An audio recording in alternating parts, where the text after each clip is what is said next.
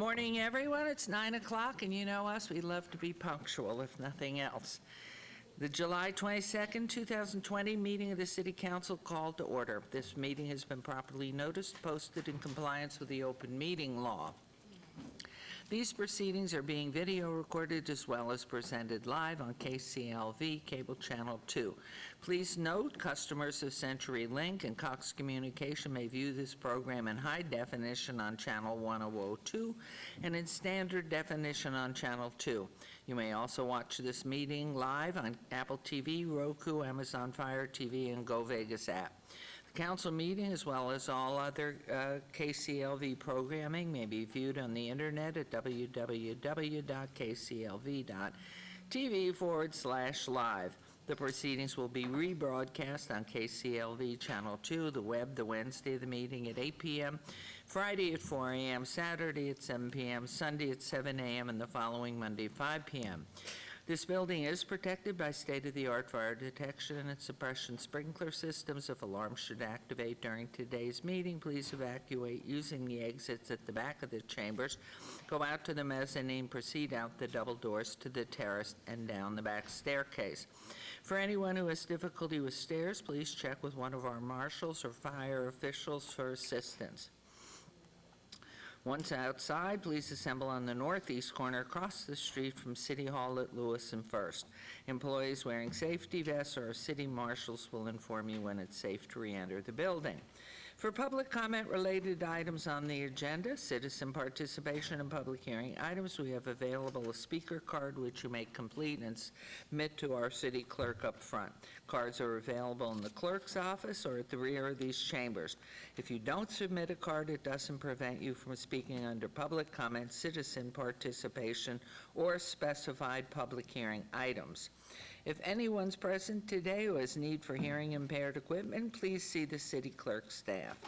And please note, if you parked in the parking garage across the street, a self-validation machine is located in the foyer between these chambers and the security desk.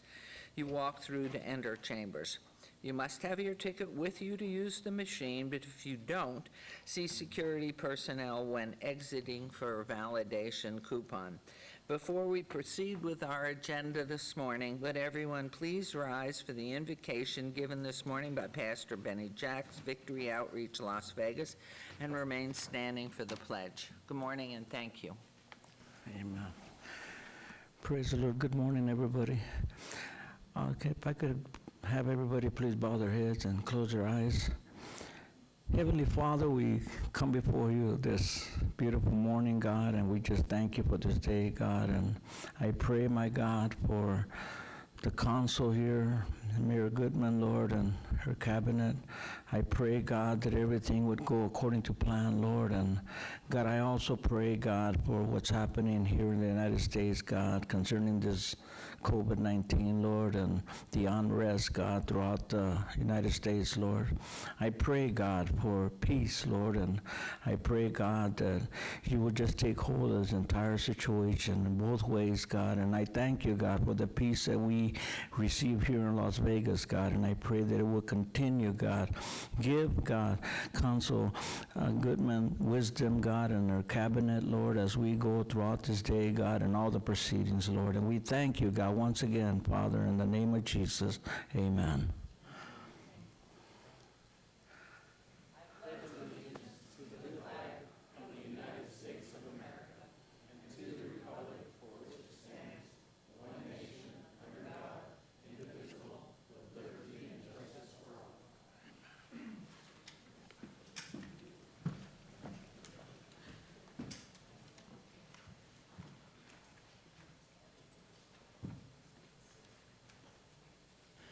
Thank you, Pastor.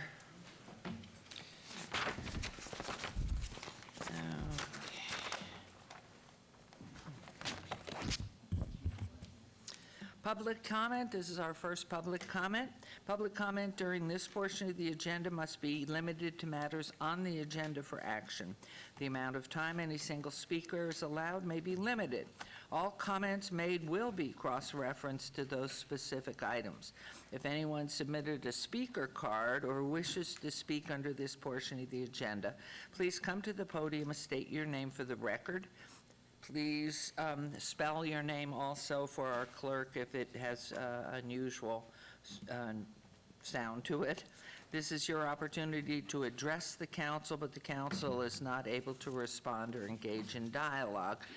Madam Clerk will set the time at 1 minute, and I would ask the clerk to please explain how our e-comments are going to be working and read any public comments to that effect. Thank you, Mayor. Viewers can follow along with the meeting by watching our live stream on KCLV, Channel 2, and on YouTube, or by accessing our meetings and agendas page on the city's website at lasvegas.primegov.com/portal/search. Any and all persons are encouraged to send comments and written objections electronically prior to the meeting via email to meetingcomments@lasvegasnevada.gov. Emails received up to an hour before the meeting will be considered public record, read during the item, and included in the backup. Comments can also be submitted via the city's website during the meeting at www.lasvegasnevada.gov/council-comment. All comments received during the meeting will be considered public record, read during the item, and included in the backup. Late emails and comments received on an item after action has been taken will not be read, but will be included in the backup. A time limit may be imposed on the comments read for the record, as is standard practice when comments are made in person. Thank you. Thank you very much. Anyone who wishes to speak under this first public comment, please come forward, state your name as I mentioned. And Madam Clerk, if you'll set the clock for 1 minute. Seeing none, and are you coming, sir, to speak? Yes. Oh. And I would ask if anyone can you? Yeah, I got extras. As well. Excuse me? Madam Mayor, good morning. It's a pleasure to see you. This is the public comment for items on the agenda. Yes. Cool. I would like to address a couple of open items on the agenda pertaining to the new city manager. I believe you have 2 agenda items related to the new city manager. Okay. Okay, thank you. If I may catch a breath before I begin my remarks. Absolutely. And then I believe 2 citizens had volunteered their time. One, if you could come speak your name. Yeah, would you please be good enough to fill out one of the cards with your name and a point of contact? And then I believe one more citizen had volunteered time during this section of the comments. Okay. And the agenda items, if you just fill them out, thank you. So, thank I you. believe is one is agenda item 64, and if I could get help with the other one, it's regarding the contract for city manager. Okay. Okay. Madam Mayor, I'm going to speak after him. You're going to speak after, so you have 1 extra minute then by this gentleman. Which is fine. Okay. Okay. If you, and Madam then if I Clerk? could give this to the clerk, I just have paperwork for Madam the clerk. Clerk, 2 minutes if you would, please, and Ms. Campbell, if you'll get the card. Thank you. Well, I'll take. Okay, speaking to the agenda items related to the city manager, we obviously are searching for a new city manager, and I think it's important that the next city manager is equipped to handle the scandals which have rocked this city council, chiefly at the place of, again, Councilwoman Fiore. I've delivered to the council today a signed, notarized federal election complaint against Michelle Fiore, alleging misconduct in the abuse of city resources. I'm sorry, sir. Can you state your name for the record? My name is Dan Roll, R-O-L-L-E. It's also on the letter which I forwarded. I'll also yield that section of my time back. Okay, and That- can you stay on point if you would? This is This reference is related to the city topics. manager. And the city manager needs to handle, as has been delivered to the city manager currently, this federal election complaint. That city manager that you're searching needs to be able to handle those scandals, as well as the many scandals which are coming your way at the abusive office of Councilwoman Fiore. And I would encourage you to conduct a search for a city manager who is capable of handling the type of scandal, a federal election complaint wherein Michelle Fiore No, abused let's her stay on the office. on the This task, is 35. absolutely on task, Madam Mayor. Okay, but not the ancillary part. Just stay on the city manager The selection city manager for needs all to of be able us. to handle the types of scandals that are coming into your council, defaming the reputation of the city council, the employees of the city of Las Vegas, your governance, and the resources that the governance is using in a federal election complaint, to which the current city manager did not even issue me the courtesy of responding to my email where I notified him in writing of the complaint, copying the Federal Election Commission in an official complaint against the City of Las Vegas and Michelle Fiore for abuse of resources in her racist tirade against Black Lives Matter Okay, protesters. Stay on point with your I'm on point, manager. Madam Mayor. This is relevant to your city's governance and the future city manager. I see the city manager searching for his email. Maybe at some point he could respond to that email or forward that email to the future city manager, because someone in this government has to hold accountable the employees of this government, has to hold accountable the counselors of this government, and has to do the right thing. This is a serious matter. One of your sitting city council members has been accused of violating a Stay federal on election task. law. Stay on This is task. related, Madam Mayor, and the city manager did nothing. So when you're searching for a new candidate, I would encourage you to find a candidate who is capable of handling the type of scandal which this city councilwoman continues to bring into your council, and I thank you for the time. Thank you. Okay, anyone else, please, that wishes to speak under this public comment? Okay, and again, Madam Clerk, you didn't have anybody online? Oh, excuse me, one more person, please. Good morning. And if you take your, good, Thank thank you. you. Hi. I'm Your name, breaking- please. Patricia Reed, REID. I'm breaking a 129-day quarantine to be here, so I'd like to read my statement and go home, please. Okay. Thank you. Will you start her now, give her her 5 Thank you. Good morning. seconds Patricia back. Reed, 5816 Red Umber Avenue. Madam Mayor, my presence today breaks the self-imposed quarantine that I've spoken of 129 days. and I'm Wait, here to- and what agenda item are we speaking to? City manager, sure, about the violations that are happening here. I'm here to publicly address City Councilwoman Fiore. Ms. Fiore, I am one of the animal activists you called a criminal when you and Mayor Goodman overturned the puppy store ban in 2018. That was months before it was supposed to take effect. Ms. Fiore, you called us No, criminals. you're back off task. This is Yet a about few the weeks city later, manager. we have video of you here in these chambers saying that your dogs. Excuse me, you have to be on the agenda item 35. $9,000. Did you waive the $9,000? No, I'm sorry, ma'am, you're not talking, all you're doing is a personal attack that is not agendized. Okay, thank you. Okay, anyone else, please come forward and state your name.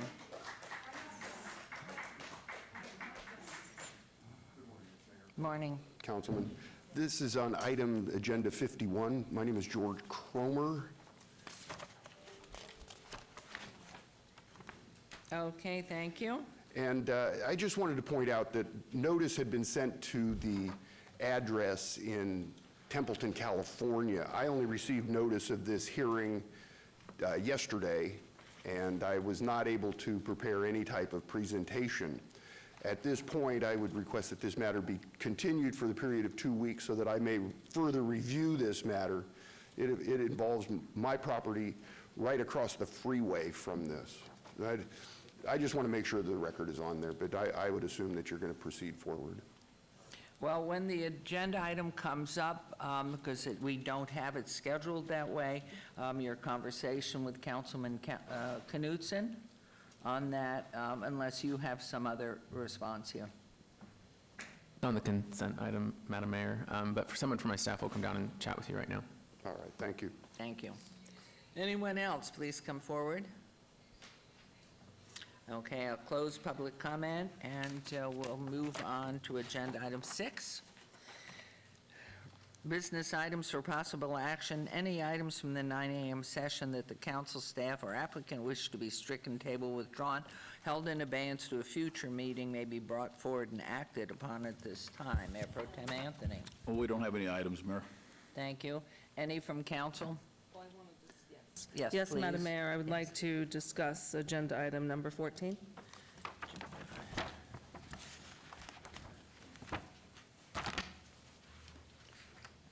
Okay. Do you want that at the time, or do you wish? Well, it's a consent, and I don't want to just So we'll gloss pull it over off when Yeah, we I get need you to there. pull that. Thank Okay, you. Thank Okay. you. All right, anything else from council? Okay, let's move on then. And we're on to agenda item 7. For for possible action to approve the final minutes by reference to the June 17, 2020 regular city council meeting. Mayor Pro Tem, may I have a motion, please? Move for approval. Thank you. This motion to approve agenda item 7. Please vote. Please post.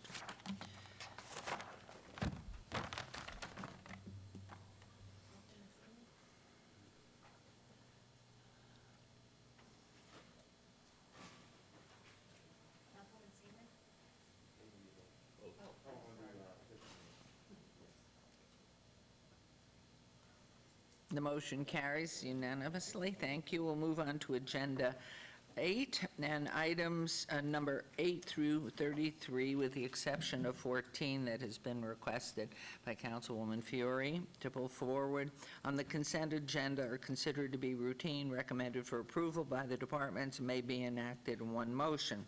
Note that the record should reflect my abstention on items 24 through 26 because they pertain to the marijuana-related businesses.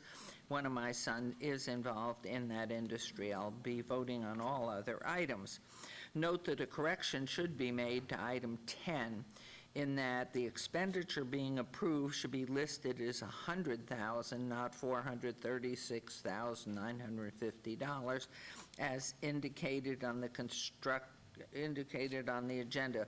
The item pertains only to approval of an increase in the estimated construction cost of the project.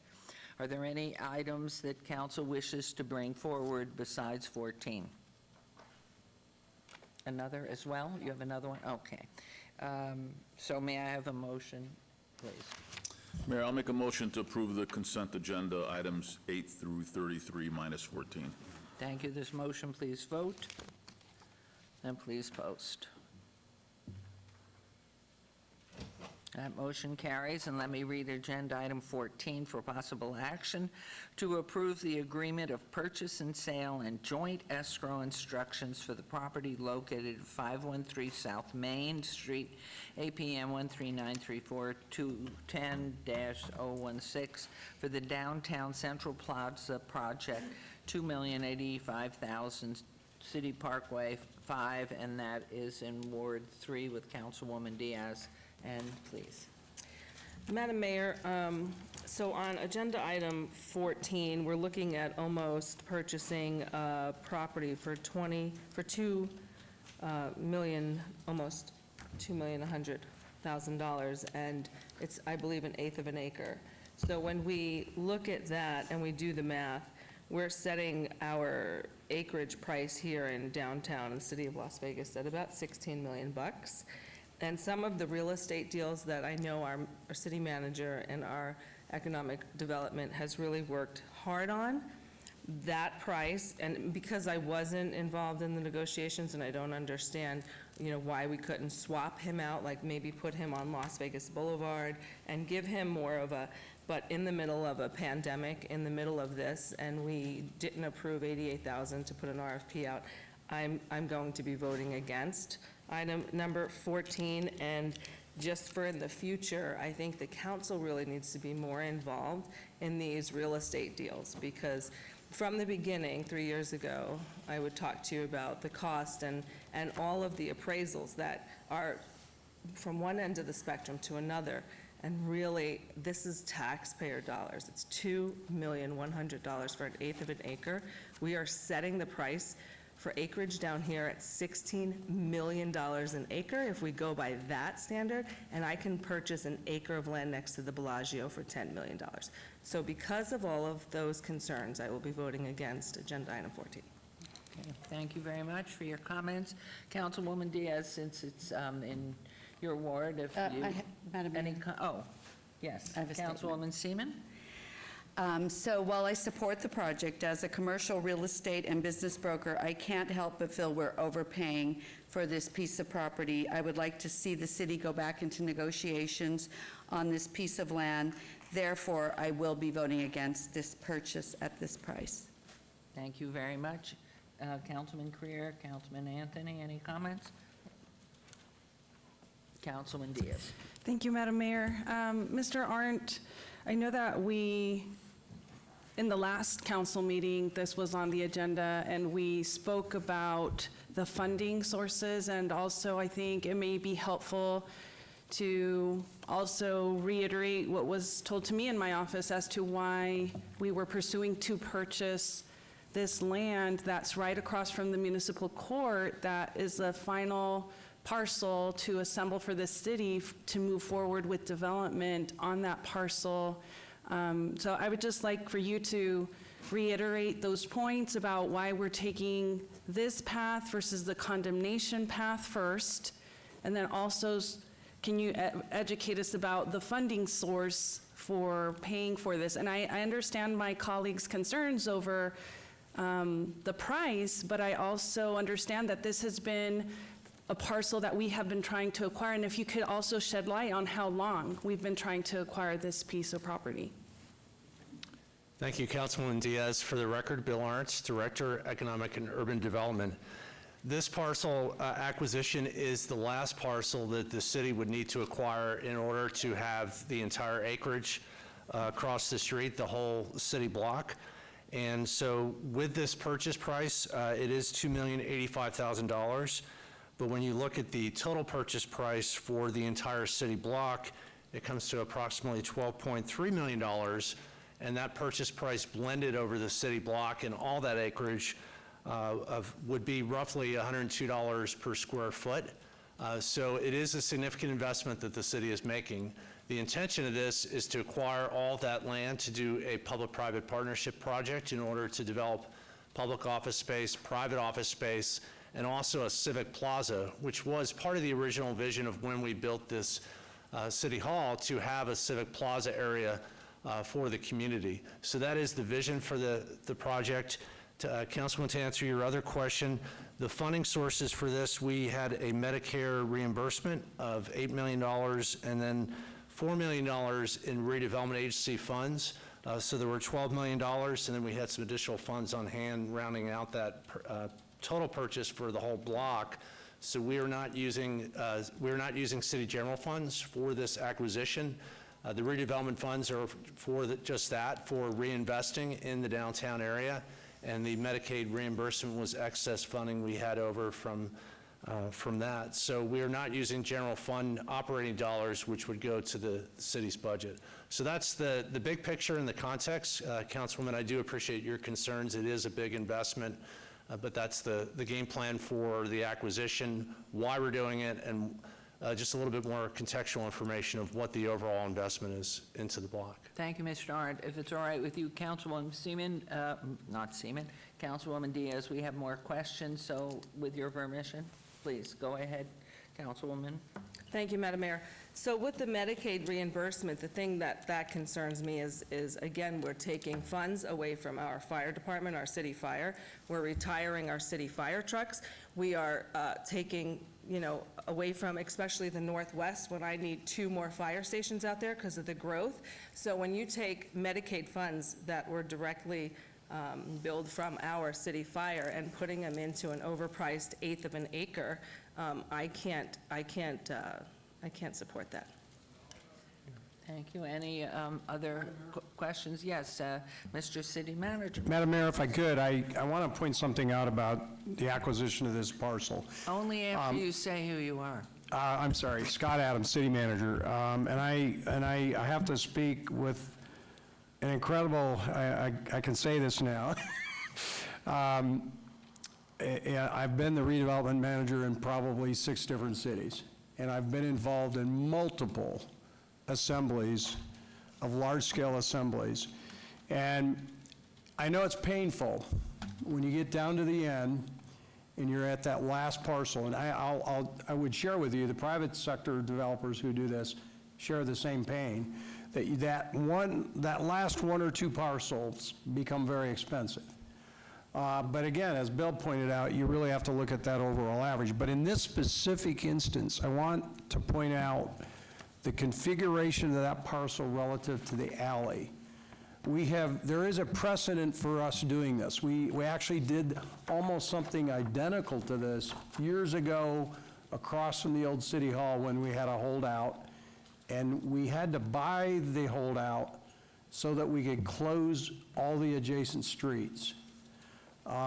This is a similar situation where if we don't get this parcel, we have to keep the alley open to provide that private property owner alley access.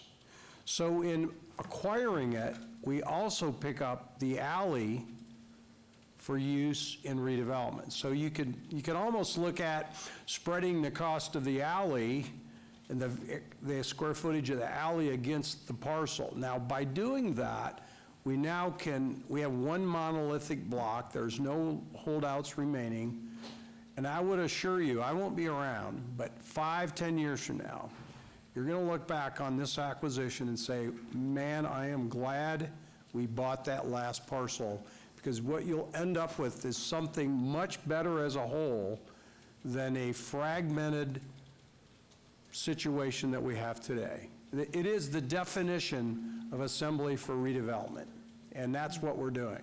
And I know it's painful, because we've had a few of these in the past. I know in my career I've had a few of these where you get down to that last one, but you have to look at the overall average that you spent across the entire block, in which case was reasonable. Thank you very much. Any questions you'd like, please, Councilwoman? Thank you. Thank you, Mr. Adams, and believe it or not, I am going to miss our debates.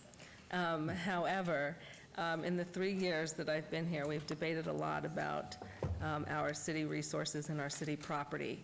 And so would you say in this particular negotiation, because we have parcels that are right along Las Vegas Boulevard in the city of Las Vegas, prime real estate, have we reached out and offered a swap, a land swap with this bail bonds company to, and again, maybe in January, this, wouldn't have been such a big deal, even though I think it always needs to be a big deal when we overpay or when we undersell, because just a couple weeks ago, I had a problem with you guys underselling a parcel for $23, and then that owner wanted to sell it for $100. I mean, it's ridiculous.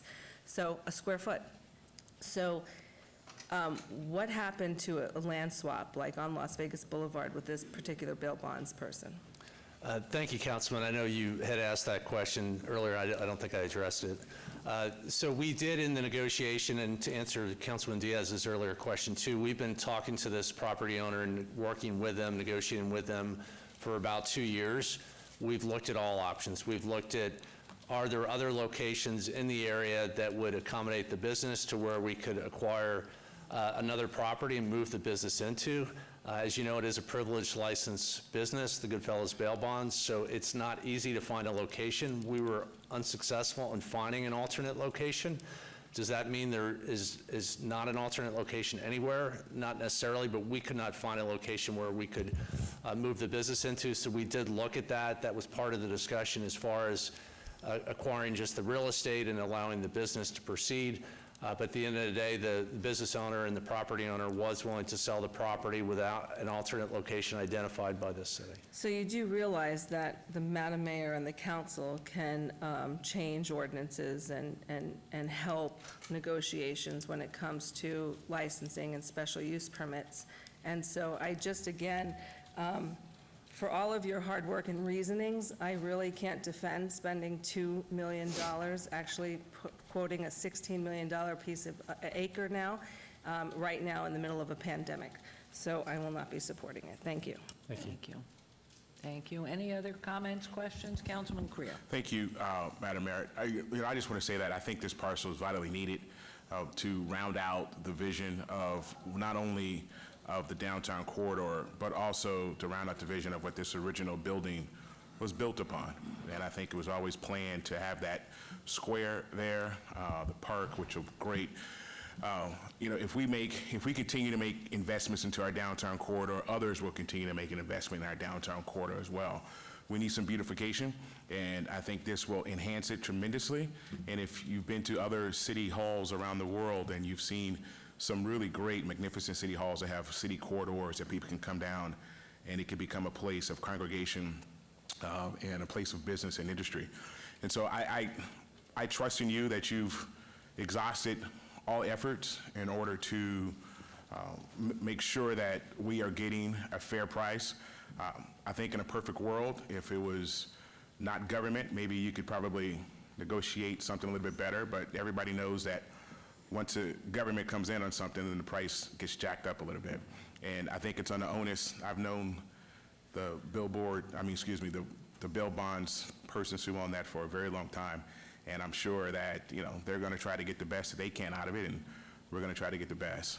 Not everybody's going to walk away happy on most deals, and usually that's probably the best deal when everybody walks away a little bit unhappy. So we'll definitely be supporting it, and I can't wait until we start construction on what that beautiful park facility is going to look like. Thank you. Thank you very much.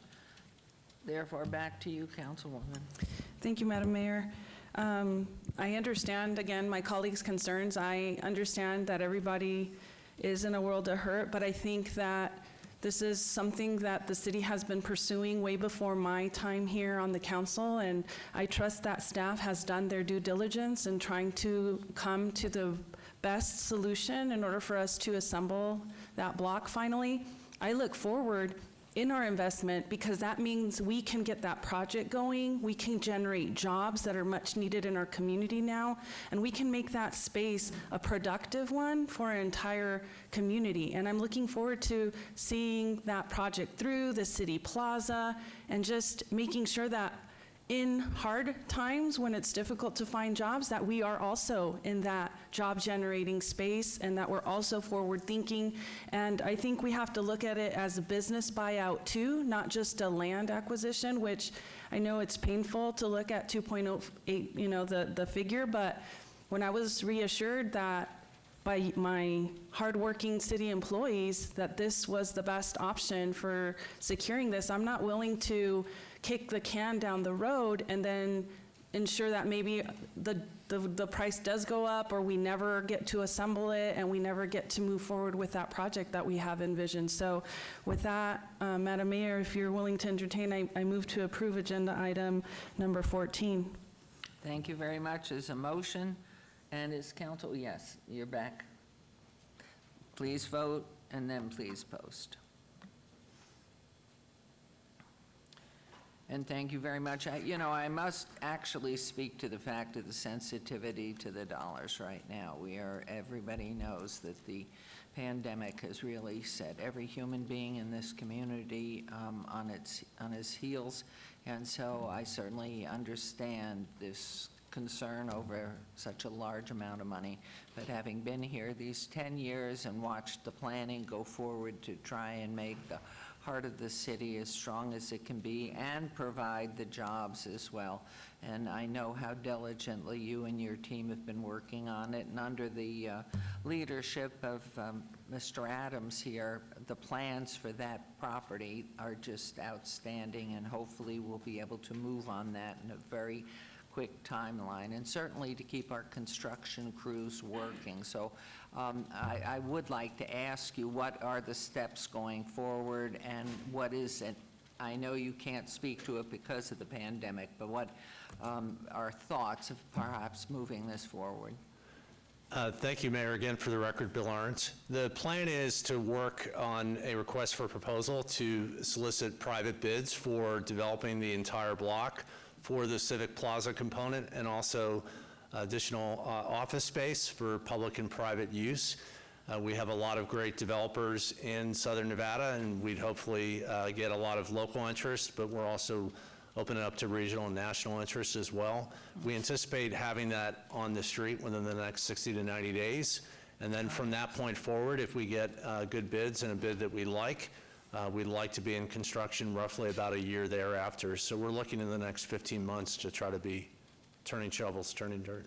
And the plans, Mr. Arndt, then would be coming back to us at least as a design and input that can be given either from the community or the council as to what that property would look like. I know we already have plenty of ideas for it that sound wonderful, but everything changes. So just 90 days on the outside. Mayor, absolutely. We would come back to the council. You're not deciding on any design criteria today. We'll work with the council on what that should look like. And then, again, we're looking to do a open public bid process for the project as well. Thank you, Mr. Arndt. Thank you, Councilwoman Diaz and everyone else for participation. Let's move on to 34. We're going to hear items 37, 38 with agenda item 34. I'll read them all before we open the discussion. Item 34, discussion for possible action regarding award of contract number 18.70418-JH-B Construction Manager at Risk Agreement for Corridor of Hope, also known as Courtyard, located in a four-master lane between Main and Las Vegas Boulevard. Department of Public Works award recommended to Court Construction Services of Nevada, Inc., $23,019,109, General Capital Projects Fund and Traffic Improvements Capital Projects Fund in Ward 5 with Councilman Creer. And item number 37, R-312020, discussion for possible action regarding a resolution approving and ratifying actions authorized by the city manager regarding the waiver of monthly rental fees for various tenants of city facilities, the establishment of a housing assistance program, and the construction of a temporary outdoor dining pavilion and day center in the Corridor of Hope, $6,100,000 CARES Act Special Revenue Fund in reference to all wards. And agenda item 38, R32, 2020, discussion for possible action regarding a resolution approving, authorizing the execution and delivery of transaction documents for allocation of new market tax credits, NMTCs, to the Las Vegas Community Investment Corporation, LVCIC, and subsequently allocate part of the tax credits to LVCIC sub CDE 9 LLC to construct and operate the Courtyard Homeless Resource Center located 314 Four-Master Lane, ratification related actions by the city of Las Vegas, its officers and employees, and provide for other related matters. Again, in Ward 5 of Councilman Creer. Go ahead. Thank you, Mayor Goodman. Again, for the record, Bill Arndt. Mayor, I apologize, just for clarification, we were looking to call items 34, 37, and 38. I think you may have read 36 in the record. Did you read 38 as well, or maybe I misunderstood? I read 34, 37, 38, unless Okay. misdocumented here. Well, thank you. Thank you. I just want to make certain we open the right Second items. I set of eyes. apologize. Good, always good. Thank you, Mayor. Again, for the record, Bill Arndt, Director, Economic and Urban Development. Before I explain what we're doing today, I just want to personally thank Kathy Thomas. It's a phrase that's used with putting sweat equity into homes and making home a place that is welcoming to those that live there and those that visit. Kathy has put a lot of sweat equity into this project. And her entire team as well, years of sweat equity. And so I just wanted to publicly recognize her and thank her and her entire team. I want to thank also Tara Anderson and Scott Carter, who worked on the New Market Tax Credit Project, as well as Eric Bordnave, Nick Niarchos and John Rodilla on our legal, and then on our Public Works team, Mike Jansen, Steve Ford, and Sam Tolman. When needed, I'm going to ask for an assist from Kathy Thomas and Steve Ford on any questions about the physical project. But why we're here today is we're asking for your review and approval of agreements to fund and construct the Courtyard. This project has been years in the making, and it's very important for our community to serve those in need. So this is the project. It's a large project. We're looking at, all in, about a $26 million project. And without the funds that we found through our New Markets Tax Credits program, we had assembled roughly $21 million in funding from various sources, and we were about $5 million short in able to fully fund this project. But because of our New Markets Tax Credits program, we're able to close that funding gap and now have full funding for the construction, and then there's funding outlined for the operations as well. So here you see a rendering of the project. It is the intention of the city and all of our partners to serve those in need with dignity and the dignity that they deserve, and they deserve a world-class facility. This project has been inspired by a lot around the country, and I know Kathy and her team have visited cities throughout the United States trying to see what is the best of the best and how do we serve this population with dignity and with respect. And so I think the project is going to be a world-class project. Here you see a rendering, a view above the administration building at the street level. And so what we're asking for you to do today is there are 3 items, and so I'm going to explain each item. Item 34 is the construction contract. We have a contract with Core Construction that was done through CMAR, Construction Manager at Risk, which is the process to manage the construction to make sure it comes in on budget and on time.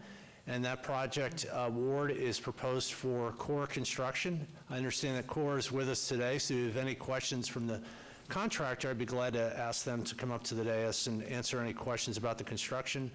Item 37 is a resolution to approve all of the documents associated with the new market tax credits. There's a lot. I'm not going to read off all those individually, but I do have a slide to put it on the public record about what all those documents are to make sure we get the monies from the new market tax credits. We have just under $26 million in new market tax credits, and that's not $26 million cash. Those are federal income tax credits that we're putting into the project, and so we have to take that income tax credit, which is a piece of paper, and then figure out how to get money from a private investor, and we've done that. And then finally, item 38 is to allow some of the funding from the city to pass through City Parkway 5, Inc. to match the new market tax credit funding and make sure there's full funding for the project. So what is the project? This is a site map. It shows that our goal is to issue a notice to proceed on or about August 6th. And so we're here in the final days and almost ready to proceed. The project will be done in phases, but it's essentially one construction project. So you see the area shaded in the red or the pink. That is phase 1, which we're shooting for substantial completion by August of 21. Phase 2, we're shooting for substantial completion of May of 2022. And the area in green was highlighting the rendering that I just showed you, the administration building. And then phase 3, which is a parking lot to serve the rest of the campus, would be June of 22. What this looks like on the construction contract, this is the award, and this is the contract we're asking you to approve today, where we have the cost of construction, the $18.4 million. There's general conditions, a fee, a contingency for the contractor, and some of that money can come back to the city and the contractor if they achieve cost savings, and then an owner contingency as well. So the total contract with Core Construction is $23,019,109. And again, the project schedule, I know the site map was a little bit busy, so these are the dates again that we're looking to hit as far as start of construction on the various phases, and start of construction being August 6th, and then substantial completion of the various phases with all construction done by June of 2022. We need a lot of partners to get this done, so of course the city is the main sponsor and we're owner of the property. We have the funding support from City Parkway 5, Inc., which is helping assemble the funds for the new market tax credits. We have LVCIC, which stands for Las Vegas Community Investment Corporation. That is the name of the entity, a community bank that is an affiliate of the city that has the award of the new market tax credits. So they're the new market tax credit lender in the transaction. We are affiliated with LVCIC, and it's managed by your city team. So it's an affiliate of the city. U.S. Bank is purchasing the tax credits. We have a nonprofit borrower to facilitate the tax credit transaction of Courtyard HRC, which is not earning fees or making money, but solely there for the purpose of facilitating the transaction and sponsoring the project. And so they'll actually be helping with manage the oversight of the construction and then the operations for a 7-year compliance period. And then our project operator, which you've approved at a prior meeting, Chicanos por la Casa, is in place as well. So why are all these partners needed? Well, we have the tax credits in the entity called LVCIC, but again, we're selling those tax credits, and then we're in turn getting a loan from a lender or an investor called the investor here of U.S. Bank. So U.S. Bank is buying those credits and then in turn giving us cash, and then LVCIC makes an interest-only loan into the project, and the interest-only loan is funded, so the payments of those interest-only payments are fully funded, and that allows us to inject this capital into the project to meet that $5 million funding gap. A lot of structuring to handle the new market tax credits. So the city of Las Vegas will still control the property through a land lease. Courtyard HRC, the nonprofit, will have control of the building for the 7-year compliance period, and then lease back to the city both the building and the project to operate during the 7 years. And then we have the operating agreement in place with Chicanos por la Casa. And then, of course, we are again engaging core construction to build it. These are the pass-throughs, but the takeaway here, I know this is a busy slide, is the city remains in control of the project through the structuring throughout the process. Transaction documents, we're asking you to authorize staff to approve a lot of transaction documents. The new market tax credits, the way the flow of money works, requires a lot of documents, and that's to ensure the investor, U.S. Bank, which is buying our tax credits, can make sure that they can comply with all of the United States Treasury's requirements for a 7-year period. So there's a long list of agreements that we're asking for authorization to enter into. These agreements are not costing any additional money. This is funded through the new market tax credit structure and the construction agreements. So these agreements don't cost us additional money. The way to think of them is they're enabling the new market tax credit money to come into the project. In a similar way, we're asking for authorization to have City Parkway 5 Inc. enter into agreements to allow the flow of money. So these are a list of the documents. They are on file, and we're asking for authorization to approve those. The two most important slides are the last two. So where's the money coming from on the city side? So these are the capital sources from the city of Las Vegas. We had some funds on hand, some Medicaid reimbursement, some community development block grant, CDBG, over a series of different years, and then some bond funding that was also enabled from some of our federal grants. So the total amount of sources of funding for the city that we had available was just under $21 million, $20,871,734. We're then taking that money and putting it into the project by putting some of it into City Parkway 5 to pass through together with a new market tax credit loan. We're paying for that parking lot to support the campus. And then we have some already expended money. It's marked capitalization there, some money that we've already spent on design during the design process and the design review process.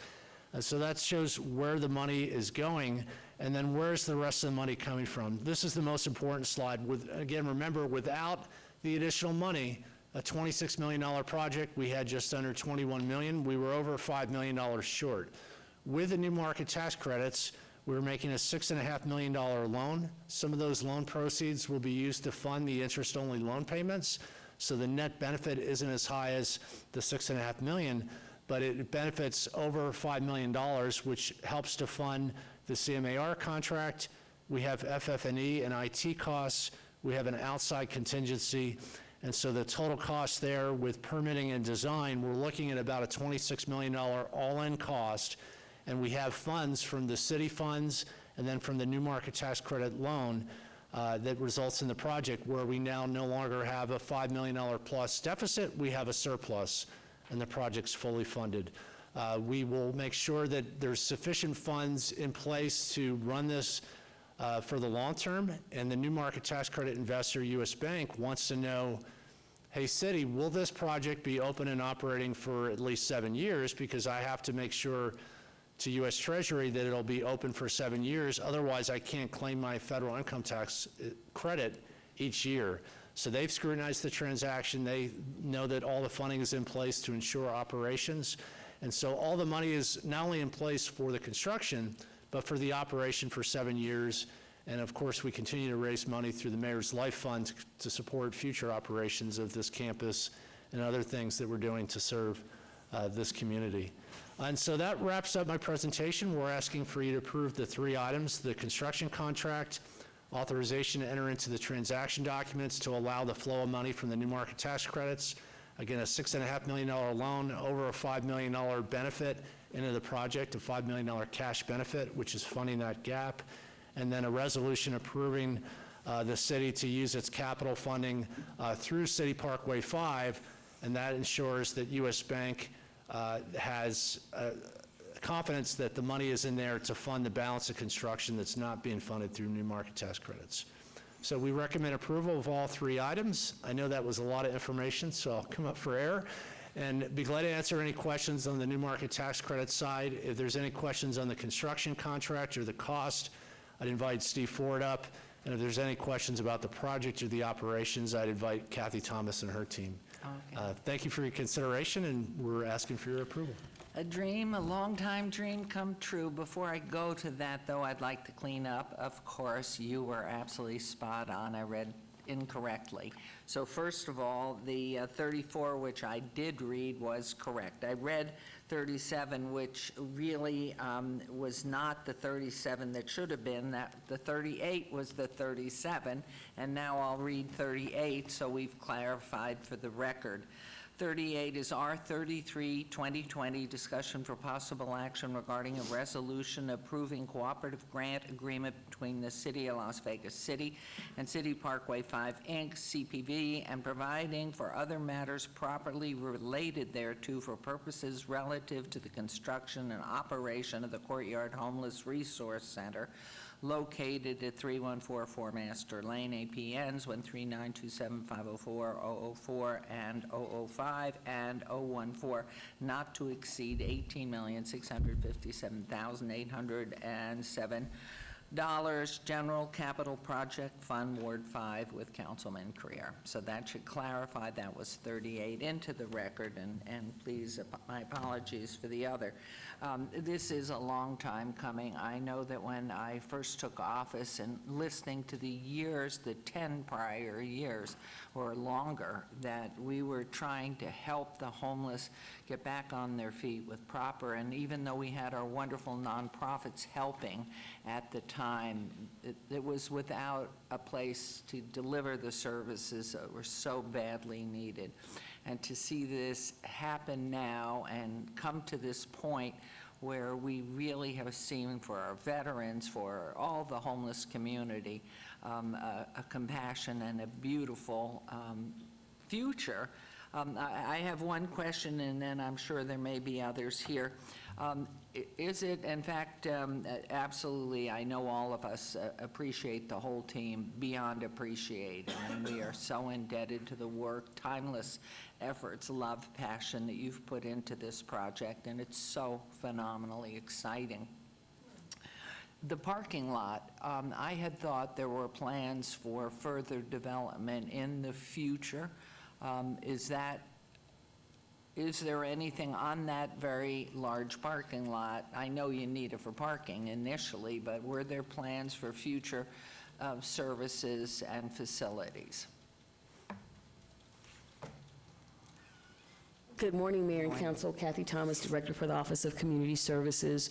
No, Madam Mayor, we are not intending to build on that particular lot.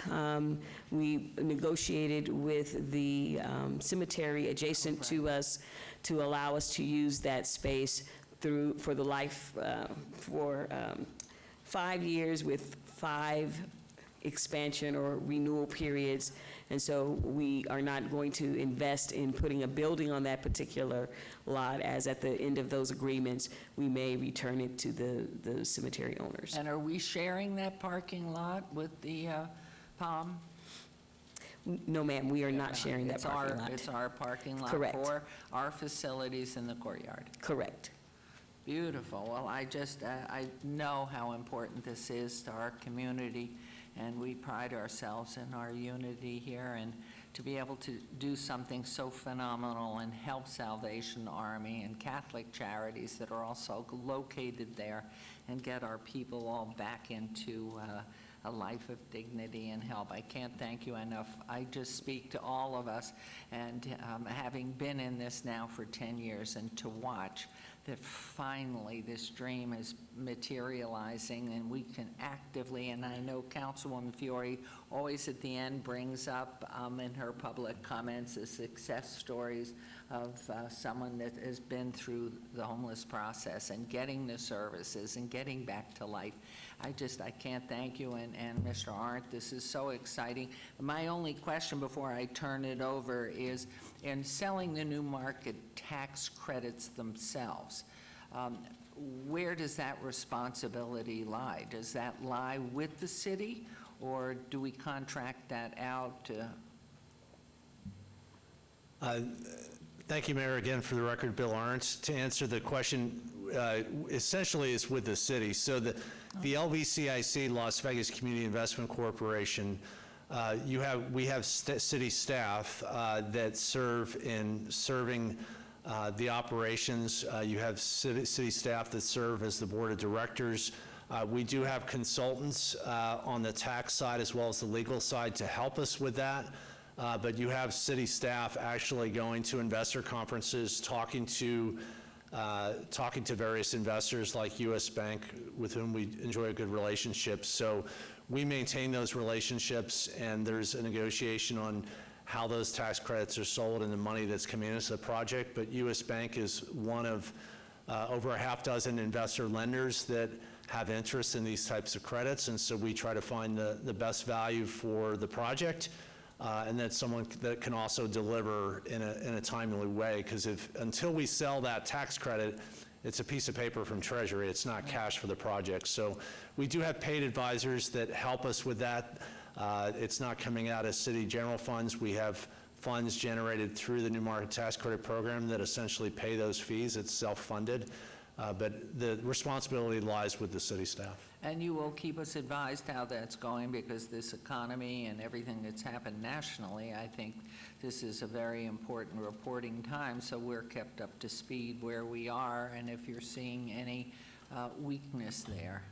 It's a very difficult, obviously, because there's so many things going on, but to sell new market tax credits in this economy could be better than opportunity, but it could also be very challenging. So I just hope you will continue to keep us in the loop as how you're doing with it. But I will turn this, and of course, I know Councilman Creer has a little bubble of beauty around him with this happening, but any comments from council?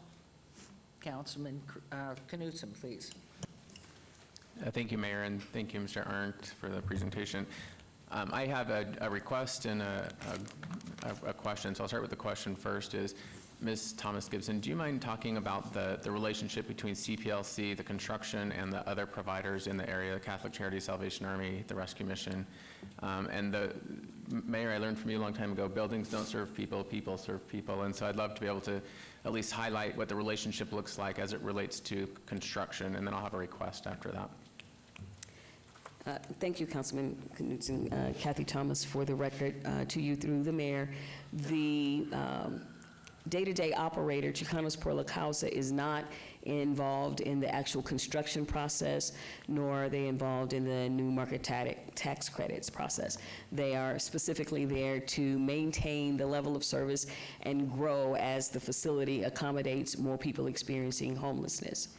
We have regular meetings, conference calls at this point with all of the shelter partners in the area, and we regularly touch base on a variety of things. Obviously, the COVID-19 crisis has dominated the conversation, and we have also been discussing with them, because we received some plus up in our CDBG, providing funds to all of those partners to increase their access to personal protective equipment. So we continue to work collaboratively so that we can all better serve people in the Corridor of Hope.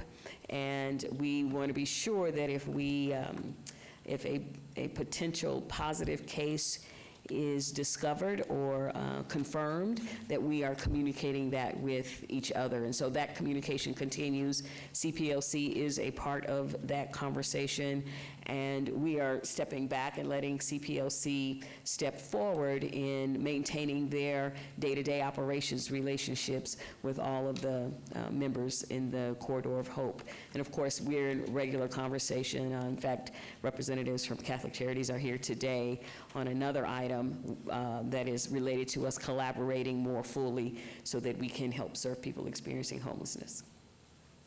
Thank you very much. And my request would be is, during the time of construction, is it possible to get maybe a quarterly update to the council on things that are going well, things that are not going well between the providers, including CPLC and the provider of the healthcare clinic, because that'll be coming online around the same time period. And as it relates to the providers around the area, because a new building provides a lot of opportunity for enhanced efficiencies, and I'd love to be able to take advantage of efficiencies as they come up.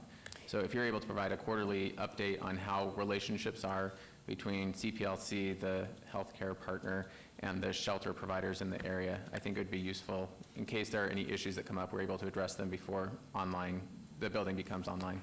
I appreciate that. Absolutely. We can do that, and we'll provide that through the electronic briefing process that we normally send to your staff, but we'll make sure that that happens quarterly, includes those updates. That's great. Thank you. And Thank you, Mayor. Thank you, and with your permission, Mr. Ford, if you would come up, because we want to thank you, and if you just drop your mask for, I think you're 6 feet away. Thank you, Madam Mayor. Excellent.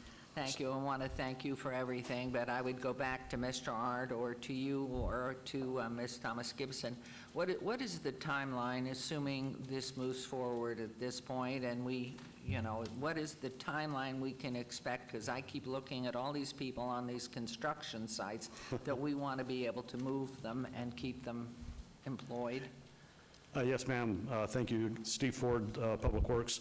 The timeline, as Bill mentioned, we're about a year out for the first phase and a year and a half from total construction. So August of 20, I think we had it down here. Sorry, I've got to use the cheat sheet here.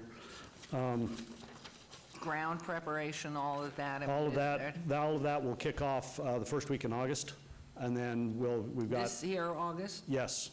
Okay. Yes, it's all designed, it's all permitted. The building is ready to go. The agenda item that you will be approving today, hopefully you will be approving today, will be for that guaranteed maximum price for the construction, and then we can start turning dirt first week in August. And also, so then all the water, everything that you need to have, and anything to do with IT, all of that goes in at this point? Yes, The ma'am. other pieces, which I don't know to whom it would fall to get the answer, but any of our clients, guests, customers, any of the homeless, are they going to be impacted during this construction? And if so, where are they going? And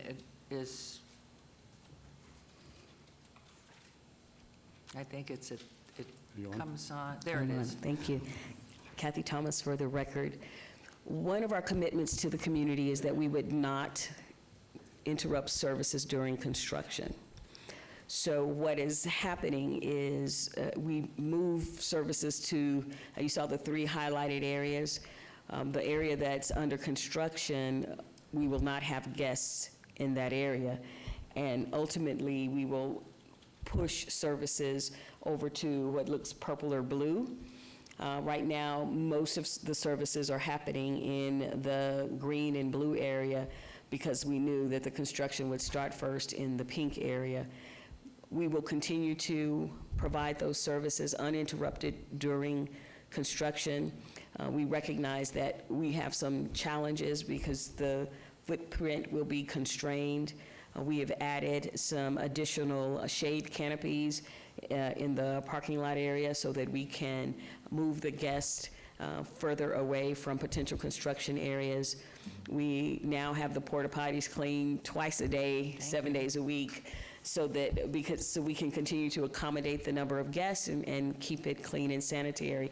But yes, there will be some inconveniences for both the guests and for the staff as we move, sort of avoiding the construction areas, but we will continue to operate 24 hours a day. And does that interface with Salvation Army, Catholic Charities appropriately, so we make sure that all pieces are fitting together? I gather, I'm sure you've done that. Indeed. In fact, there's another agenda item coming up on today's council agenda specifically about a relationship with Catholic Charities so that we can share a outdoor feeding pavilion so we can continue to maintain social distancing and still make sure that all of the guests get fed properly. We do not do hot meals at the Courtyard. Our guests use the facilities at Catholic Charities. And so another agenda item will speak specifically to us having a joint area in order to continue to ensure that our guests get their meals. They've done a wonderful job and are great partners. I can't tell you how exciting this is to see this continue to grow, and I'm so envious of Councilman Creer because it's been a dream since Oscar was mayor, and nothing was really happening. We were trying to help, and nothing. Nobody would come in. But the feeling of comfort, and I've spoken to many of the homeless, that they're just really, it's a second place for them to have really a feeling of sanitation and comfort and food and protection. So it is 24 hours security, right? Correct. We do have 24-hour security guards. Okay. Thank you. Thank you. It's just a great step forward to the city, and Mr. Art. Wonderful. Just a mark. And please, Councilman. Thank you, Madam Mayor. I want to just reiterate something. You know, the city of Las Vegas, over the course that I've been here, has taken heat and criticism of not doing enough for homelessness. And I have vehemently disagreed with those statements that have been made directly at me, to our team, and to our community at large. I think that it is important to recognize the fact that the city of Las Vegas has and is and will be doing amazing and dedicated work every single day to help mitigate homelessness in our community. Our teams that go out every single day and to offer services and to give services to our homeless community is beyond reproach and is second to none. And this is going to help reiterate all those efforts. This is a one-stop shop facility. It's a low barrier shelter, and recognize the fact that it's the only low barrier shelter in the region, which is important when you're going after federal grants and going after opportunities for funding to continue to provide opportunities to help mitigate funding. Workforce development will be there. Mental health professionals will be there. Sheltering, you can sleep there in the evenings. Housing assistance, transitional housing to get people off the street and get them into facilities to provide them with their own lease. Showers, mailboxes, we have kennels that'll be there. Storage facilities, which is vitally important when you're on the street, that you want to have your things with you in a safe environment. And then overall safety. And you know, we have 24-hour security guards that are located there, and that will continue to be there. This is a partnership with our community partners as well. This isn't just something the city is doing in a silo. There has been tremendous amount of outreach, and there's tremendous amount of talk about what we're doing. And so I want to commend the city of Las Vegas, leadership of the mayor, to move this initiative forward, and our city manager. A special thank you to Kathy Thomas for your, my goodness, ungodly, undying commitment to working to end homelessness, and every single person that is working currently at the Courtyard and also in community services. And then Core Construction, I know, has been here from the start with us, and their renditions and back and forth to trying to make this the perfect facility and dealing with us and on budget constraints. And then all of our service providers are in the community. I want to thank them as well, because this is a monumental moment for our community. And if I could, Councilman? Yes. Really, as challenging as this is comprehensively, each individual human being caught up in homelessness is different from each other one. Yes. And the amount of energy, time, effort, understanding, compassion that our teams have been doing in the city, it's so unbelievably comprehensive and yet so individualized. And I know at the U.S. Conference of Mayors and probably at the League National of League of Cities Cities, yep. as well, the recognition and the look at Las Vegas and what's happening and the leadership and how unique we are in Las Vegas for the things that we pursue. I can't even begin to tell you, because being low barrier, that's what was wrong before and why we didn't make that inroad that we've done. Your more teams, everything that's out there in the encampments, and Jerry Walker and his teams to keep things sanitized. I mean, it's so enormous. I'm so glad you're taking the time to do this, because it's the city, really, the community, I think the community, the national community recognizes it and sees it, but not necessarily people here. And I think it's wonderful. Yeah. And thank you for mentioning No problem. You know, you can make your own opinions, but you can't make up your own facts. And the facts remain that the city is commitment. And also, I want to, commend every member of this council as well, because I don't care where your ward is located And, if you care about people, and I know this council does, and you care about our homeless community. So thank you as well to my colleagues on the council. And I don't know if there's any other comments, but if not, then I'll make a motion for approval. Yes, if there is If there is, comment, great. please, Councilwoman Yep. Diaz. Thank you, Madam Mayor. And I know that this is a piece of the puzzle, and we know that the homeless in our region, it takes a regional approach for all of us to tackle it, and we're doing a piece of the puzzle, and yet we still are trying to hammer away and complete that puzzle so that we can provide and render enough services to give everybody an opportunity to not have to live in the streets. We just scrutinized, the spending of the city on another agenda item, and I just wanted to know, and to also be as equally as transparent, where I understand the 6.5 million that's going to be used with the new market tax credits. Where is the other almost 21 million coming from in terms of budgeting for the project? You want to answer me? Sure, thank you, Councilwoman. Again, for the record, Bill Arndt, through you, Mayor, to the Councilwoman.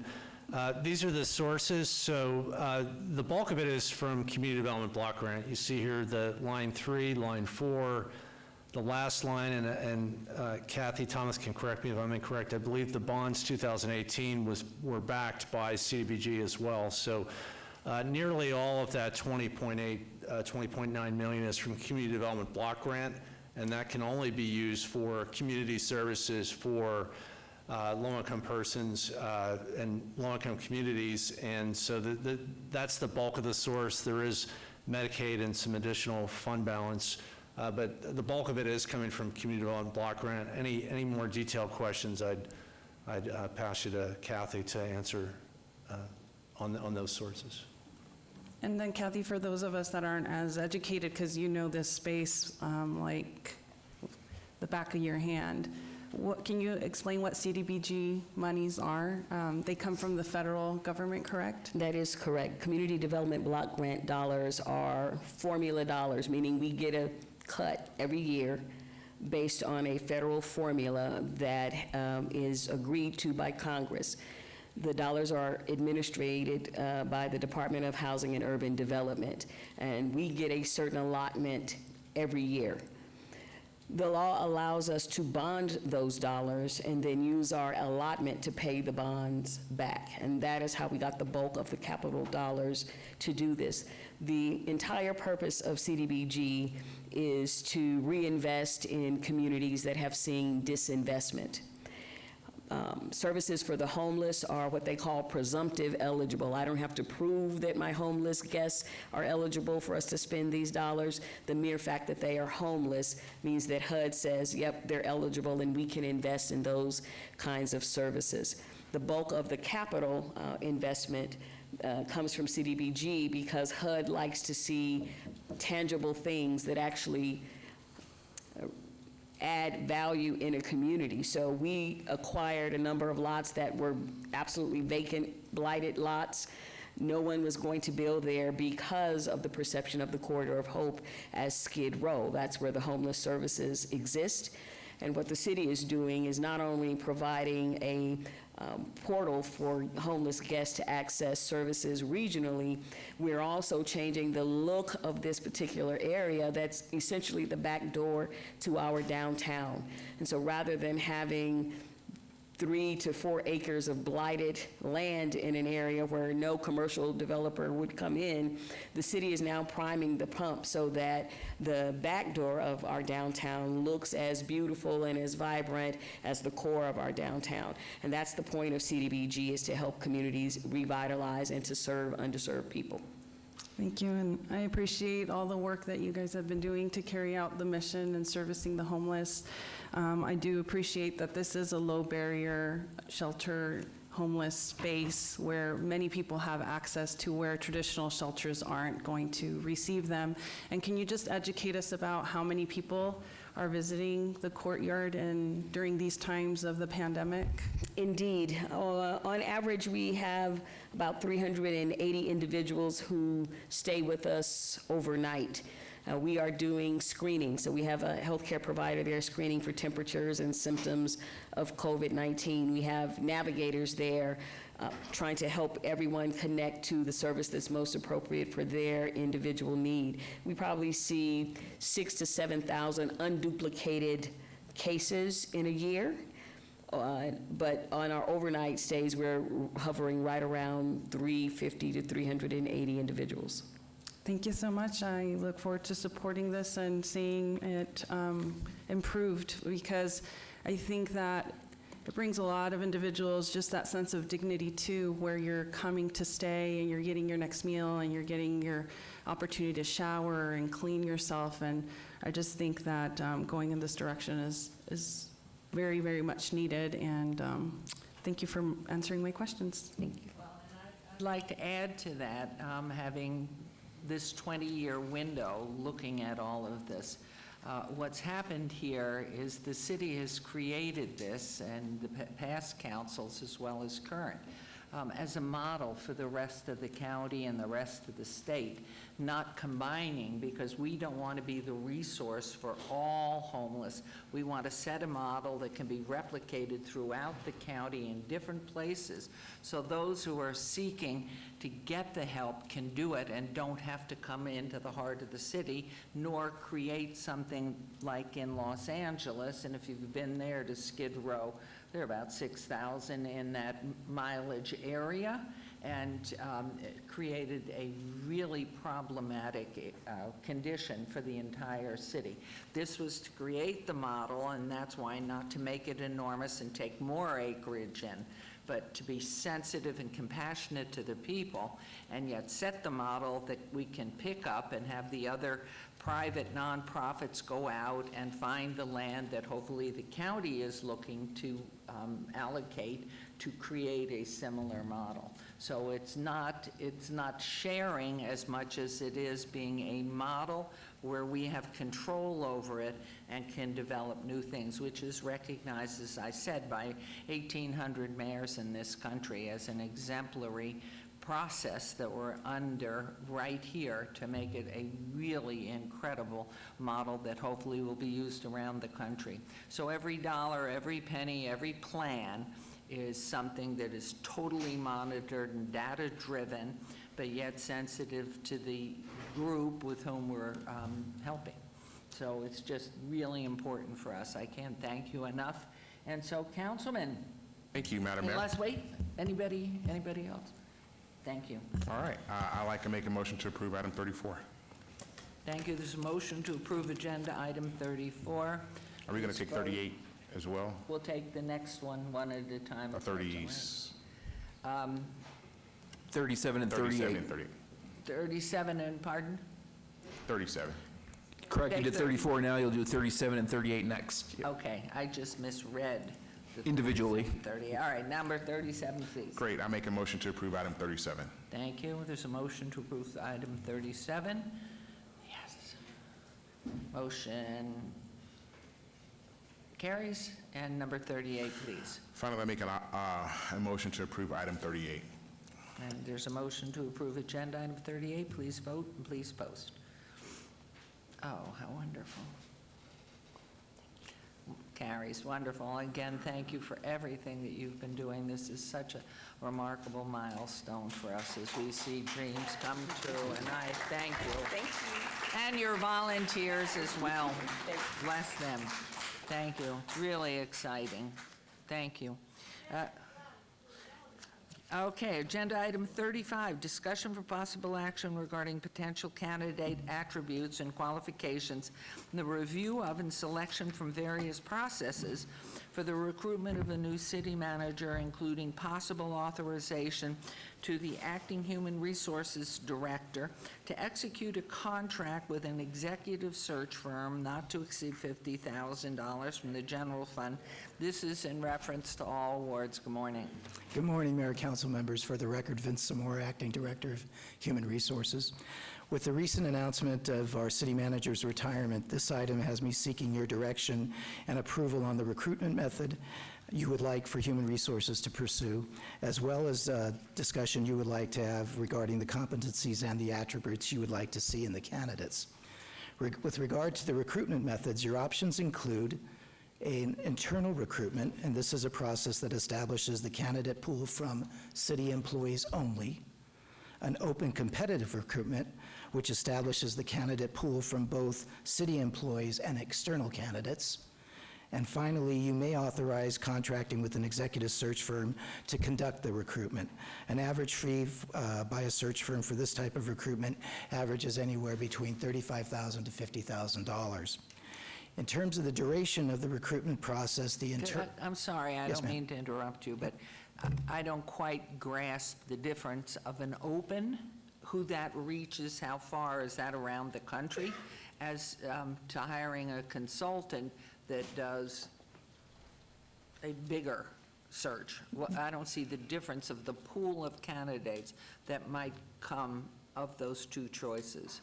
The pool of candidates that would be garnered from an open competitive process would be from those individuals that are perusing our website, or that would be our NeoGov, which is our applicant tracking process, where we would have recruitment search engines scrape our postings, and individuals that would be perusing the various search engines would be able to see our posting. So what you're saying, Mr. Zamora, is that anybody in the country, or even from outside the country, could be, as long as they're looking at the search engine, could be a candidate, That's correct, Mayor. as opposed to, and the other one, the bigger one? Well, what would happen with an executive search firm, they in turn would also go ahead and post through various means, as well as trade magazines and/or trade publications, where they would be able to search for city manager candidates as well. They also have conducted, most likely, city manager recruitments in the past, and they would utilize that database to contact individuals that have applied for various positions across the country or with other public agencies. Okay, thank you. Okay. Did you want to continue, Yes, please? thank you. I'm sorry. So the last item that I had was that in terms of the duration of the recruitment process, the internal recruitment and open competitive process would allow for a shorter duration of time to fill the position, while if we were to go with an executive search firm, that process would be probably much longer than the internal or the open competitive process. Okay, so you're open to questions then at this Absolutely. point? Mayor Pro Tem Anthony? Thank you, Mayor. Thanks for giving us those options. I think we have a lot of talent within the city of Las Vegas. I think we have a very deep bench. The last time we went through this, we took internal candidates, and I think it worked out great. We picked a very good city manager, Scott Adams. So I think we would, my own feeling is we'd be best served to allow our internal City of Las Vegas employees to put in for this position, and allow you and your folks to go through a vetting process, and then allow the city council to pick somebody. We don't have to spend $50,000. I don't really think we need to do a national search. I think we got some great candidates here. So with that, Mayor, I'm going to make a motion that we follow the internal candidate selection process, and allow our staff to go through the process to allow the city council to pick the next city manager from somebody within the city of Las Vegas. Okay, thank you. There's a motion, but I know we have questions, with your permission. That's fine, yeah. Let's start down here with Councilwoman Seaman. Thank you, Madam Mayor. And in my time on the City Council, I've really been impressed with the job that our city manager, Scott Adams, has done, and dealing with the COVID pandemic. So I want to thank Scott for his years of dedicated service and leadership, especially during these trying times. I wish him a well-deserved retirement.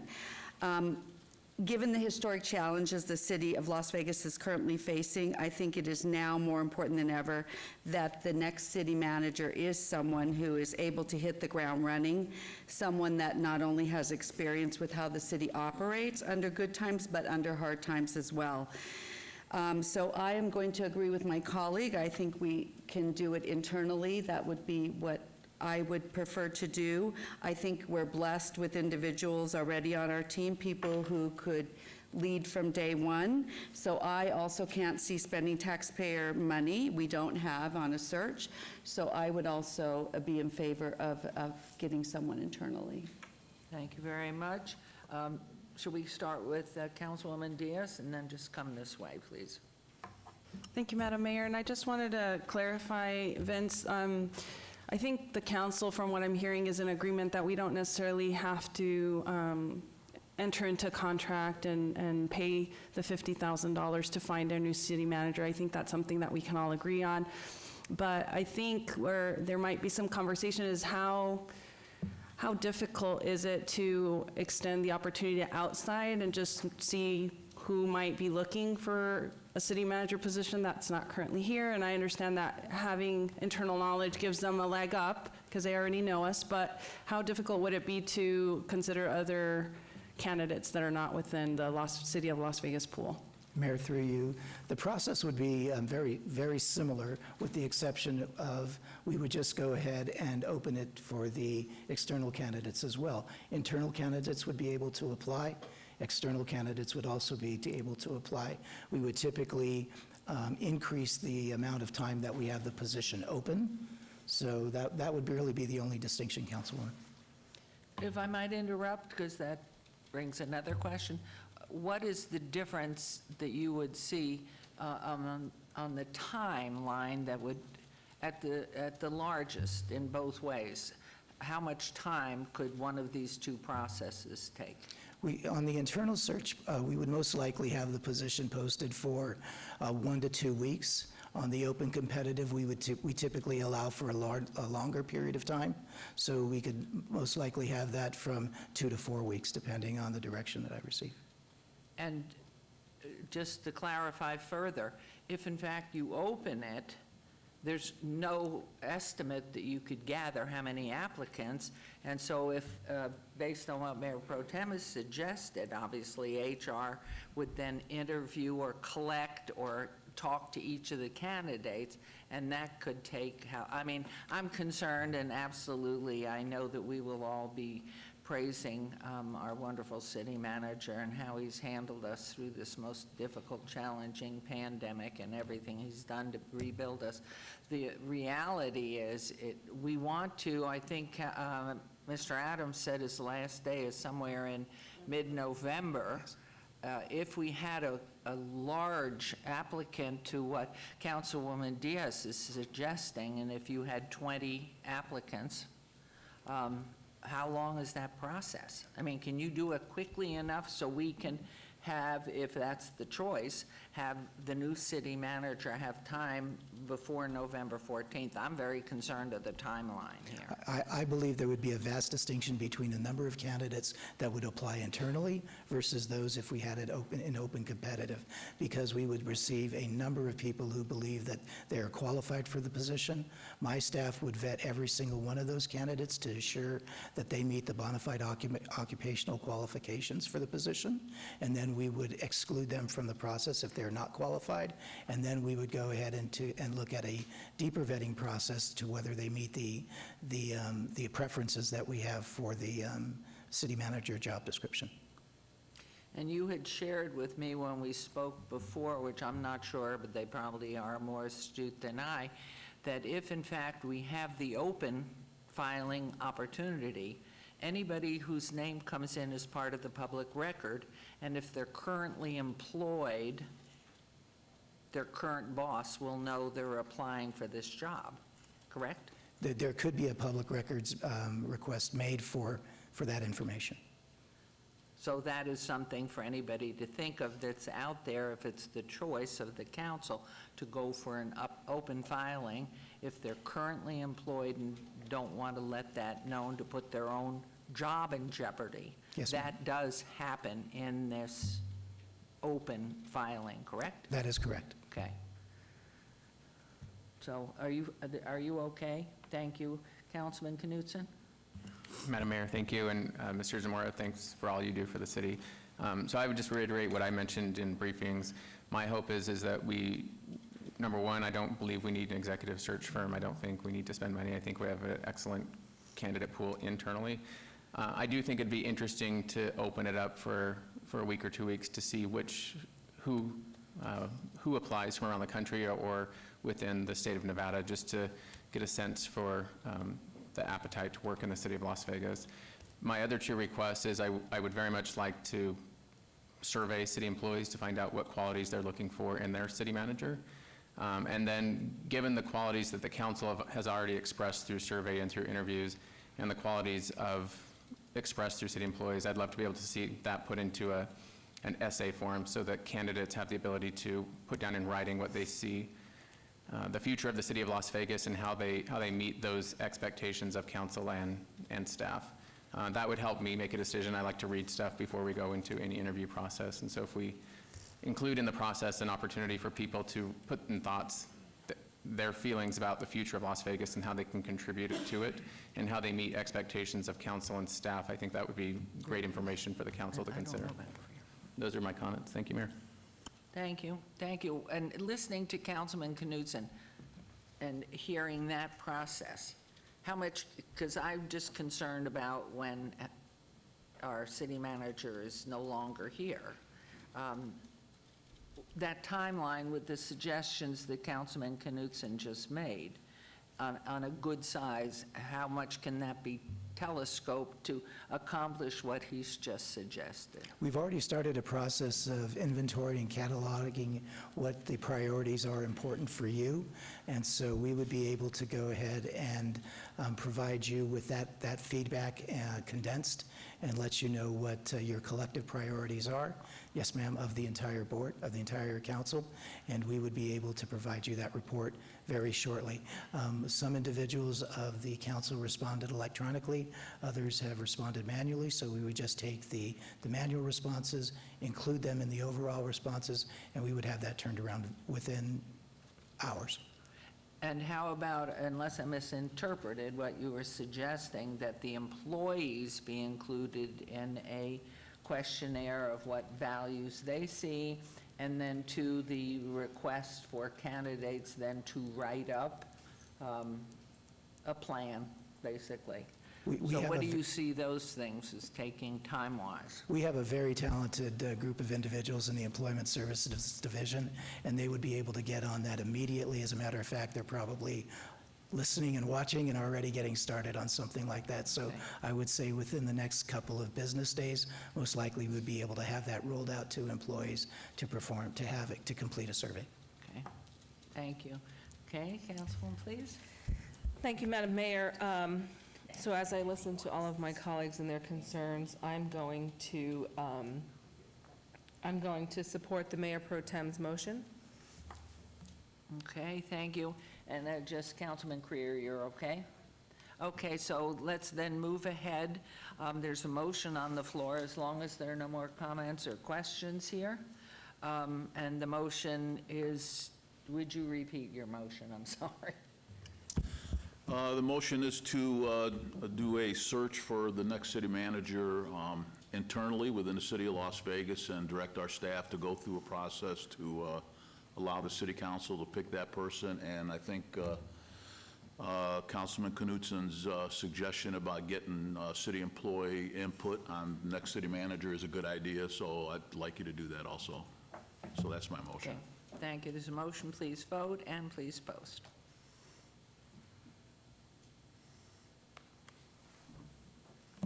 And there we are. Thank you. So now, don't go away for a sec.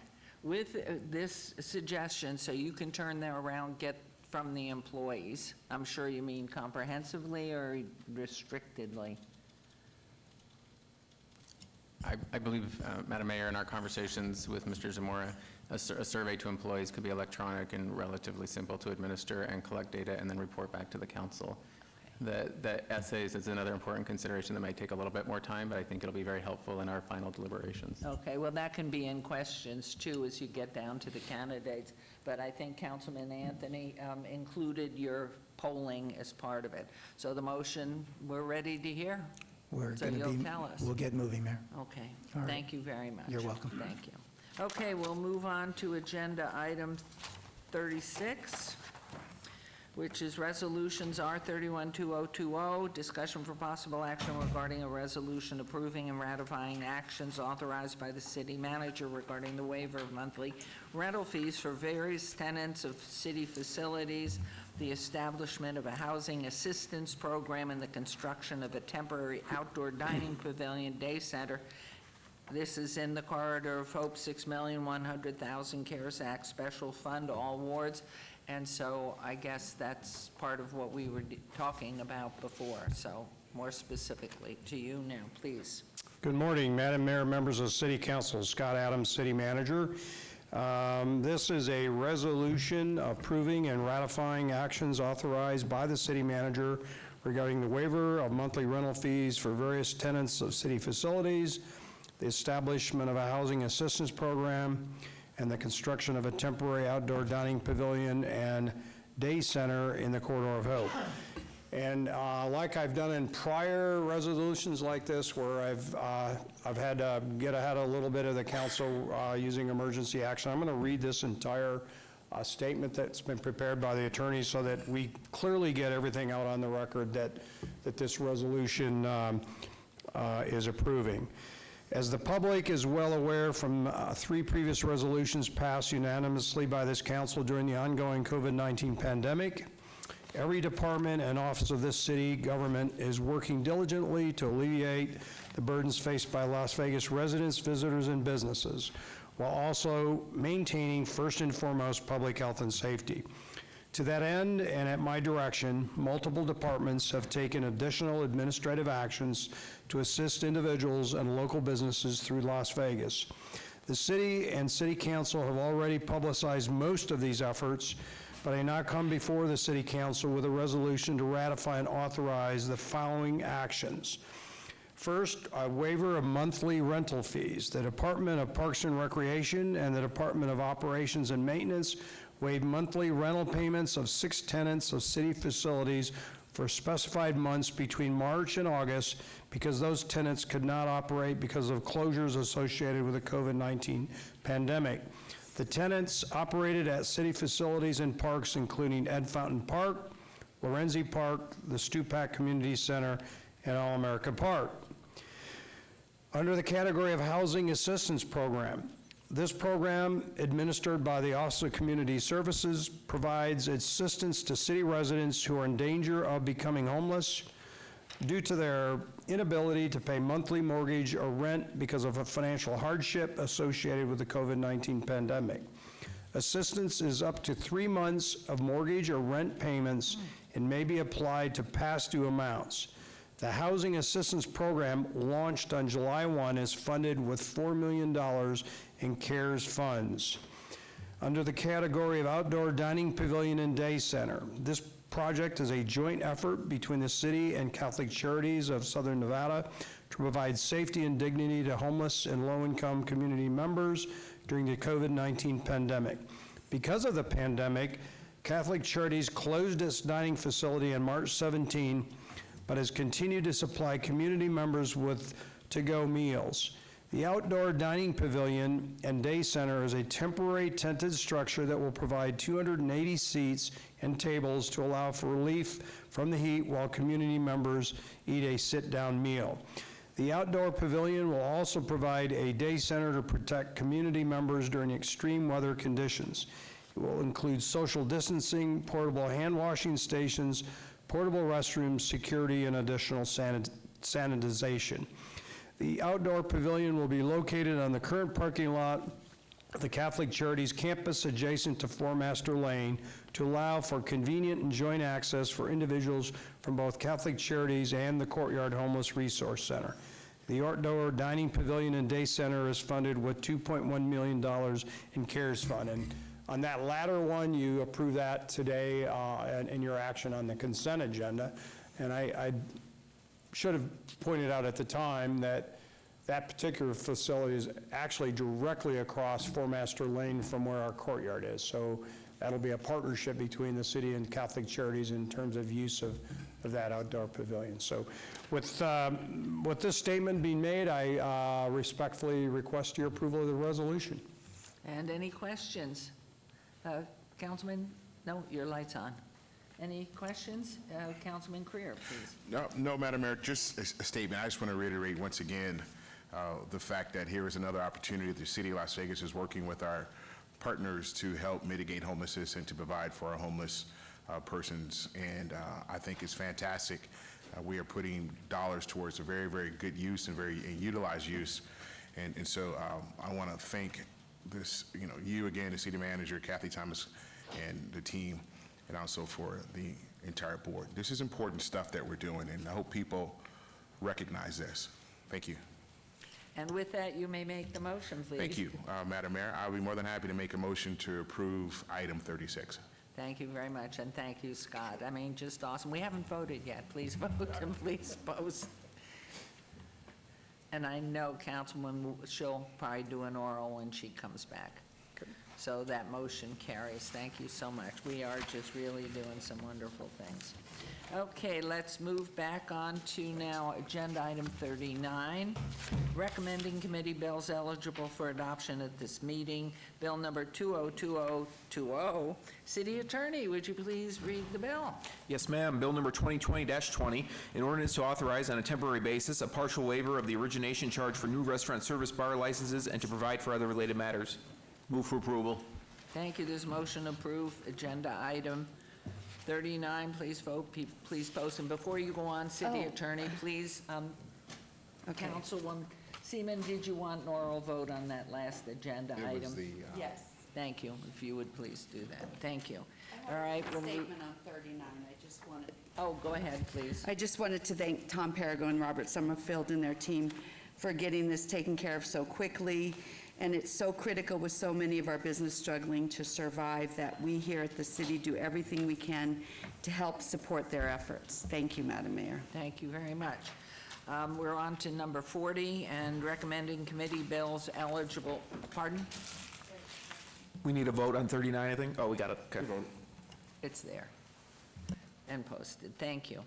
Agenda item 40, recommending committee bills eligible for adoption in a later meeting. Bills number 2020-21 will be heard at a later meeting. We'll move on to new bills.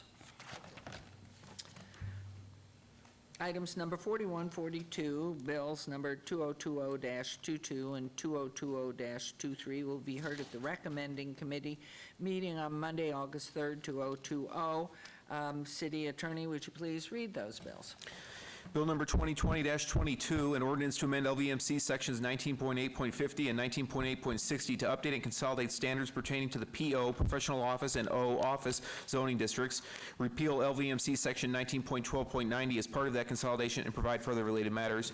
Bill number 2020-23, an ordinance to repeal and replace LVMC section 6.50.352 relating to art gallery alcohol beverage permits to establish a complementary alcoholic beverage permit category for additional specified types of businesses, including related requirements and limitations, and to provide for other related matters. Thank you very much.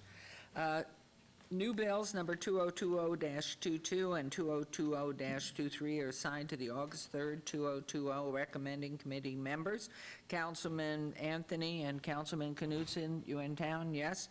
And Councilwoman Fiore, if any are so designated or unable to attend, City Clerk, will you please coordinate finding substitutes in my direction? Thank you very much.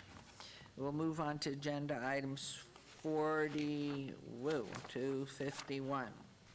43 through 51 may be considered in one motion, one vote, considered to be routine, non-public, public hearing items with no condition changes. Any person representing an application or a member of the public or member of the council not in agreement with the conditions, all standard conditions for the application recommended by staff should request to have that item removed from this portion of the agenda. Agenda item 43, MOD 78707, applicant owner Century Communities of Nevada on a request for a major modification of the Kyle Canyon development standards to amend the minimum lot size for Sky R2 minimum low density residential district to allow a 1,280 square foot lot for townhomes, TD traditional development zone and related. Item 44, TMP. 78708 Sky Canyon Parcel 2.10, attached on a request for a tentative map for 133 lot townhome residential subdivision on portion of 41.27 acres northeast corner of West Sky Canyon Drive and Shamba Road, TD, traditional development zone, ML, medium low, special land use designation, Ward 6 with Councilwoman Fiore. Number 45, WVR 78635, applicant owner First Good Shepherd Evangelical Lutheran Church of Las Vegas, Nevada, on a request for a waiver to allow 23 parking spaces where 57 are required, and related item 46, SUP 78636, and a request for a special use permit for proposed public or private school secondary use at 301 South Maryland Parkway, R4 High Density Residential, Ward 3, Councilwoman Diaz. Number 47, VAR 78719, applicant owner WMCV Phase 3 SPE LLC et al. On a request for variance to allow 27% of wall signage on the eastern elevation of the Expo Center where 20% is maximum allowed, and related item 48, MSP 78720, and a request for a major amendment to a previously approved master sign plan, MSP 6344, to add wall signage on Expo Building and to redesign, change the location of one previously approved pillar freestanding sign on 35.62 acres at 320, 455, 475, and 495 South Grand Central Parkway, PD Plan Development Zone, Ward 5, Councilman Greer. Number 49, SUP 78651, applicant 711 Inc., owner Sapor 7 LLC, and a request for a special use permit for proposed 2,940 square foot beer wine cooler off sale establishment use at 835 North Martin Luther King Boulevard, C1 Limited Commercial Zone, Ward 5, Councilman Greer. Number 50, SUP 78683, applicant LSD Inc., owner Twisted Willow Investments LLC, and a request for a special use permit for proposed 1,800 square foot beer wine cooler off sale establishment use at 2401 West Bonanza Road, Suite Q, C2, General Commercial Zone, Ward 5, Councilman Creer. And number 51, 78831, RQR1, applicant Clear Channel Outdoor, owner Fisher Brothers Las Vegas LLC, on a required review of an approved special use permit U0168-92 for a 40-foot tall, 14-foot by 48-foot off-premise sign at 2900 Sirius Avenue M, Industrial Zone, Ward 1, with Councilman Knutson, which is, I thought, was brought up at the first public hearing, but we'll get to that. The Planning Commission and staff recommend approval on items 43 through 50. Staff recommends approval on 51. These are all public hearings, which I declare open. Is there anyone else wishing to be heard on these items? And well, let's start with just open it, but first of all, let's hear Councilman Knutson on 51, and there was comment here on that, so. Madam Mayor, thank you. The individual who came to the public comment Yeah. was George Cromer. We reached out to him, and he understands what the item is and doesn't have any objections. So everything's okay on this. So these are public hearings right now. Anyone who wishes to be heard on any of these items? Anybody online? Yes, please. Madam Clerk? Thank you, Mayor. We do have one from Gordon McDonald. This is for item number 50. He's from the Friendship Church of God in Christ. He's registering his objection. He states, "Do not need any more alcohol subsidies in our area, period, whether it be wholesale, packaged, or what. Not sure if we meet the required distancing from a church. Thank you, Pastor G. McDonald." Thank you very much, and that's the only one? Yes, only one. Okay, I'll close the public hearing. Any comments from council before I ask for a motion? Okay, Mayor Pro Tem, please. Mayor, I'll make a motion to approve the one motion, one vote agenda items. Okay, so items 43 through 51, correct? Okay, there's motion, please vote, and please post.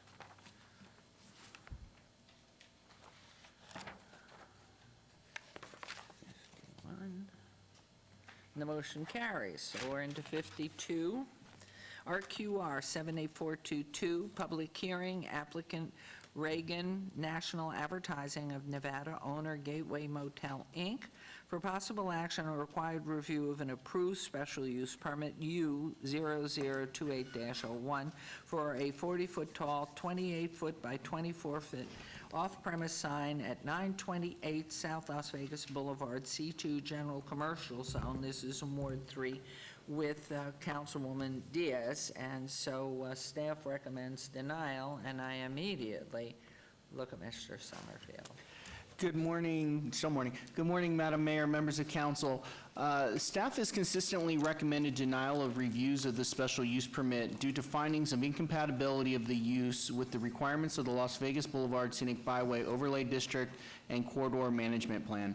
This sign is not in compliance with conditions imposed by previous reviews of the special use permit, and the special use permit is U002801, which required that bird deterrent devices be installed, as the structural pole is currently visibly stained with bird droppings and no deterrent device has been installed at this time. Further, the current off-premise sign is incompatible with recent mixed-use developments within the 18B Las Vegas Arts District and the future visual form envisioned for this area and the right-of-way improvements along Las Vegas Boulevard. Staff recommends denial with conditions requiring another 3-year review if this review is approved. Thank you. Thank you, and I see our representative is here. Could you state your name for the record, and we'll go forward from that.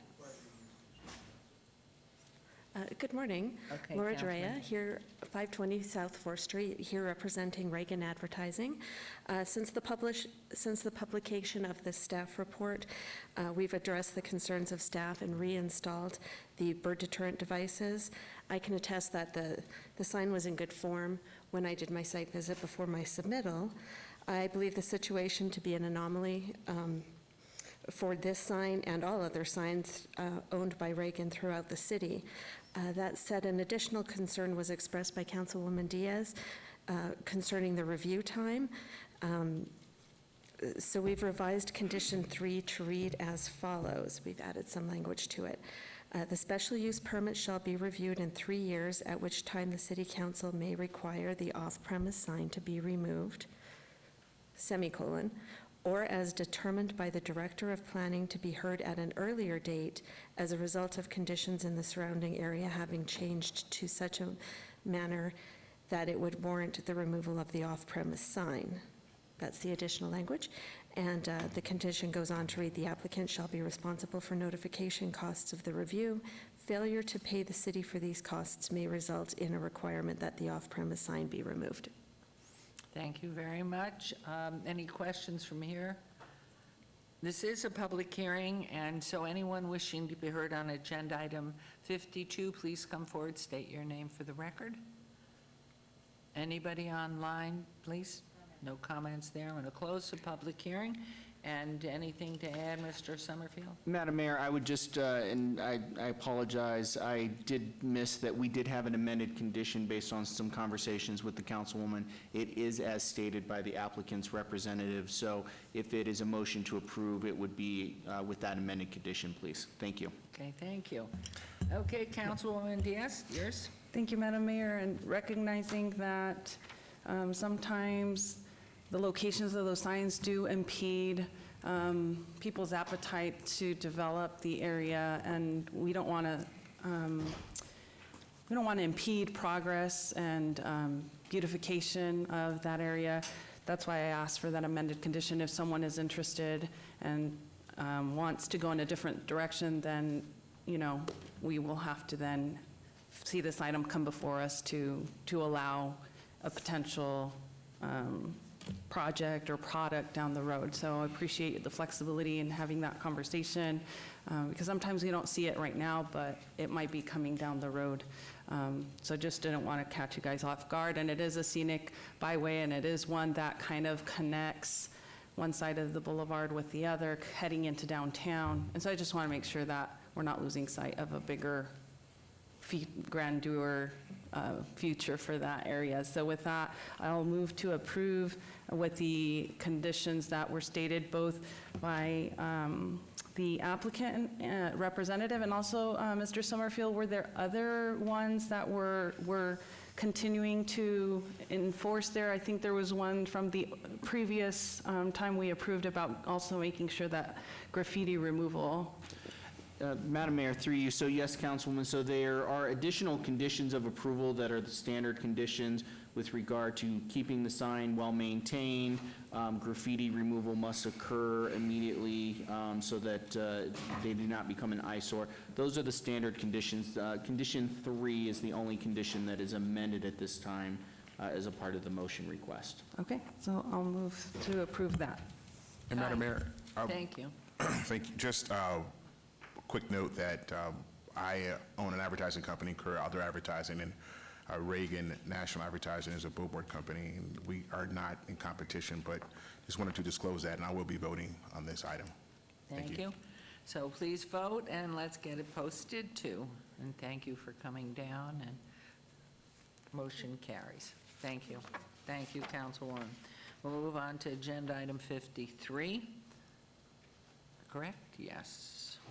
And that's SDR 78245, which is a public hearing. Applicant, Mo Construction LLC, owner CVV LC, for possible action on a request for a site development plan review for a proposed 3,855 square foot commercial building with drive-through with waiver to not orient the building to the corner where such is required and to allow a waiver of Title 19 landscape buffers on .43 acres at 3801 West Charleston Boulevard, C1 Limited Commercial Zone. This is in Ward 1 with Councilman Knutson. Planning Commission and staff recommend denial, but this is a public hearing which I declare open. Is the applicant or representative present? Good morning. Good morning, Madam Mayor. I represent the owner. My name is Mehdi Oliai, Owliaie. I reside at 1651 Belcastro. And I think we have worked everything out with the Public Works as well as planning, so everything is good to go as far as I know. Okay. They came back with some conditions. We have to relocate, move the layout about 15 feet back, so everything is good. Wonderful. We'll turn it over to you, Mr. Summerfield, please. Madam Mayor, members of council, so the commercial use is appropriate on the subject site, and the proposed development, however, as designed, as evidenced by the waivers, from a planning perspective, is incompatible and not harmonious with the surrounding land use development. I will acknowledge, and for the record, the applicant has worked very closely with Public Works on the traffic study concerns. They have modified the site plan to accommodate dual queuing so that they will not have a backup onto the Charleston or any of the other secondary roadways. The overall development is overparked, so the impacts to parking are not an issue. It's the building orientation. To be honest, a double drive-through right there at the corner of Charleston is not ideal, in addition to the building not being oriented to the corner from a planning perspective. For those reasons, staff has recommended denial, but I do want to acknowledge that the applicant has worked very closely with Public Works and Planning to address some of the concerns that have previously been raised in both the Planning Commission public hearing and the previous council public hearing. Thank you. And there'd be nothing additional from planning that they... Nothing additional that hasn't already been addressed through the amendments that I'm aware of. Thank you very much. This is a public hearing. Anyone wishing to be heard on agenda item 53, please come forward and state your name. Anybody online? No. Go, Councilman Knutson. Madam Mayor, thank you, and thank you for the presentation and working so closely with our staff.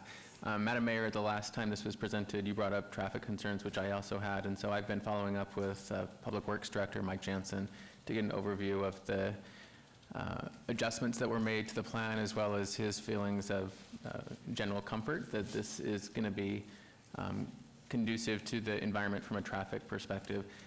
I think I mentioned last time we were here that I'm very familiar with this corner. I run by it very regularly, and the overparking, I think, is something that I recognize. It's a big parking lot with nobody ever there.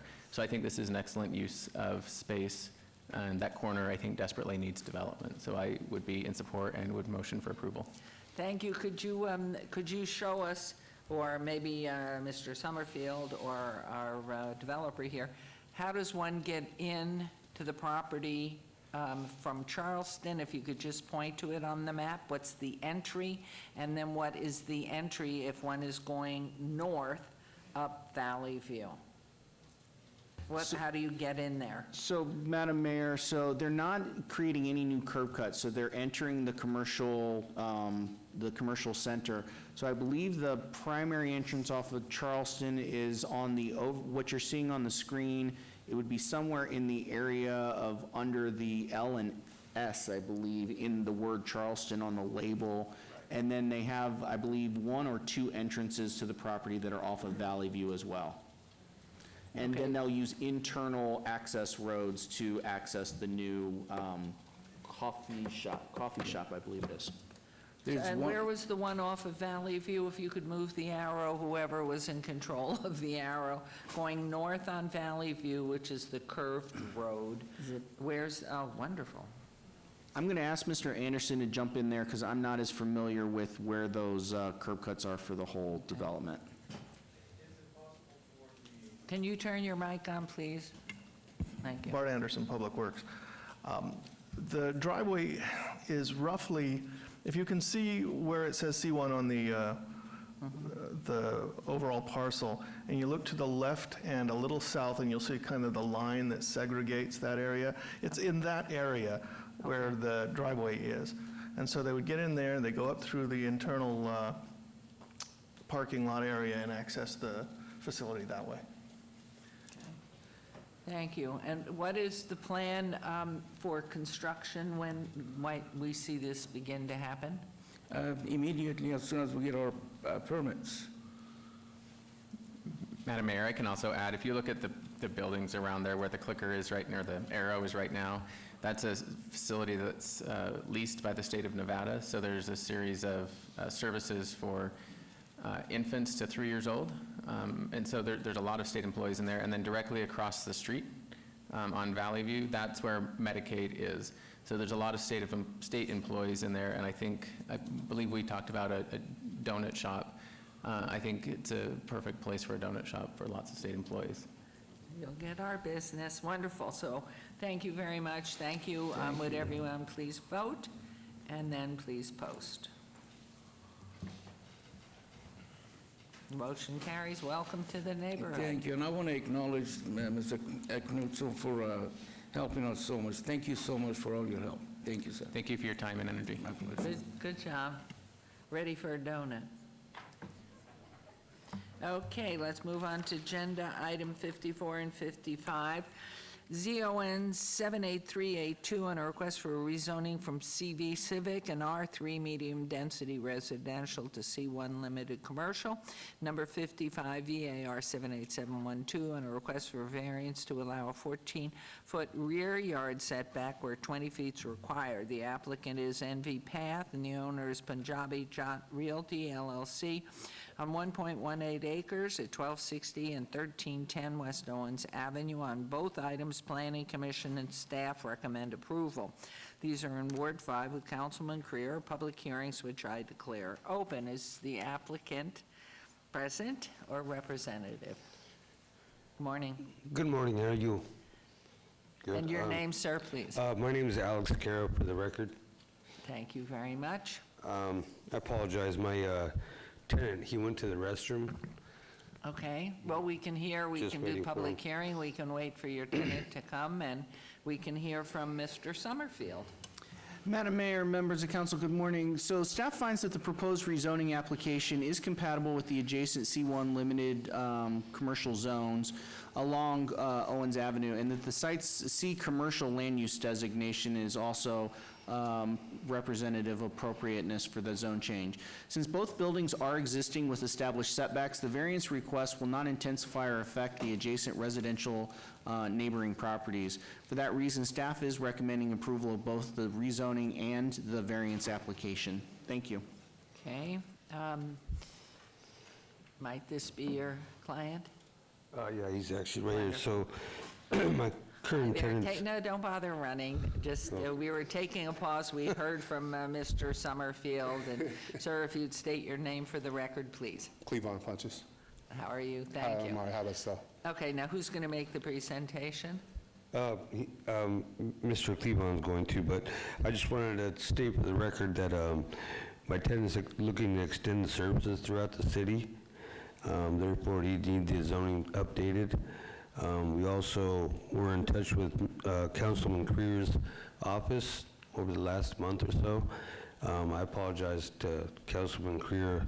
I was involved in a serious accident right after the previous meeting, and unfortunately I was in ICU and hospitalized, so wasn't able to actually come to his office and discuss some of the questions that he had. I do plan on doing that sometime soon. I am going to leave it up to Mr. Funches to explain the performed services that they'll be providing at the facility. Did you get his name? Okay, I mean the spelling, everything. You need me to spell Okay, it? thank you. Okay. You want Hope me to you're spell it? better. We have good doctors. They put you back together. I'm sorry? I hope you're well and that our good Oh. doctors put you back together. Thank you. Yeah, it's a process. I'm getting there. Well- I just went to the dentist yesterday, so I'm finally going to get my teeth after facial fractures and whatnot. Wow. Well, Yeah. take care and be well soon. Yes, sir, Thank you. please. Mayor, I'm sorry, can we get a spelling of their last names? Okay, Last name is Funches. thank you. All Okay. right. So council, what we're looking to do is we're looking to extend inpatient services at this location for a lot of individuals within the community. So one of the biggest issues that you do have is sometimes that your inpatient services are full to capacity within the hospitals, and in this particular area, there isn't much inpatient present. You have a lot of outpatient services, but the inpatient, so we want to be able to offer those services to a lot of the individuals within the community. Wonderful. And so, well, first, this is a public hearing. Is there anyone who wishes to speak on either of these items? And do we have anybody online? No? Okay. So I'll close public hearing. Let's turn this over to Councilman Creer. Thank you, Madam Mayor. I apologize for your injuries and hope you get better. But Thank with you. that stated, I know my office was in contact with you guys a number of times, asking you guys to come in and explain what this project was all about, and that is yet to happen. And so that's unfortunate because, one, I really have no clue of what this project really is. And if it's strictly based off of transitional housing, you would have heard me say, which I've said from day one, that our ward doesn't need any more social services in our ward. Our ward, over the course of decades, has been housed with all the social services dealing with housing. Most of the housing authority facilities out of there, if you look at Salvation Army, if you look at Catholic Charities, the Rescue Mission, we're all there. And everybody wants to come into our ward and continue to provide services because they feel as though this is where this is where the need is, they say. And I say that the need is there because we keep bringing social services into our ward, and that's where people are coming to receive the services. And so that in turn doesn't build up our community. And so we have enough, and we have a lot of social services in our ward, and we don't need any more. And you aren't the first person to come into the ward to try to bring more social services into it, and I haven't been in support of it. If you look at that site, it is a commercial site. We're putting right there a new Terrible Herbs is coming right there. That was an old Acelero site that was there for daycare for children. That's there.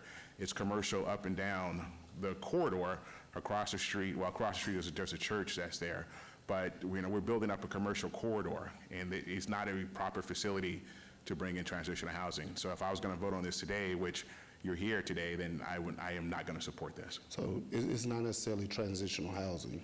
It's for inpatient services. So inpatient psychiatric services, whether an individual is struggling with mental illness, addiction, so those services to treat them inpatient. because you have a lot of your hospitals that are overwhelmed a lot of times, so they're flooded out a lot. So to add those type of services for the individuals.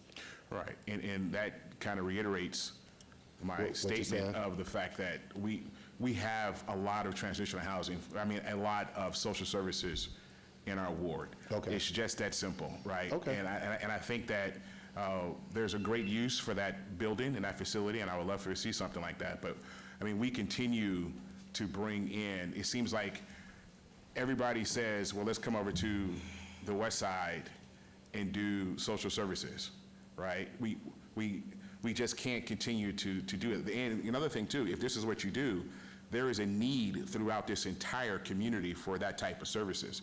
It's just, we just have enough. We have more than enough in that community. And I would love to work with you to figure out maybe, what's a great spot, how can we work together? And if you have that built-in, then let's work together to figure out what's a great, avenue for that, because I don't want to see that building sit empty either. Okay. I want to see that building prospering and what's going on. And maybe if you come in and we can sit down with you and talk about the 100 plan, which is what we've been working on, an action plan, that might spark some interest within you to say, you know what? This is some good stuff that's going on. Okay. Let me figure out how we can, maximize on this. I would Councilman love to Greer, do Yes. could I ask you on, and obviously Mr. Summerfield, rather than deny them, because obviously you've offered approval, can they either strike it so they can come back You could table another it. time, make an appointment with you to protect them and the process, or give them, obey it for a month or something, whatever, but just to give them the benefit of opportunity rather than a negative denial? Yeah. So, Madam Mayor, so your options, You have a through you to Yeah, I the have a councilman, question. the options would be, the simplest is the abeyance, but that's to a date certain. So if there's any concern that trying to hit a certain target date for a discussion with the councilman may be difficult, then the next option would be to table. That keeps the applications live, no additional fees, none of that. If it is tabled, I apologize, there is the additional fee that we do need to do a re-notification, so there's a re-notification fee for when the item comes back off of the table, as it were. A strike would allow them to pull the a strike would be a technical, you could allow them to withdraw the applications without prejudice, which would not prohibit the property from coming forward with a similar zoning request or a similar variance in the future. Withdrawal without or with prejudice would preclude them from submitting for another year. A denial would keep them from being able to submit for another year. And a strike is usually because there's a technical issue. There's no real technical issue. So if you wanted them to go back in, rethink, and then come back with a completely new idea, that would be a withdrawal without prejudice. If you wanted to keep these applications on the table or on the agenda, that would be an abeyance or a table. But that also means that they come back exactly as they are now. If there's any conversation about them changing, particularly if the zone change would change to something other than C1, that would actually become a new application packet that would have to go back through Planning Commission. Hope that helps That answer does that. help somewhat. If I could, Councilwoman Fiore wanted to make ask a Yeah. question, please. Thank you, Councilman. And as Councilman Creer stated, he has denied several times with social justices in his ward. I disagree. And I think with all social justices, places that need everything that you are offering, I support you. However, he makes the motion, and so if you can meet with all of the council members individually to let us kind of know what you need to do. I know in Ward 5 we have a lot of opportunity zones. That's why the need is greater and the business works there. I'm in the Northwest, Ward 6. As he denies things like this, I've offered Ward 6 to come and look at my ward, and we'll help you. But I would definitely encourage you to talk with all the council members individually. These are services that we need. I would hate to see you not go forward because a council person doesn't want it in their ward because they think they have enough, this type of stuff. So again, I support you, and I welcome you to my ward. Thank you. Thank you. And I think that was great for Mr. Punches here. I actually own the building at 1260 and 1310 West Owens, and Councilman Creer had mentioned there's a Terrible Herbst coming right there on the corner. The lot in between the proposed site for Terrible Herbst and my building is zone C1, and I actually own that as well. I understand the various items you guys have proposed. I would just wish that regardless if Mr. Punch is going to occupy it or not, that we can actually get this building rezoned now. I've owned it for 4 years. As Mr. Councilman Creer mentioned, Acelero was the previous tenant, and when they moved out, the building was vandalized. So it's been sitting as is with further construction needed for a period of over a year. So it's been very difficult for me to find a tenant. And also I keep security on premise, which costs me money as well to prevent any further vandalism. So I guess, whatever resolution we could have, I'd appreciate some sort of closure to it. If I may, Councilman, just one last thing. Obviously, we're hearing two different things. One's a service that sounds like it's much With needed in accreditation, our yes. overall community.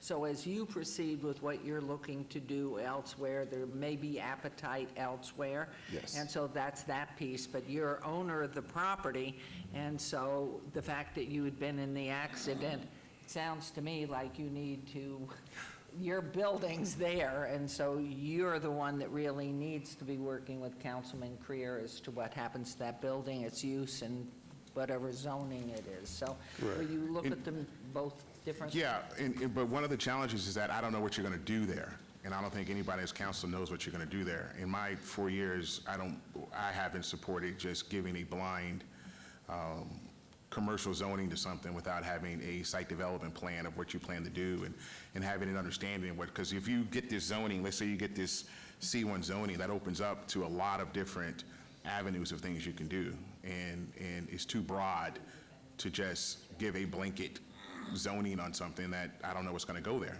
That means you can come back and put anything there, and that wouldn't be right for the community. I need to understand exactly what you plan to do. I mean, I thought it was a transitional housing facility. He's saying it's not, and this is not the time and place to work that out.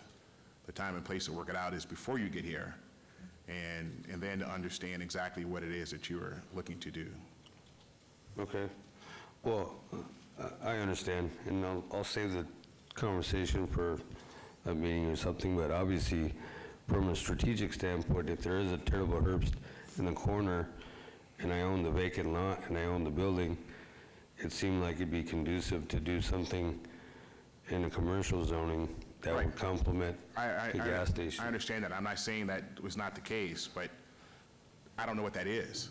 You just can't come to the council and sit back and say, give me C1 zoning because. So could I make a suggestion to you? Because this obviously is a meeting. My feeling is we don't want to penalize you financially, and we've heard from Mr. Summerfield.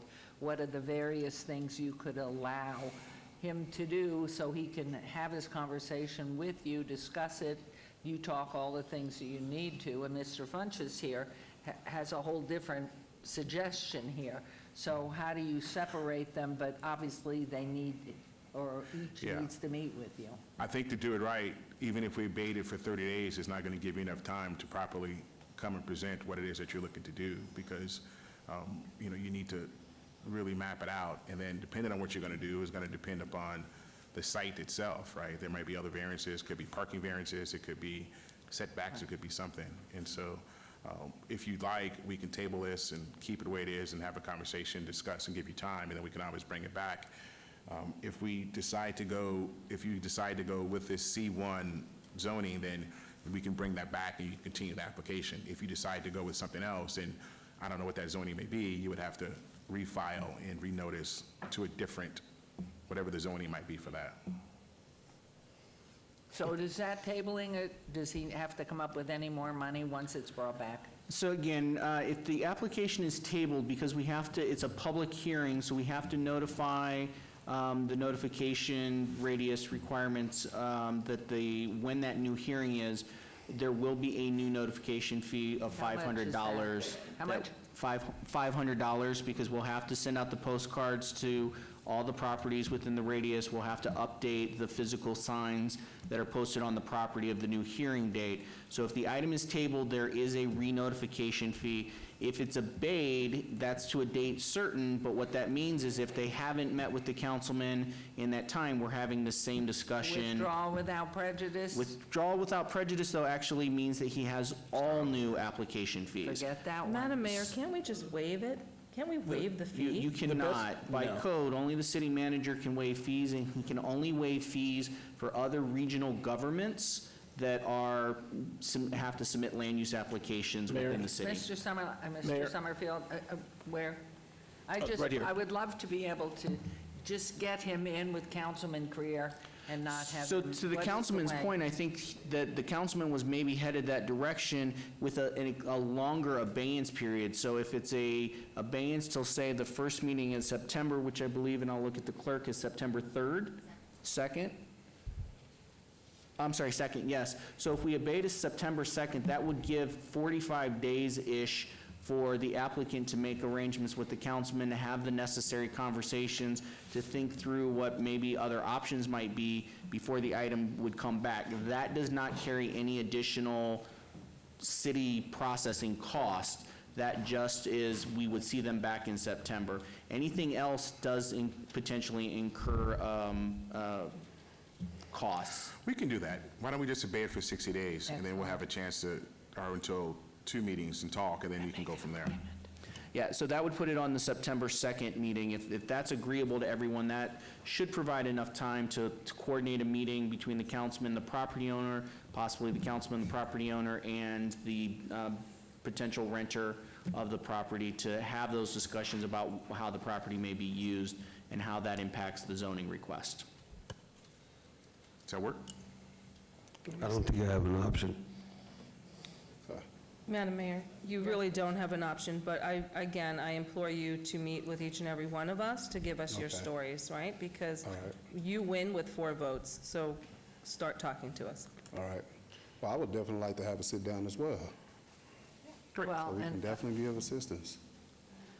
but this is, I think this is a wonderful resolution, so that as long as everybody's in town and can meet Councilman Creer, that Yeah, they would we'll have work it that out. time. Kelly in my office, so So, Madam Mayor, to the councilman's point and to Councilwoman Fiore's request that the applicant meet with everyone, is 45 days enough? Because 7 schedules are much more difficult to coordinate than just one office's schedule. So the 60-day abeyance actually may be more prudent, but I would leave that for you all to discuss with the applicant. I had said 60.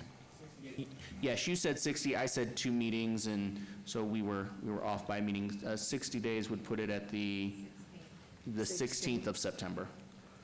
And Madam Mayor, if these gentlemen are available after council, you can come to my office this afternoon, and I'll have my secretary come out and talk to you about it. Beautiful. Thank you. See you after the meeting. Okay, so Councilman, your, My motion was to obey it for items 54 and 55 until, for 60 days. okay, is that agreeable, sir? Yes. Okay, so you'll make an appointment, and I think you said that Kelly's here? Yeah, Kelly's in the back. Okay, oh, great. So you could meet with her, too, and get that scheduled. Thank you. Thank you, there's a motion, please vote, and I am trying, there it is. Thank you very much, those motions then, Just wait at the back of the room. My secretary will meet with you in just 2 minutes. Thank you.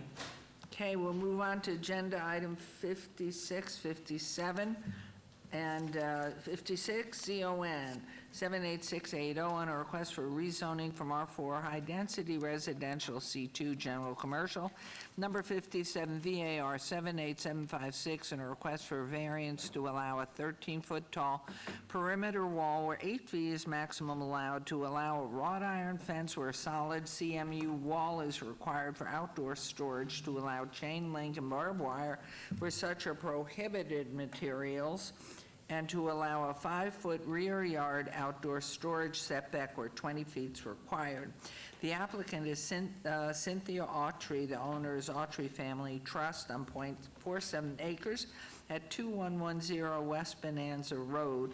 On both items, Planning Commission recommends approval. Staff recommends approval on item 56, denial on 57. These are in Ward 5 with Councilman Creer, public hearings, and I declare them open. And good morning or good afternoon. We're still morning. Good morning. And Mr. Summerfield, please. Madam Mayor, staff does support the requested zone change to the general commercial designation and is compatible with the surrounding zoning districts. However, staff is not in support of the requested deviations as they are a result of a self-imposed hardship resulting from construction done without permits at various times. Therefore, staff is recommending approval of the rezoning and denial of the variance. I would note that Planning Commission in their approval, Planning Commission approved everything with the exception of the inclusion of the barbed wire, and as a part of... that's good. Yes. Water. As a part of their recommendation for approval, they did condition that it be removed from the property as a part of the action. Thank you. Thank you. If you would give us your names, and if they're difficult, would you spell them, please, and tell us who you are and make your comments? Sure.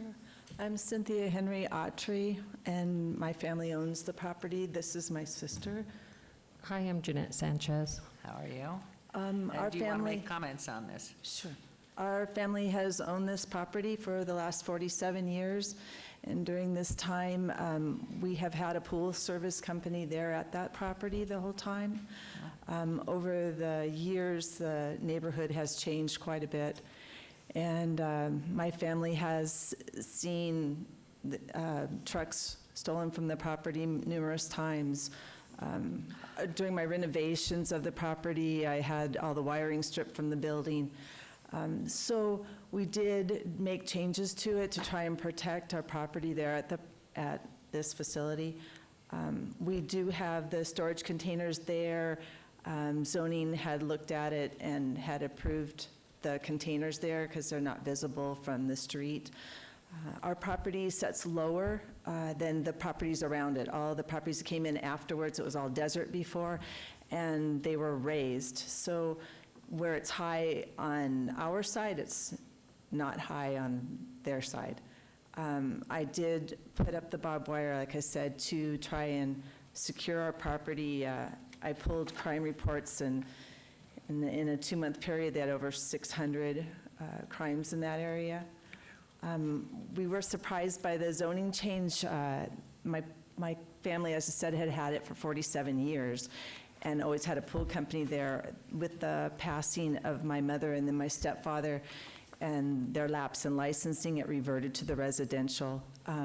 With that surprise in the zoning change, I reached out to Councilman Carrier, who has been very instrumental in helping us, his and his office, of helping me step through everything that needed to be done to try and move forward. So I wanted to thank him for all of his efforts and his time that he has put into this and coming and even seeing our facility. Thank you. Any other comments you wish to add? No. Okay, thank you. No. All right, is public hearing, anyone from the community wishing to speak on either of these items, 56, 57? Anybody online? Madam Clerk, anybody online? No. Okay, I'm going to close public hearing, and Councilman Creer? Thank you, Madam Mayor. Yeah, look, this building has been there forever, and So cute. I know that you guys when my parents owned the house that I live in, you guys used to clean our pool, and it's been there. You know, what happened was the special use permit expired, unfortunately, when when the parents passed away, and I get what you're saying. But now we're going to correct that because we're going to change the actual zoning on that facility, so you won't have to come back in and get a special use permit every time. It'll be zoned for that, and which is what it should be. There's commercial up and down Bonanza. Mr. Ahern opened up a new facility right next to you, and there's other right there. And so this is great. We appreciate you.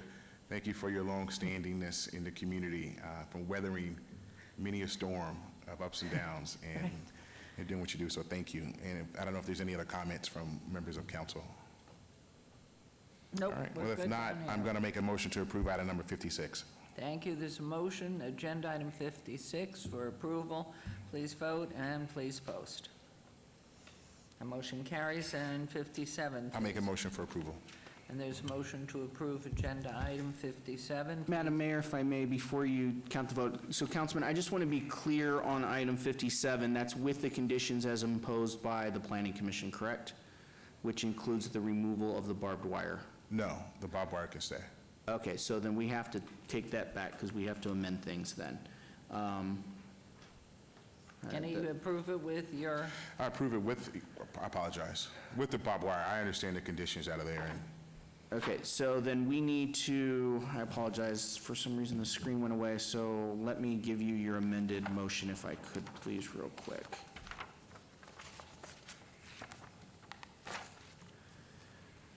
So your amended motion would be to approve VAR 78756 with the eliminations of planning conditions 1 and 2. okay?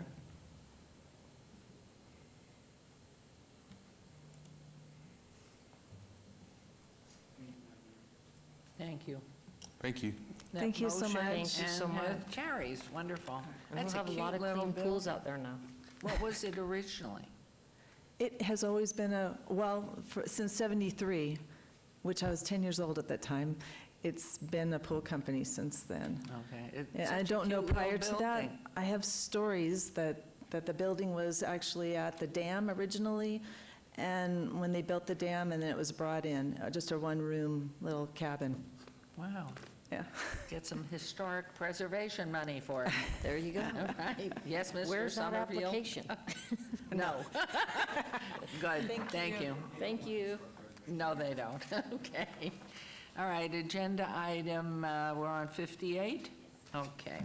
VAR 78641, public hearing, applicant owner Alice Harris Bell.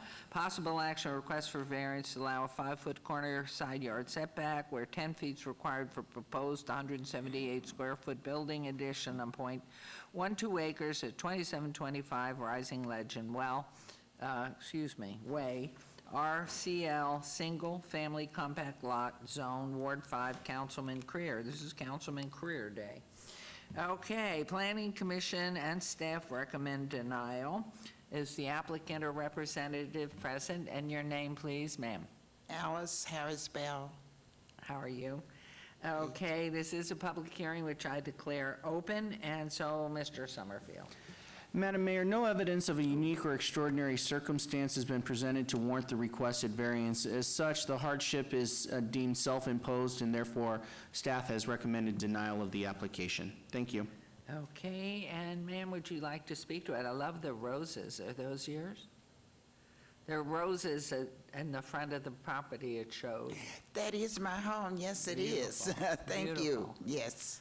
Beautiful. Anything you wanted to make comment to on this? Beautiful. I just would love to have a family room built on the left side, no, the right side there, and my home will be completely, and I would love to have that to live my rest of my days out that I have here left in a comfortable family room. Beautiful. This is a public hearing. Anyone wishing to be heard on agenda item 58? Anybody online? No? Close public hearing. Pardon? Oh, wait, someone is coming. Thank you for the catch. My name is Kenny Fox, F-A-W-K-E-S. I just think you should let her do it. That's all I have to say. Thank you. Thank you. Thank you. Okay, you got support. I love it.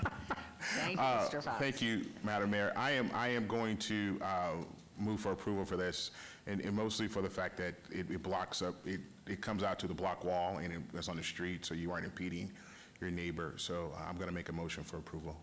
Yes. See, it's because you keep it up so beautiful. Those flowers are magnificent. There's a They motion are. to approve, please. I mean, you should show everybody else how you keep up your property. Thank Motion you. carries. And I Good do. luck. I do all I can, the best I can, to keep that corner up so I can entice everybody else to keep their property up. Beautiful. And I go around saying, well, what's wrong with your yard? Well, can't you do it? If I'm 80 years old and I can do it, why can't you do it? So, Right, way to go. thank you. Congratulations, thank you. Well done. Okay, let's go on to agenda item 59 and 60. Oh, my goodness, more Councilman Creer. Goodness, I'm going to nail you down right there. 59, VAR 78675, and a request for variance to allow a 0-foot setback where 5 feet is required for a proposed freestanding sign, and number 60 MSP 78676, a request for a major amendment of an approved master sign plan MSP 45919 to relocate and increase the height design and size of one previously approved freestanding sign in an existing hotel casino. The applicant is CIM Downtown Grand. The owner is 220 North 4th Street, LV, LLC et al. On 3.73 acres at 206 North 3rd Street, 221 North 3rd Street, and 220 North 4th Street. C2 General Commercial Zone. Both items, staff recommends denial, and Planning Commission recommends approval. These are in Ward 5, Councilman Creer, public hearings, which I declare open. And we have someone representing CIM. Correct. Bradley Aronson with the CIM Group, 4700 Wilshire Boulevard, Los Angeles, California. Oh, all the way from LA. You should be moving here. But I Spend a know- lot of time Have you here. quarantined for 2 weeks? No. Things are closed over there. Okay, tell us what, anything you want to say on this presentation, please. Good morning, Madam Mayor and council members. Thank you for the time this morning. I think we may have lost Councilman Creer for the moment, so happy to repeat this when he comes back. I first wanted to express apologies to Councilman Creer directly. We were remiss in scheduling a meeting with his office to go through this ahead of time, and so I will express that apology again when he returns. As the council, I'm sure, is aware, we are nearing completion on the new tower of the Downtown Grand, adding 500 keys to the property, and we'll be just under 1,100 keys when we finish in August of next month. We're looking at an opening in September, so we're very excited about that. Councilman Creer, my name is Brad Aronson with CIM. I wanted to first start directly to you, express our apologies for being remiss in scheduling a meeting with your office to go through this item. This is for the Downtown Grand. We're getting ready to finish construction of the new tower there, finishing up in August and opening in September. This is hopefully a minor item, and you can see on the screen I have some visuals here. What we are requesting is a 0 variance for a sign on Stewart Avenue. This is a sign that was originally on the property. It's a valet directional sign. The staff report is actually incorrect. It articulates that we are increasing the size of that sign. We are not proposing to increase the size of the sign. We're proposing to utilize the existing sign that was there that you can see originally in that location, but we're asking that we be allowed to have a 0-foot setback from the property line in order to ensure that vehicular traffic heading east on Stewart has appropriate visibility to that sign. So as you can see in the graphics here that I have, with that 0-foot setback, it allows for the sign itself to be visible from the public right-of-way, both eastbound as well as westbound. We did look to see if we could push the sign back and abide by the 5-foot setback requirement, and when we do so, what you can see is that the sign is actually not visible at all. So as a result of some of the structure and our existing loading dock wall that's back there, that sign then doesn't become visible from the east, and then looking west, you can see that it's blocked by the column of the new tower there. So that's the reason why we are requesting the 0-foot setback. That makes sense. Yeah, it does, it makes sense. This is a public, well, no, Mr. Summerfield. So, Madam Mayor, an alternative design or location for the proposed sign would allow for conformance with Title 19 setback requirements. In view of the absence of a hardship imposed by the site, it is concluded that the hardship is preferential in nature, and staff has recommended denial of the variance and therefore the associated master sign plan. For the record, I want to be clear, the sign, when we say that the sign is increasing in size, that should have been increasing in height. The requested sign will be now higher than the previously approved sign. So the deviation there from the previous approval is not necessarily the circumference of the sign, but they are requesting to place that sign higher than the previous sign was approved. Thank you. Fact? That's correct. And the reason for the increase in the height is when it does get closer to the sidewalk, we want to make sure that people can safely pass under it without hitting their head on it. This is a public hearing. Do we have anybody who wishes to comment on 59 or 60? Anybody online for us? Yes? No, ma'am. Oh, no. All right, let me close public hearing and turn it over to Councilman Correa. Thank you. I appreciate recognizing the fact that you guys haven't come in with me. I've met with you guys a number of times, and I've asked you guys to come in, and when you're doing things, to come in and, let us know what's happening so we can be in support of you. I am a fan of the Downtown Grand, and I want to see it be successful.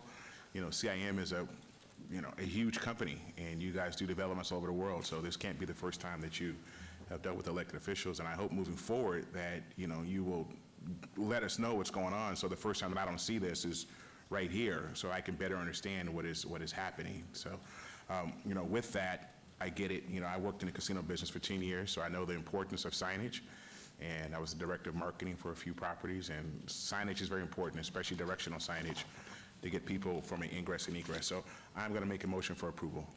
Thank you very much. There's a motion to approve agenda item, was it 59? Please vote and please post.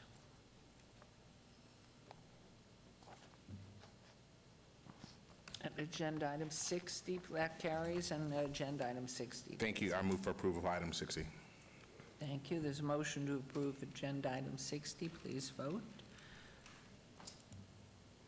And please post. And that carries. Thank you very much. Thank you. Hope you don't have to quarantine going from here to there. Certainly hope not. Seeing as few people as possible. Thank you for coming in. All right, let's move on to agenda item 61. VAR 78703, public hearing, applicant owners Xavier and Monica Watkins for possible action and appeal of a denial by the Planning Commission on a request for a variance to allow a 3-foot side yard setback where 5 feet is required for an existing accessory structure, Class 2 garage on .50 acres at 7065 Delray Avenue, RE Residence Estate Zone, Ward 1, with Councilman Knudsen. Planning Commission and staff recommend denial. This is a public hearing which I declare open. Is the applicant or representative present? Hi. Hello, Mayor. Hello, staff, councilman, councilwomen. I'm Xavier. This is my wife, Monica. How are you, Monica? Let's take your mask for 1 minute. Okay, see the pretty face. Okay.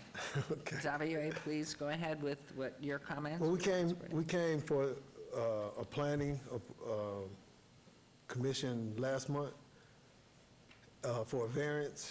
You can see the picture of what we're asking for. Very large opening, but the inspector wanted us to check with you guys for a variance. So we did. We have approval, we have plans, everything's good with the city. But we had a neighbor in back of us, which this doesn't even pertain to him. He came online and said some very unneighborly things about us. I hate to feel that way because we love Las Vegas. We come from California. I retired 2 years ago from the Department of Water and Power. My wife's dream house, my retirement home. So we try to be good neighbors all the way around. Weed eat where the city doesn't get in our ward. I usually take care of that, the corner of Montessori and Delray. I used to take care of that corner myself, the 4 years we've been there. Long story short, like I said, we got the permit, we built the building. The inspector said, hey, we might need a variance. Okay, we applied for the variance. We came up before the panel. The panel got an online letter from the neighbor we spoke about. And without them going out to inspect or to see if what he said was credible, the board just shot us down. I mean, the guy talked real nasty to me.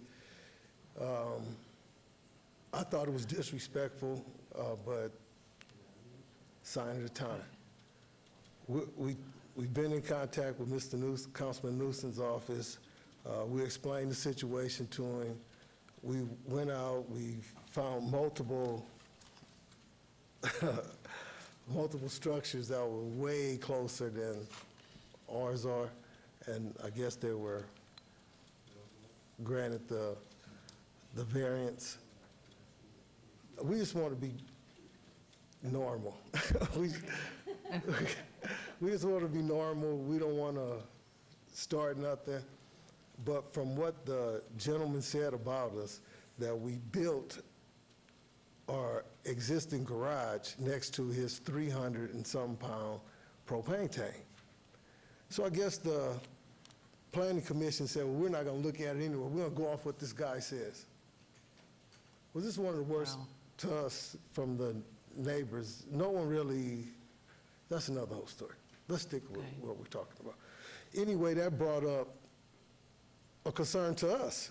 Well, you have a 300-pound propane tank 1 foot away from our wall, which is our wall. Our house was built in '77, and his was completed in '79. So it's our fence, actually, but we share it as a neighbor. I would like to show you the propane tank, if I can. My wife would talk, but she's a little nervous in public, so. Don't be, we're fine. Just if you could put that we can see everything you put If you there. guys, I don't know if you guys can see it. Yes, we can, as long as it's right there, sort of, I don't know if you guys can see that. This big tank. yes. Well, it's just 1 foot away from our wall. And we have no idea. And I'm glad that he was such a. Which is your property on that picture, On right this, there? this is our wall right here. This is our Okay. property, and this is his tank in his Okay. yard. Fire hazard Okay. all the way. We're glad that he said this negative about us because we found out it was a problem. We called code enforcement, and we talked to Supervisor McCoy. Eric McCoy. And he sent Officer Gonzalez out, and they did an assessment. Well, this tank should be a minimum of 10 foot away from this wall, and further if it's any openings due to the codes of Las Vegas, Nevada. Now, if this what the Planning Commission based their decisions off of, we think we need to get a little more up to date with the way we do things in Las Vegas. One day I might run for planning or city council myself, being who I am and what I know about city. So if you're in Ward 1, then your opponent's right No, there. no, he's never No, gonna and be. you're asking for an affirmative ruling? That is not a good thought. Well, I wouldn't run against Brian anyway, but I Now, would be here for him. He could be here for 12 years, you know, so. Yeah, and I think he'll be a good candidate as well as Mr. Career. But what we're asking for is this our variance so we can complete our garage. I'm a classic car owner, I own 6 classic vehicles. Wow. And as soon as I get them in a place to be safe, you know, I mean, if y'all need me for a parade or something, you know, just saying, you know, I'll pull the cars out and drive out for you guys. Okay. But back to the subject, we talked to Mr. Knudsen, and he asked us to get signatures. We got over the amount. I'm sure we got some bad ones too. We're the only African Americans in our area. Okay. the whole, probably two of us in Ward 1. So we was expecting some kind of pullback, but it worked out, seemed to be pretty good because we have overwhelming support for our garage, and we thank them for all their support. And if you guys have any questions for us or any information you want to see, we're more than glad to give it to you. Okay. I want to thank Councilman Newsom's assistant, what's her name? Antonia, for all her hard work. We want to thank Brian, too, because he was very instrumental in listening to us, giving us the time. We just want you guys to allow us to keep loving Las Vegas. We're going to bring the community value up even more with a four-car garage. And that's all we want to be, is good neighbors. Thank you. And we're going to hear from public and everyone, but let's start with Councilwoman. Please go ahead. You had a comment? Madam Mayor, if I might just make my staff report real quick. Do that first, okay? I was going to come to you after, but fine, you go. Go ahead, Mr. Summerfield, please. Madam Mayor, so for the record, this was, as indicated, the result of a code enforcement case for a structure that was built without permits. No evidence of a unique or extraordinary circumstance has been presented, as the applicant did create that self-imposed hardship by building an accessory structure garage without meeting the minimum Title 19 development standards or retaining building permits. In view of the absence of any hardship imposed by the site's physical characteristics, is included, the applicant's hardship is preferential in nature and is thereby outside the realm of NRS Chapter 278 for granting variances. As a result, staff has recommended denial of this variance. Thank you. Okay, now back to you, Councilwoman. Thank you, please. Madam Mayor. So, thank you so much for the presentation, and I want you to know that I support our property rights, and I support you, so I hope that your councilman approves this, because I love it. Okay, thank you very much. I appreciate you. Okay, now, it is public hearing, so anyone here that would like to come forward and speak to Agenda Item 61, please come forward. Do we have anyone online, Madam Clerk? We do, thank you, Mayor. The first one comes from Greg Estelle. He writes, "Dear Representative Knudsen, I will be removing my propane tank referenced in my letter to the Planning Commission in reference to variance 7803 hearing on 6/9/2020, as I'm going to convert to solar electrical and replacing my propane pool heater with an electric heat pump pool heater. Therefore, my safety concerns will be abated when that project is complete within a few months. While I still have a high-density view from my backyard, if Mr. and Mrs. Watkins are willing to modify the garage to have a hip roof on the back south side of the Class 2 structure to match the roof lines of both buildings to the left and right of the Class 2 garage so that my sight line is uniform, then I will be willing to retract my opposition. Please reference the attached photo, which we will attach as backup." We also have a comment, actually it's two comments, from Emil Redchester or Reckester. The first one they wrote on July 21st at 1 p.m. in response to a voting ballot to resolve a variance issue, bar 78703. I oppose this request due to close proximity of the structure to a gas tank located on the neighboring property, 1540 Montessori Street, Las Vegas, Nevada 89117. Any spark, a specialty in this hot weather, can cause unprecedented damage.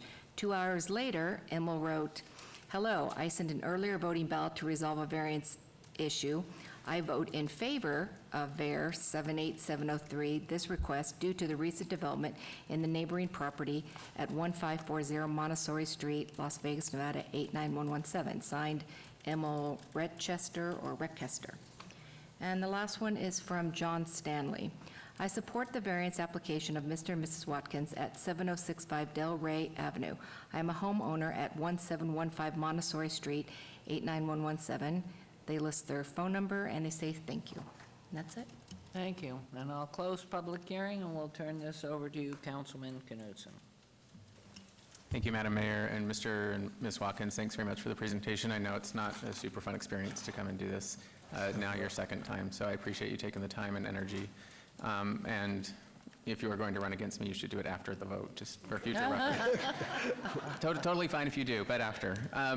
There are people in the neighborhood that are opposed, there are people who are who support the structure. The structure is what's up for debate at this particular time, and for future reference, I don't want to be involved in the neighborhood disputes, and so to the extent that you're able to make friends with your neighbors, I think that's gonna be in your best interest. The neighbor in question with the propane tank did make a request, and if you're able to reach out to them, I realize there's a lot going on in their neighborhood. If I can help facilitate, I'm happy to, but to the extent we're able to make friends, it makes the whole process a lot easier. With that in mind, I would motion for approval. Thank you.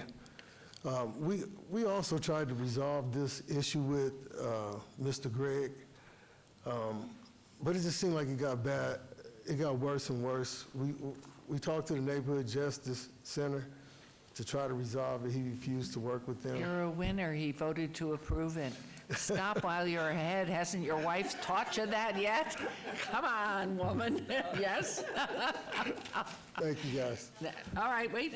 And we have one more vote to get, so then you can see up there. Okay.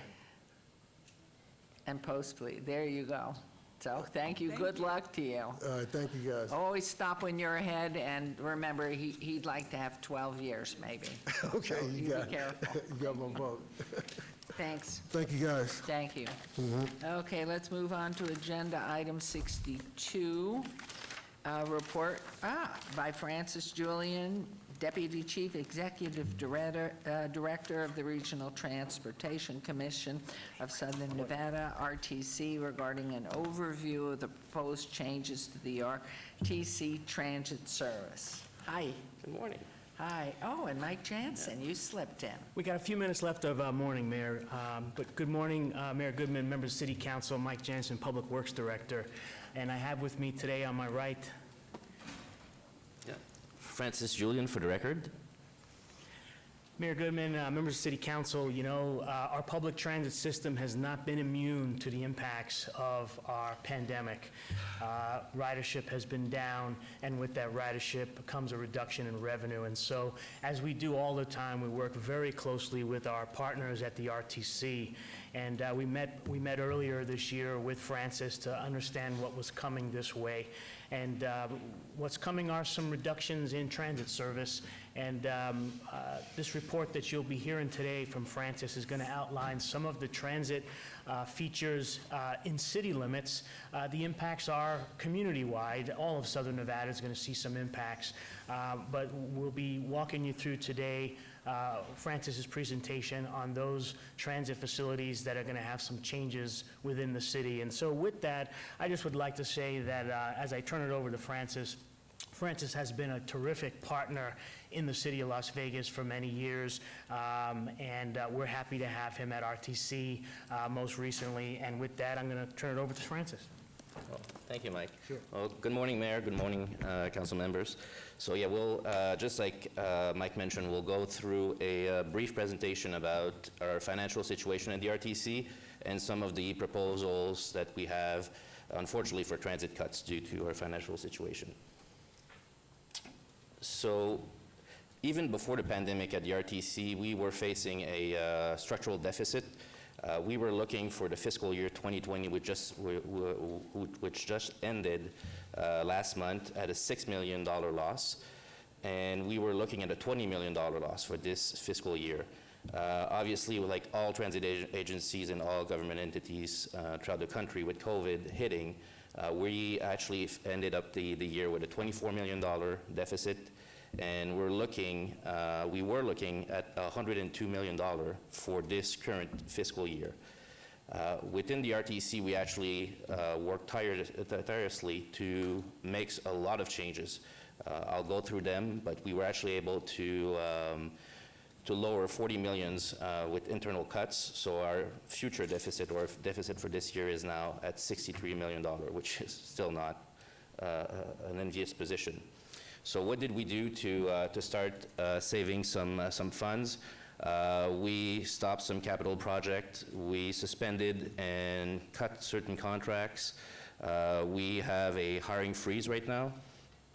All the management salaries were cut. up to 5%. We just negotiated and signed our new collective bargaining agreement, and all our employees are getting salary cuts as well. We laid off or furloughed up to 15% of our workforce right now. And now we're here before you as a public outreach to explain what transit service cuts we need to do to maintain service. So once again, the projected deficit with the cuts that we made were $24 million. They're in front of you, but there was a good thing. We did have CARES Act money for transit, and the CARES Act money in transit can be spent over multiple years. So when we look at the situation, CARES Act will actually help us this year to stabilize, but we still show for next year that we have our structural imbalance, and we'll obviously need to go and get new funding sources, but we do have an immediate need to make some changes. So what are those changes? So we are actually proposing, there's 3 buckets. We are proposing to completely eliminate 4 routes. So the 207, I'll go in detail, the 207, 209, the SDX, and the WAX. We are proposing adjustments on the 104, the CX, the Deuce, the HGX, and the Sahara route. And we are proposing a frequency decrease on our line 122, which services Henderson. So right now we're actually in our public comment period of 60 days. So we're doing outreach, which like this one is.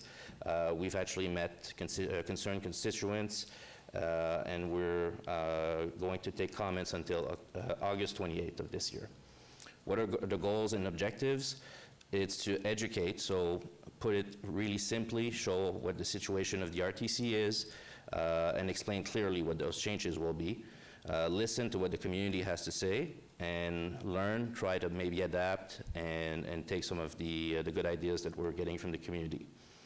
Our goal is actually to have an outreach on those routes to 100% of that previous ridership, to reach riders and non-riders, and up to 25% of our pre-COVID ridership in terms of number. So far, there's 2,700 surveys that were filled by the community that we're looking at.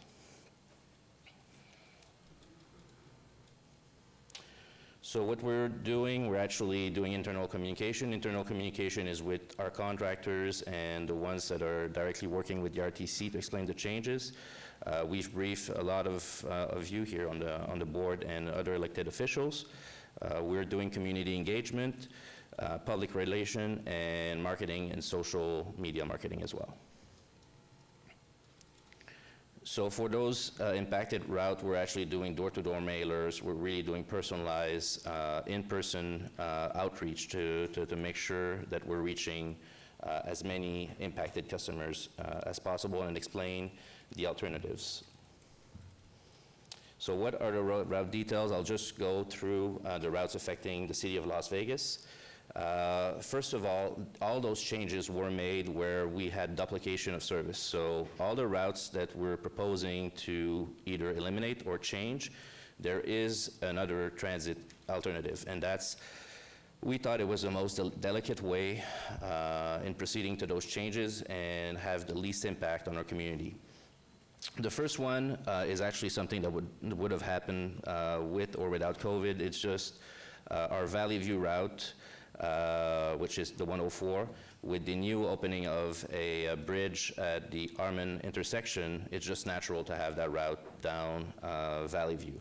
But we're still sending postcards, door hangers to the constituents that will be impacted, because it's a half a mile, there's a half a mile change for those who used to be taking the bus on Arville. 207, which is Alton Stewart, we're proposing discontinuing that route. This is a legacy route of our system. Our system is composed of 1 mile grid, and this route is actually half a mile from either Charleston or Bonanza.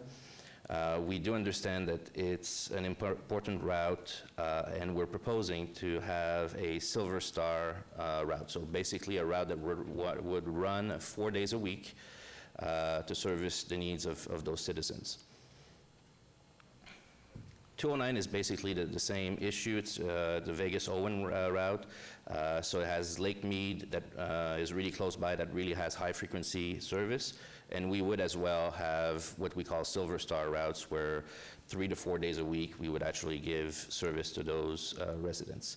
But once again, just to mention, those two routes would put those citizens at the same level playing field as any other person in the city, where the distance to a bus route, in between bus routes, would be at 1 mile.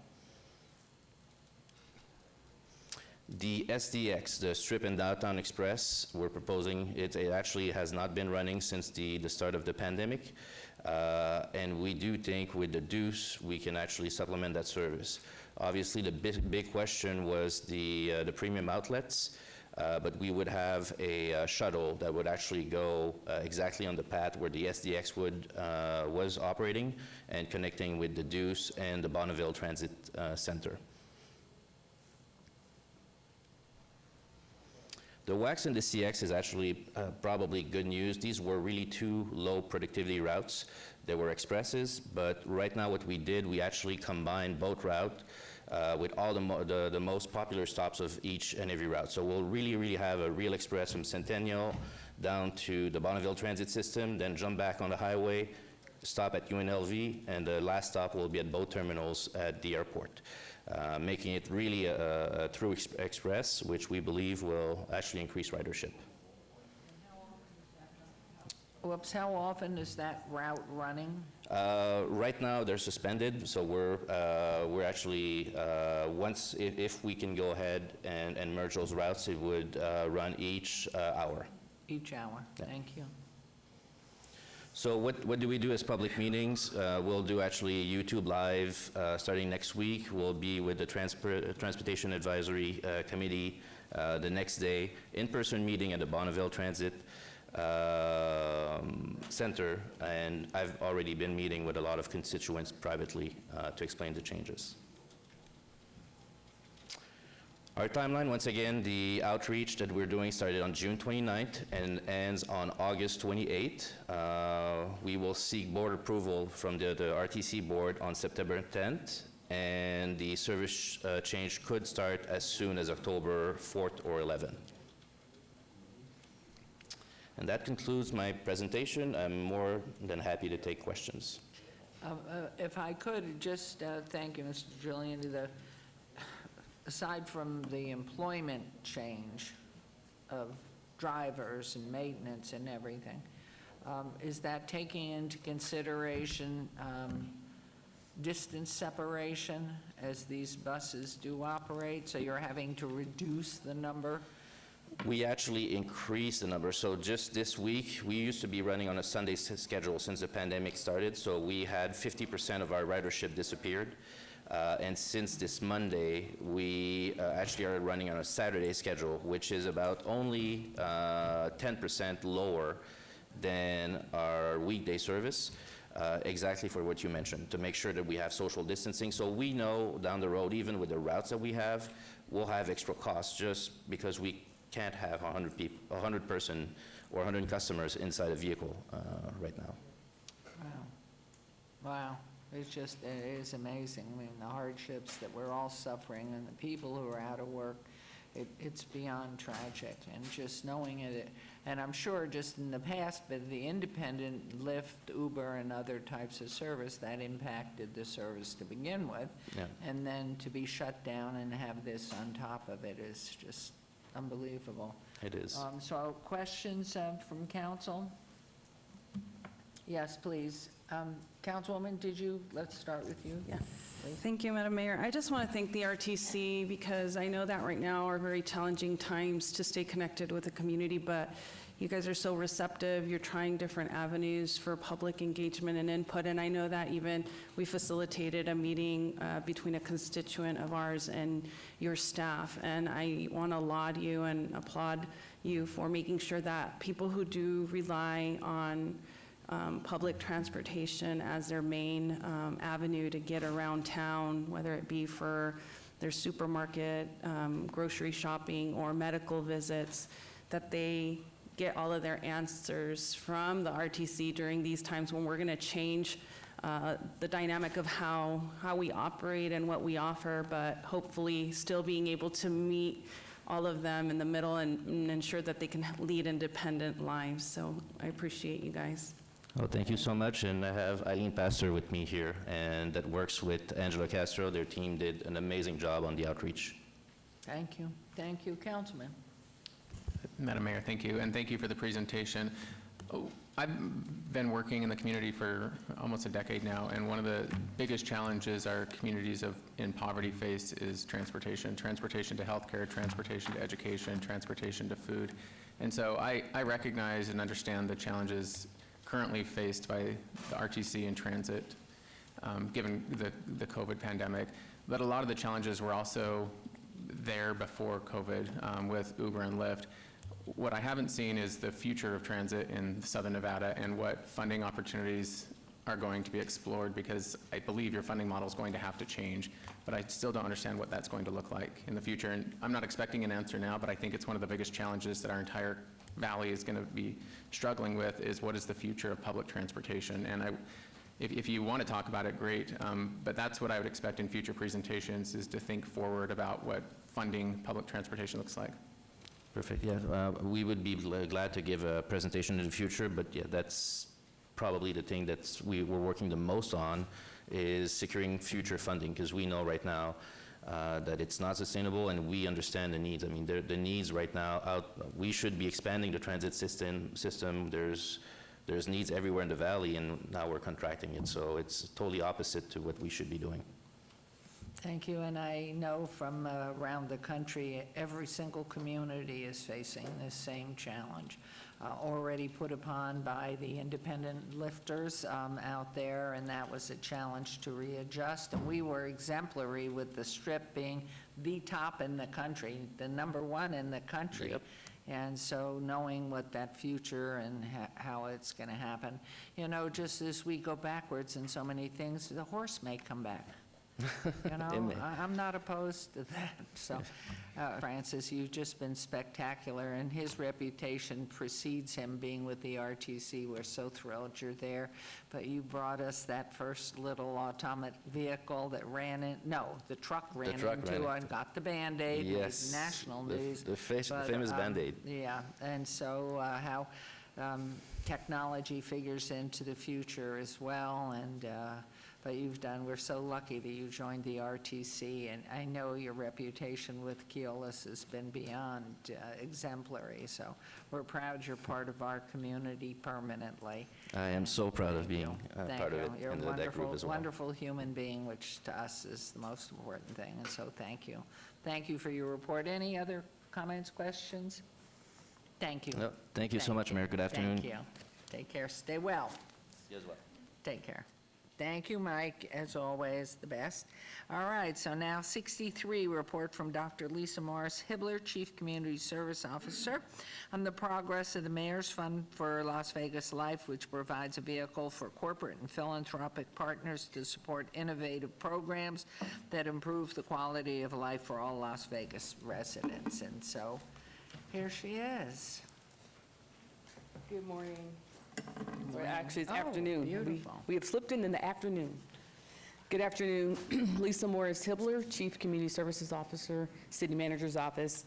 You know, I stood before you in October. I had real high hopes for 2020, and now we want to throw the book at 2020, but that's okay. Because today I want to provide a recap on the highlights of the Mayor's Fund and the successes that we've had, and then also talk about where we're headed next. As you know, the programs and initiatives in the Mayor's Fund are aligned with the City Council priorities. They leverage community resources, and they produce measurable results. And it also creates an opportunity for public-private partnerships, as well as donations of cash, in-kind, goods, and then services. The Mayor's Fund is guided by a diverse group of community and business leaders who serve as members of the Mayor's Fund Advisory Committee. Many of our advisory committee members have been very instrumental in helping us secure donations. Both they and their companies that they represent have made donations, and many have actively participated in advancing programs and initiatives supported by the fund. And you are aware that the Nevada Community Foundation serves as the fiscal agent, receiving all private donations and then also helping us to facilitate administrative functions related to those donations. Since October 2019, the Mayor's Fund received $1.1 million in cash and $1.3 million in goods and services for a total of $2.4 million in donations. Our total year one and year two to date is $6.9 million. You see the breakdown there, $2 million cash, $4.9 million in goods and services. And I think it's always important to say that as we get those donations in, that gives our city department stretch and leverage to provide greater programs and services to our community. In the areas of livability, I'm just going to go real quick through some of the work that we've done. The Mayor's Fund helps support youth programs. Last year, it underwrote the fees for 200 youth to participate in basketball, flag football, street hockey, and soccer.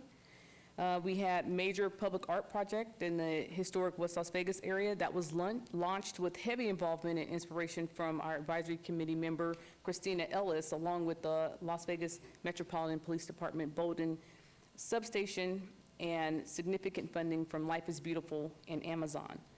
The fund also helped to underwrite the Book Festival, the state's largest literary event that attracts more than 10,000 people every year to Southern Nevada. And then also support from donations from companies like AT&T, where more than 7,000 guests were served at the Courtyard Homeless Resource Center. Thank you again for your continued support. And I just wanted to have a quote from a guest at the Courtyard that said, after receiving services and permanent housing, "Thank you for all of your support and being patient with me. I love working with all of you. Keep up the good work, because people like me need you." And that's exactly why we do what we do. In the areas of innovation, Las Vegas Connected program, funded in part by donors like NS8, a Las Vegas-based cybersecurity firm, helped provide families with internet access and devices preloaded with key resources and educational materials and workforce information. The Mayor's Fund continues to help bridge the digital divide in our community through testing of community-based broadband, a need made more evident in the time of distant learning and remote working. And as part of civic innovation, a significant gift of over $3.8 million in goods and professional services from Cisco, a worldwide leader in IT, networking, and cybersecurity solutions, helped to launch Project Blackjack, an intelligent intersection project that supports the deployment of safety applications for all road users and the future deployment of connected and autonomous vehicles. And then just recently, the Mayor's Fund worked with the Sunrise Children's Foundation, that's one of our pre-K partners, to provide the remaining Samsung tablets with integrated Wi-Fi to help economically disadvantaged families have access within their homes to broadband. In terms of our future, last year, the Strong Future Youth Employment Program trained over 400 youth in job readiness. And then as a result of that, 200 of our youth were placed in jobs in high-demand industries. Several new employer partners, including Whiting Turner and Diamond Resorts, provided comprehensive work experience to help prepare our future workforce. In terms of education, we had donations from community partners such as City National Bank, the Helms Help Foundation, Vegas Golden Knights Foundation, and Zappos for Good, helped to underwrite a second Strong Start Go mobile pre-K bus that will be launched in August, ensuring students with the greatest achievement gaps are equipped to enter the school system and ready to learn. We have a multi-year donor, MGM Results International, that underwrote a mid-year school supply drive that provided school supplies and hygiene products to more than 7,000 students at 19 community locations. The Summer Learning Academy for more than 350 students in underperforming schools. And a byproduct of having that Summer Learning Academy was that 50 student teacher fellows received teaching experience and are now able to become fully licensed as teachers in our school district. And lastly, they provided curriculum, funded curriculum in science, technology, engineering, arts, and math for students at Safe Key, Ignite, and Reinvent schools. As the global COVID-19 pandemic started to increase, the Mayor's Fund shifted our focus, and we intensified that focus in mid-March on the community-wide effort to meet our city's most critical needs, and at that time, that was in the homeless community. As many programs supported by the Mayor's Fund were put on pause, the fund made helping the homeless a top priority. And this included seeking both donations of cash and then also essential items to support the frontline personnel, volunteers, and homeless persons at the Cashman ISOQ, Isolation and Quarantine Complex, as well as the Courtyard. The Cashman ISOQ was believed to be, or is believed to be, the first field acute observation alternative care site for persons experiencing homeless, and was a partnership with the county, as you well know.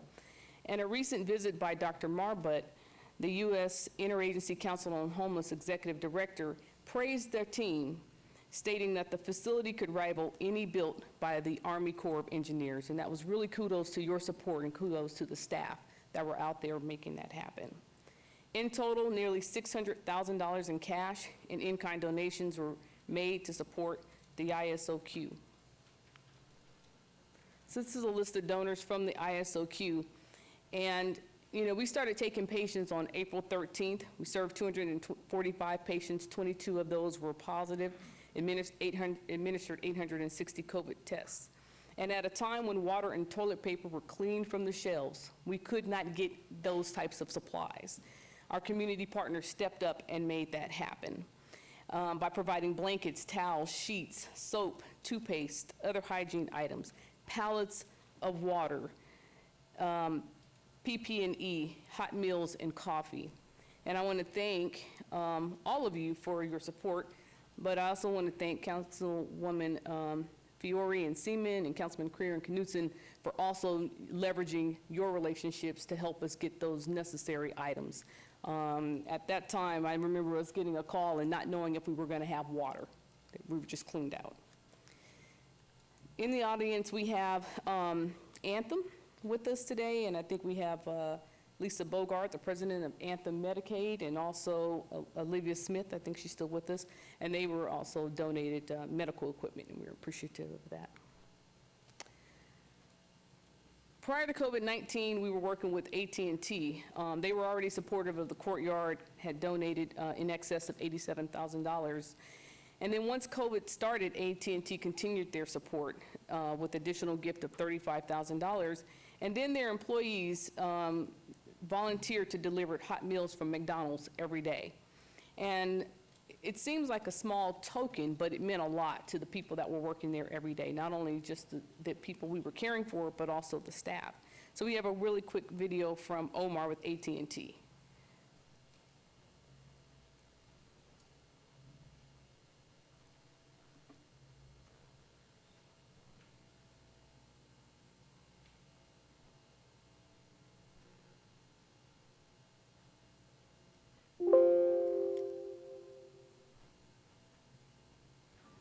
AT&T believes in supporting organizations that make an impact in the communities that we live and work in. The Mayor's Fund is one of those organizations. Through our partnership, AT&T has supported the Courtyard Homeless Resource Center. And most recently, we were happy to step up to support the Cashman Quarantine Complex. Our FirstNet team ensured efficient operations by providing connectivity to that facility. And our AT&T family stepped up and wanted to do more by delivering hot breakfast meals 7 days a week through a partnership with Delivering with Dignity and McDonald's. On behalf of AT&T, thank you, Mayor's Fund, for everything you do. We look forward to our continued partnership.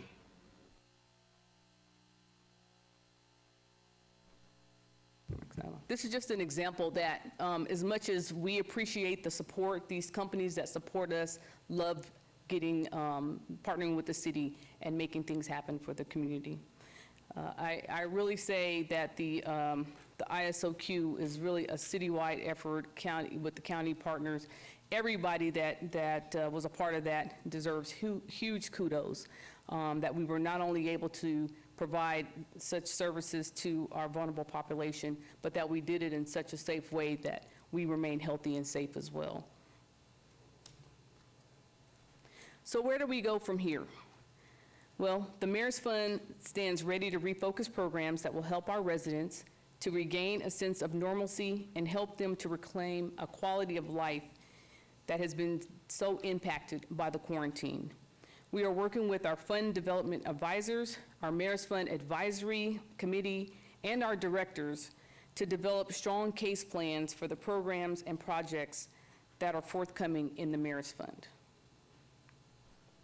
As we continue to recover from the significant social and economic impacts of COVID-19, the Mayor's Fund is positioned to reactivate its efforts on the many programs it supports that promote and enhance the quality of life in our city. From youth sports to pre-K learning, public art, continued support of our homeless population, we are ready and here to support initiatives and programs. We've outlined these are some of our current projects that we're working on, but we also have some of our future focus areas as well, including the Courtyard Homeless Resource Center. We're doing a facility naming campaign for those. The respite facility at the Courtyard for seniors and medically fragile. Wardell Strong Start Go, which is our newest new-built pre-K center. And then we also want to work on our community's homeless population, continue to support the Courtyard. We're also going to explore ways to expand our cultural arts and to develop and expand our cultural arts endowment fund while developing programs to support local artists via public art programs that promote community healing. And then we are still seeking partnerships with professional sports teams to expand youth sports, ensuring that kids and teens can participate in these programs regardless of their family's social economic status. We will continue to work to help bridge the digital divide, particularly as distance learning is likely to continue, and we will focus on expanding the digital infrastructure in low-income areas to increase access to broadband. We are striving to build stronger communities in neighborhoods and programs that promote not only revitalization, but maximize authentic community engagement. We will continue our focus on early childhood education, school readiness, and out-of-school learning. And as the council finalizes your new city priorities, the Mayor's Fund will be ready to work with city departments to identify and support programs and initiatives that make life better for our residents. So at this time, I'd like to call up Julie Murray with the Moonwich Group. She's an integral part of our advisor to the Mayor's Fund. This one? Good afternoon, Mayor and members of the City Council. First, before I share my slide, thank you for your leadership. These are such extraordinary times, and I watch what you all are doing, and I want to express my gratitude as I begin to share a few things.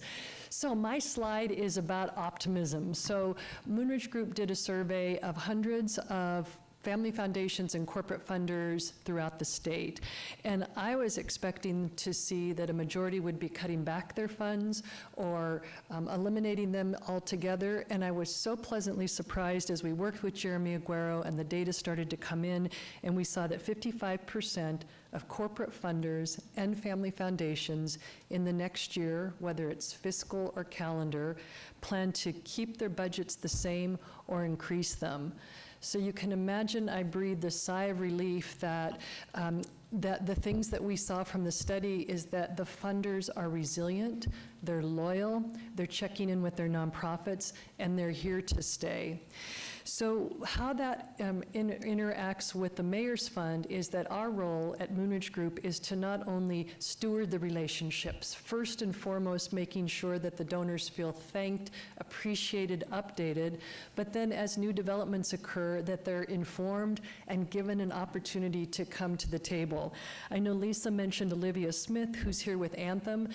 As one example of what we're going to be doing is we're using summer to thank donors, first and foremost, and then right after the thank you is done, we're going to be working with donors like Anthem, who just 3 or 4 weeks ago declared $50 million in social equity funding across the nation. So we're going to be looking at how the designations in the Mayor's Fund align with social equity funding, and we're going to be very creative with how we continue to bring funding to the Mayor's Fund. So I want to conclude how I started by saying thank you all very much for the great work you're doing and for the opportunity to be a part of the Mayor's Fund team. It's wonderful news. It really is incredible news in this community to find out that they're able to sustain their contributions and their interest, and it's because really you've been such an inspiration to all of this, and the leadership that Dr. Lisa Morris-Hibbler has shown. It's just, you know, it's such a beautiful place to be. It's such a tough time, but to see the heartbeat of our community. We've got such a wonderful, wonderful community that can work together, and that's what we're doing. And, you know, there are problems, and we know that, but we grow and learn from them and get better. But bless you, really. Thank you, Julie, and thank you for all that you've done for this community over the years, most especially 3 Square, but in so many other ways. I mean, you are a remarkable woman and leader and a giving soul, and I can't thank you enough. Thank you. So with that, Mayor, that concludes our presentation, and we can take any questions that you may have. We think, yeah, I mean, I think we're just all so grateful and amazed by everything that when we pull together, how unusual a place this is to live. People in other communities have no idea what a united, beautiful community this is. Absolutely. So thank you. I mean, thank you, thank you. Thank you. Tough time, but we will rise above. Thank you. Okay, that was number 63. Now 64, a report from our city manager, Scott D. Adams, on emerging issues.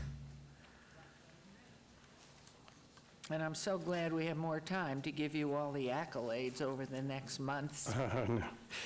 It is good afternoon, Mayor and members of City Council. No, I have to take this time, I'm sorry. You and your team and economically trying to pull us through this devastating time we're in has been remarkable. And knowing that, I mean, how you have been so fastidious and specific to the smallest items to make sure that we are able to move forward and that we're positive in an outlook, and we give people who live here who are out of work and those in small businesses who've almost lost everything if they haven't already.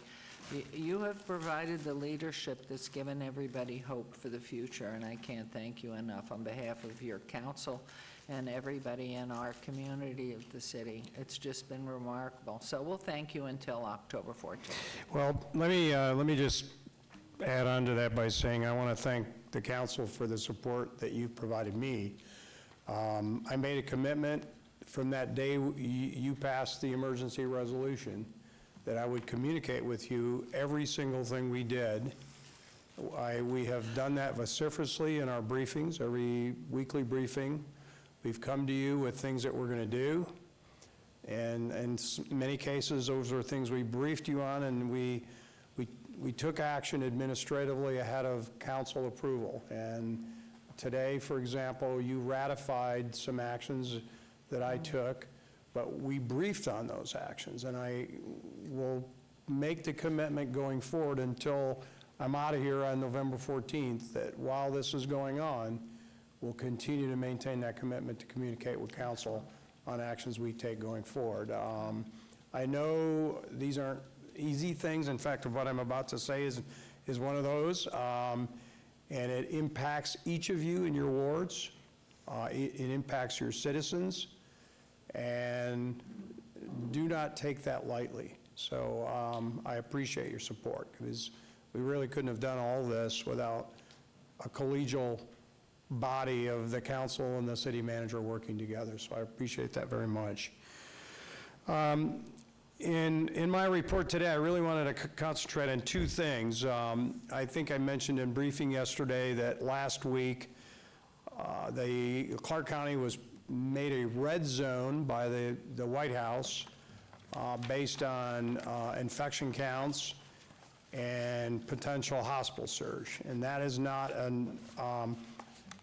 that is a very serious thing. Our rate of infection has gotten to the point where it's starting to impact hospitals, and we're really trying to flatten the curve so that we don't reach a boiling over point in terms of a crisis, in terms of our hospitals' ability to handle what's going on in the valley. So as part of that, the governor's office asked each jurisdiction to respond with a heightened action plan. I responded directly to the governor, to the governor's office, and then through the region, through an interjurisdictional response where each jurisdiction responded through the MAC to the governor. And my actions focused on two things, and I'll lay those out right now. First was on an enhanced enforcement effort. I have asked employees to be reassigned, and up to this point, we have 65 employees that we've reassigned to work in teams of 2 to go out into the community, meet with businesses proactively to monitor their compliance with the governor's standards on how they conduct business. We're approaching this, as we have during the entire pandemic, as a positive thing with our businesses. We would rather deal with a few bad apples, so to speak, and deal with them rather than see entire business groupings or industry segments closed down through another mandate by the governor. So we're trying to get ahead of further closures. We would hate to see us roll back. That would be devastating on those businesses, devastating on our economy. So it behooves us to get ahead of that. So what we're going to be doing is sending these folks out in teams of 2. We're going to target areas where there's high infection rates first, because the theory is that, you know, folks probably frequent businesses closer to where they live, and if we're in those areas where there's higher levels of infection, we might find more noncompliance. That is theoretical. We'll find out when we get out in the field. And our goal is to hit every street-facing business where there's customers or clients over the next 30 days. And as I said, we're doing this in a positive vein. We'll have these teams of 2 go out, they'll observe. If they see a business that's substantially non-compliant, they won't deal with it there. We don't want to put our employees in that position of dealing with a business. They'll report back to business licensing, and then they'll be followed up by a visit by an actual licensing officer who has the authority to deal with that business, either through citation or otherwise. So that's one thing that we're doing. We've committed to the governor we'd be doing, and we're going to be moving forward with. Excuse me, Mr. Adams, Mayor Pro Tem? Yeah. Thank you, Mayor. I understand exactly what you're doing, and you should be doing all that. I just want to, I just got a call from a small business owner yesterday afternoon, and they're good friends of mine, and they were visited by our City of Las Vegas employees, said they were very professional. They were told that they weren't in compliance with the mask mandate. And what he wanted to tell me was that they're committed to enforcing the mask mandate. They want their employees and customers to wear masks. But they were told they weren't in compliance, and he just wanted to let me know that you know, they want to follow the rules, but they only have a certain number of employees, they can't afford to hire security guards to enforce every single person to have a mask on, and they're in a tough position because they're being, told to enforce the rules, and they don't necessarily have the number of people to do that. And they're very concerned that, we're going to come in and I don't know if it was a warning or something else, but they're concerned that we're going to come in and shut them down, and give them fines. So, we just need to make sure, and I know I heard you say this, but I just want to reiterate, we need to balance enforcing the mask mandate with working with these small businesses that only have a limited number of resources to do the best that they can, and we don't come down, with hammers on these folks. So I'm not saying you're going to do that, but I just want us to remember that this is a mom and pop operation. They've been in business for, I don't know, probably 20, 30 years, and they're very concerned they're going to get shut down, and they can't afford to get shut down, because if that happens, they're shut. They can't open back up again. They're going to go out of business. So. Mayor Pro Tem, I would think that the small mom and pops will have the easiest time of providing compliance. And the reason is, if you have a small shop, you have just a couple employees and a few customers in there at a time, it's real easy to tell your customers you need to wear a mask. Well, that's not the case. They have a few employees and a lot of customers. Okay, I So it's- understand that. it's a Some little of them bit are different. very difficult. I belong to a gym, really large one, 200,000 square foot gym. It is really hard for a few employees to cover everybody in that facility. But nevertheless, I didn't make these rules up. The governor has. They're very specific. They're black and white. There is no gray area on these new rules. And it's different than we were in before, where there was a lot of gray area between what was essential and not essential, where we were really giving the benefit of the doubt to the business because they didn't neatly fit into a category. But now it is very clear, every customer, every employee must wear a mask, and you must be social distance in a business. It's up to the business to creatively figure out how to comply. And that's, I'm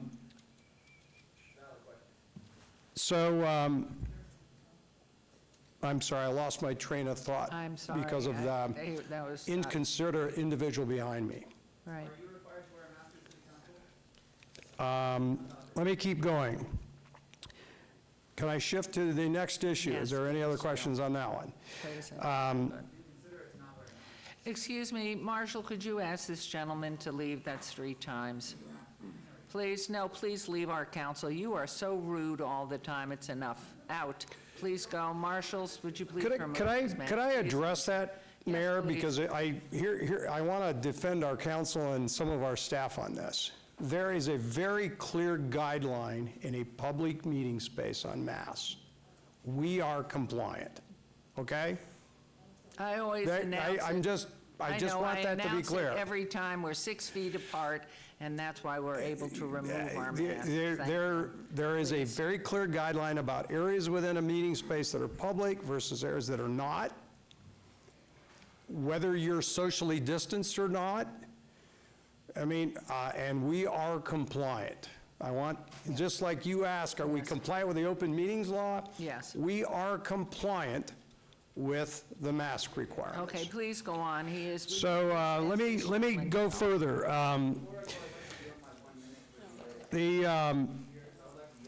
Please, Mr. Adams, please. Mayor, it is difficult to carry on a conversation is. with somebody else who's having a conversation We're behind me. asking him to leave All right. politely. Otherwise, we will ask the marshals to remove him.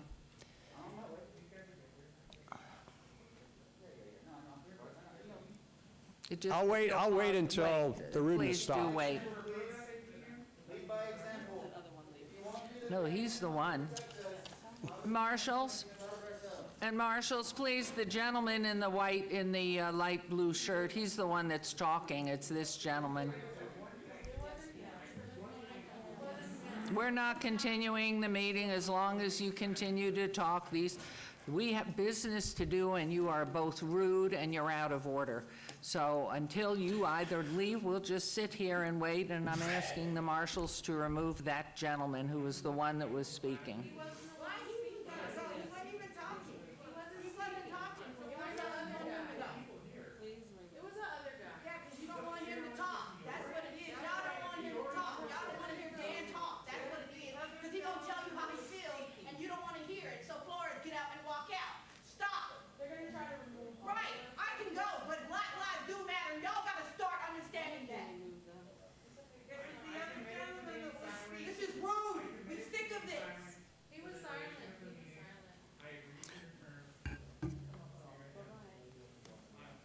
Just wait.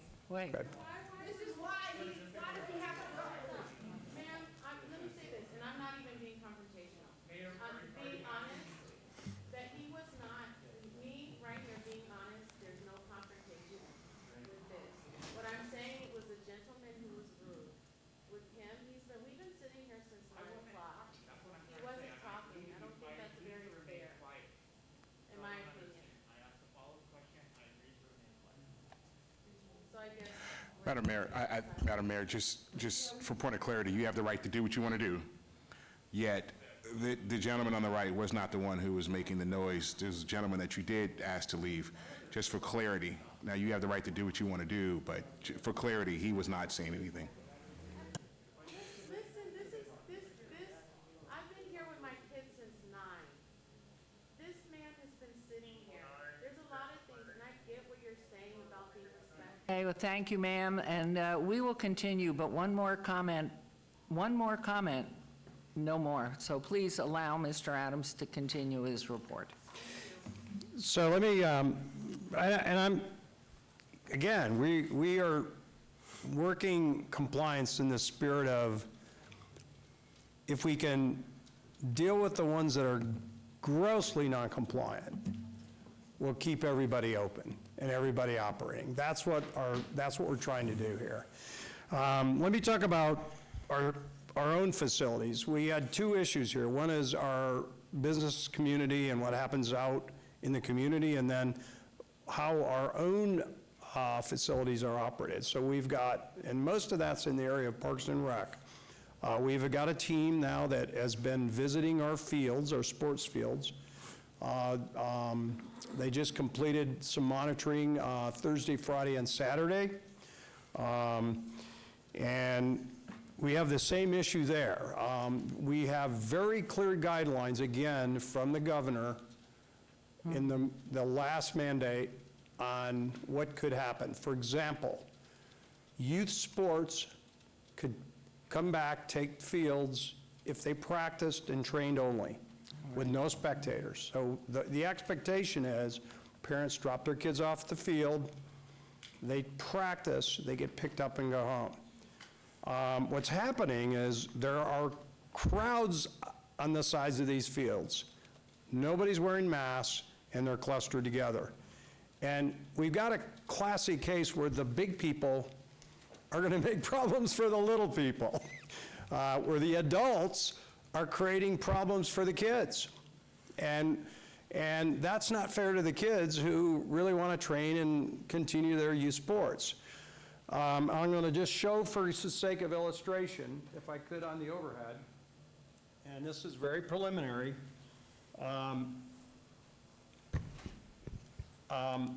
Everywhere you see yellow, we did a field check of all our sports fields Thursday, Friday, and Saturday. I'm not using any of this for specific illustration. This is a preliminary report. We've got to further analyze it and come up with some information we'll provide you at briefing. Everywhere there's yellow, there was a non-compliance issue. So we've got a problem, and I'm just showing you for the sake that we've got a lot of non-compliance. In almost all the instances where situations where adults are able to take the fields and play games. And the governor's mandates were rather silent on that one, so we're assuming that spectators are okay, but we're asking them to be masked and socially distanced. With the kids, with youth sports, it's very clear. There's a very clear set of guidelines. So almost all these instances of noncompliance were spectators on the sides of fields. So I'm going to make a suggestion to parents. I know you want to have your kids continue to enjoy youth sports. I have a granddaughter that's doing that. Drop your child off. And one of the problems we have with youth sports throughout the valley is we often live a long ways from where the field is, and it's not convenient to go back home and then come back. So drop the child off and then go use the park. Don't stand on the side of the field, go for a walk, or whatever you need to, but don't hang out on the side of the field. Don't let your kids realize the negative consequences of your behavior. That's all we're asking. So we're going to diplomatically ask the organizations, the leagues. In this case, when we get a monitoring visit, we're going to go back to the field user and ask them to be compliant. And the only way we're going to enforce compliance is remove field use. Now, I'm going to give one organization credit here. The Nevada Youth Soccer Association has done a fantastic job with self-compliance. They have already removed field use from 4 of their teams. They've done it on their own, the association, because they want to keep playing. They want their kids to keep the fields and keep playing. So that I want to give credit and kudos to NYSA for stepping up and doing the right thing. Well, their communication skills are great to the home, because I've heard that, and I think it's very important. And the other thing is, the younger the child, the less a parent wants to leave the child off and walk away because of security issues. I get it. So that's a very important piece to the parent as they look at dropping off their child and not being... So they could, I guess what I'm saying is you can kind of be nearby, but don't make it look like you're crowded around the fields. There's other ways to be around and be safe and meet guidelines and not have the logistical inconvenience of having to go home and that kind of stuff. There's a workaround to that. But what's wonderful makes is that it you're work. doing it positively to encourage people to go ahead and let their children go ahead and have the sports. So good job. And then the final thing we committed to in our plan to the governor was more testing. That was a query they asked of us. What are we doing in the matter of testing? As you know, we had held back some of our CARES Act funding for testing. And so I've just received today, actually overnight, from Carolyn Levering, a testing plan that we're going to look at moving forward with. It commits Cashman Center indoors as a walk-in testing center through the end of the year, and then commits to a number of pop-up locations. We would have pop-up testing in all 6 wards, but with a focus primarily on wards 1, 3, and 5, and the wards that coincide with the census tracts where we're having high infection rates. And the Southern Nevada Health District is publishing that data. If you want to find it, you can go to their website. They have a bunch of metrics on their website, and those change all the time. As the data changes, those census tracts change subtly as well, but we're going to be using data to drive our business compliance program and our testing programs to make sure we're hitting where the hotspots are. So with that, that is the end of my report. Thank you. I just think it is wonderful to be preemptive on this and make sure that everybody is in compliance. So it is, and it's communication, so how much we can get out there to our families is really critical. So I don't know if there are any, we're good as long as there are 4 of us up here, as you all have to take breaks, because I know you haven't been. But if you do, just make sure there are 4 of us remaining. Thank you, Mr. Adams. And so, as we move on here, I'm going to, agenda item 65, and instruct the city clerk to set the public hearing dates and appeals from the city planning commission meetings in dangerous buildings or nuisance litter abatements. Will do, thank you. Thank you.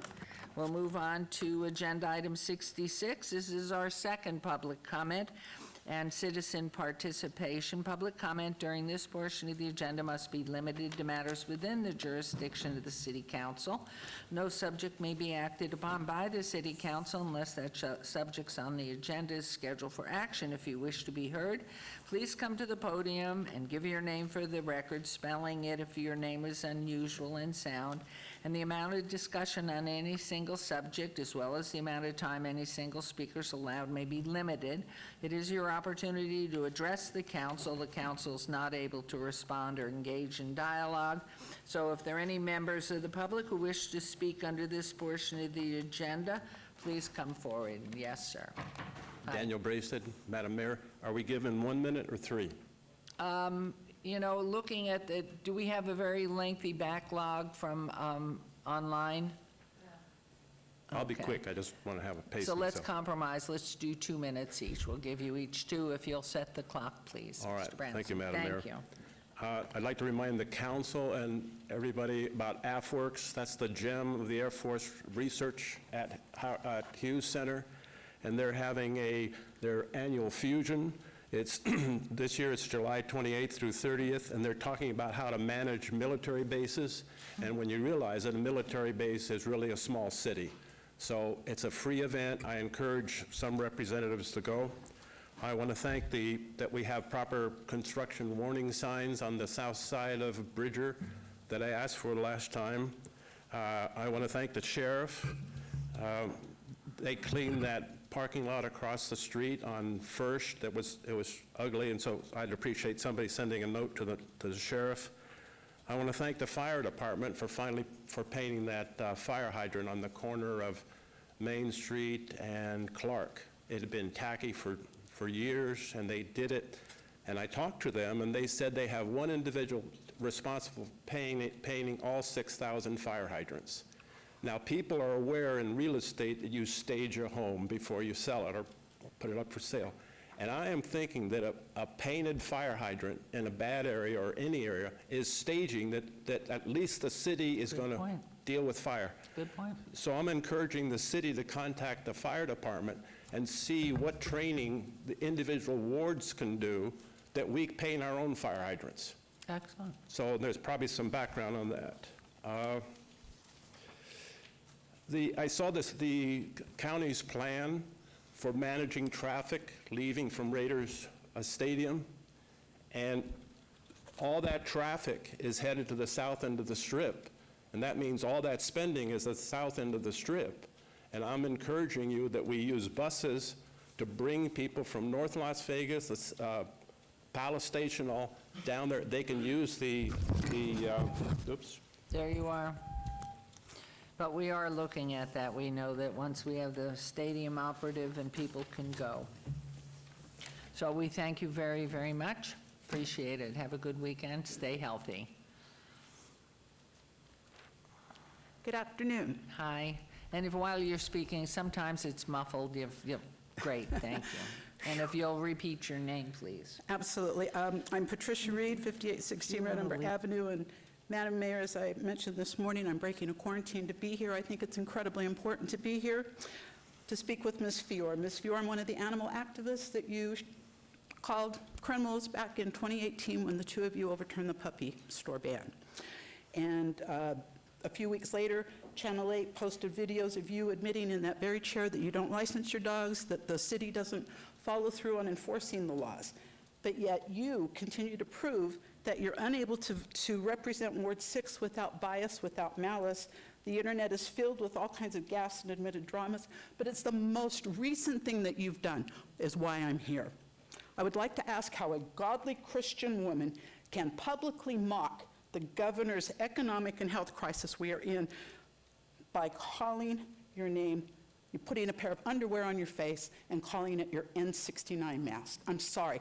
I am so disgusted by that. You call yourself to be a godly woman, a Christian woman. How can you possibly feel that that would be okay? I'm sorry. But the bottom line is that it was made to mock the system. You've made comments about wanting to shoot Syrian refugees. A Christian woman wants to shoot refugees. Now, I'm not perfect by any means. I was saved 37 years ago. I belonged to my church for 24 years.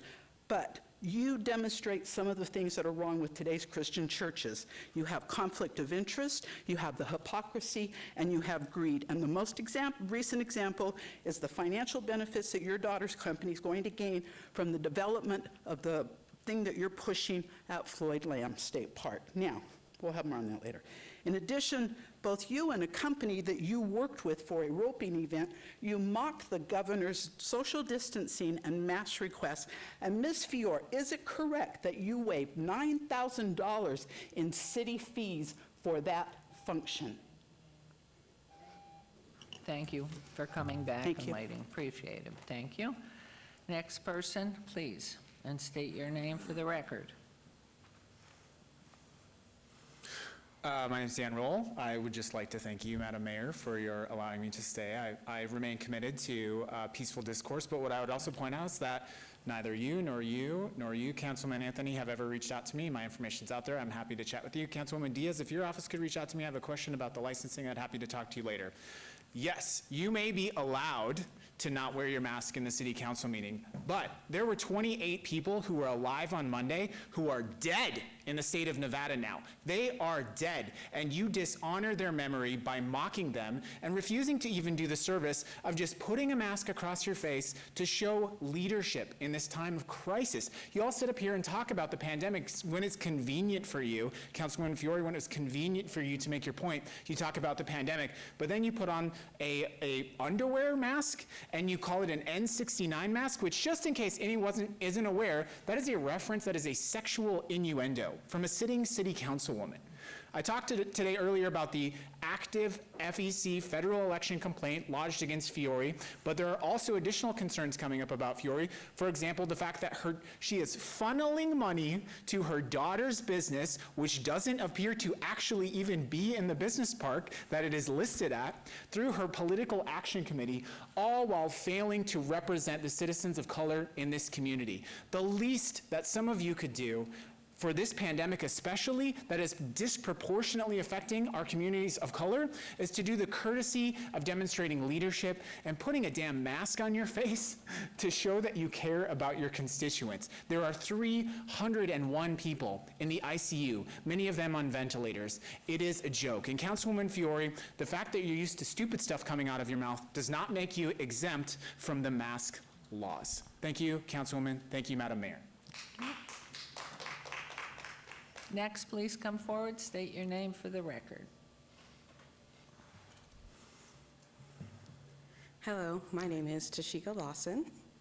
I was actually going to comment on that too. It is something that I've seen at the last 2 city council meetings, that majority of my city councilmen and councilwomen are not wearing a mask, which if we can't get our leaders to follow this, why would our constituents or why would the citizens? You guys are huge, you have a lot of sway. So if you're not wearing a mask, even in an event like this, we see part of our council is and part of our council isn't. And I don't want that. I want to point out something that shows a disproportionate amount of respect in the different districts for how our council people actually want to protect us as citizens.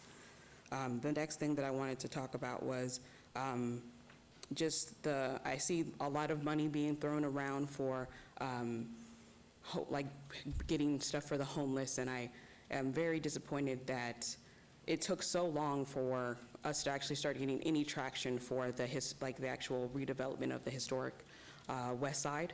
I know that we're starting to finally see some traction going on, but the last actual meeting that took place for the rollout of the historic West Side appeared to happen in secret, because I was actually calling for almost 2 weeks to get information on this, and it wasn't until I came down to the last council meeting that I was even made aware of a meeting regarding that was happening the following day. So I would like to address that issue, and then the disproportionate amount of the food desert that's actually happening in Ward 5 when it comes to the only grocery store in there, and having, I don't know if you go into the grocery store in your area, but I have gone into the grocery store in that area, and I was not appalled, but I was disappointed that although we are pumping money into almost every other part of this town, We have a grocery store that is selling bad meat. There's just a Thank you. vacancy of like produce where they can get healthy food. Thank you. Next, please. Thank you very much.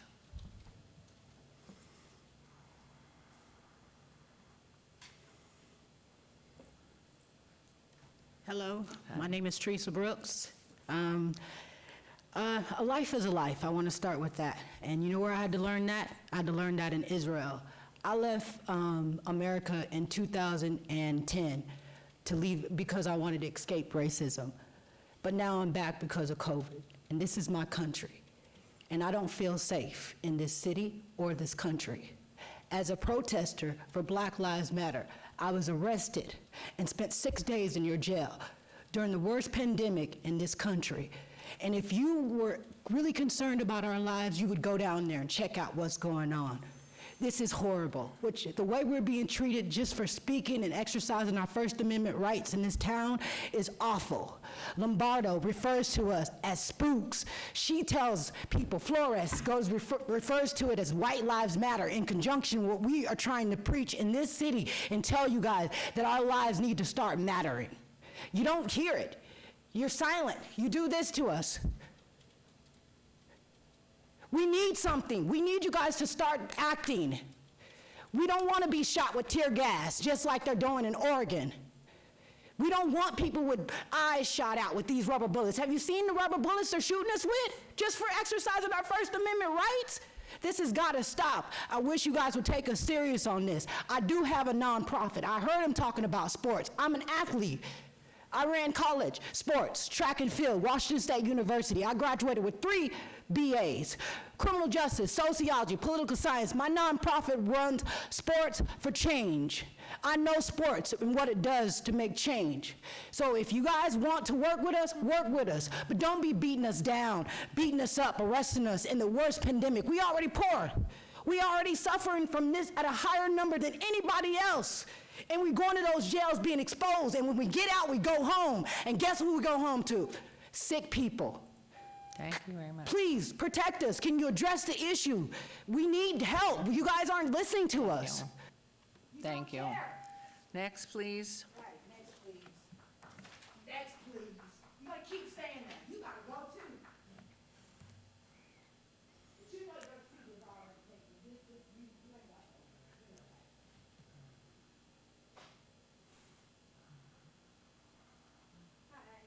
Hi there. My name is Amber Blow.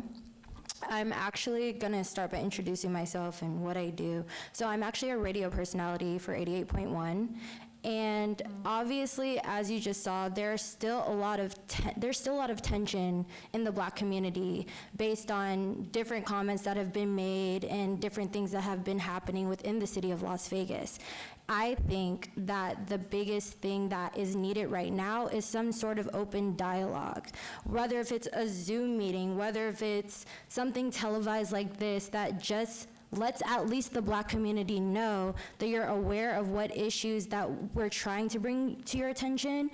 And I can tell you firsthand, just from being in my position, there are a lot of things that we do as public figures that the community doesn't necessarily know is going on behind the scenes.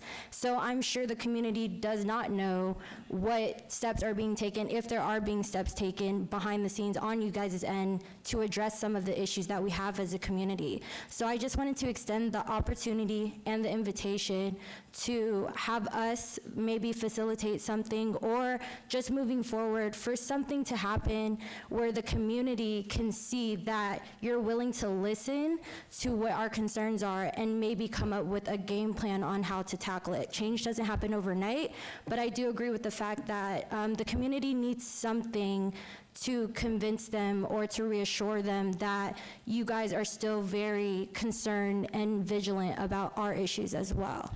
So I just wanted to say that. Well done. Thank you. Well done. Nice. Thank you. Anyone else? Please come on up.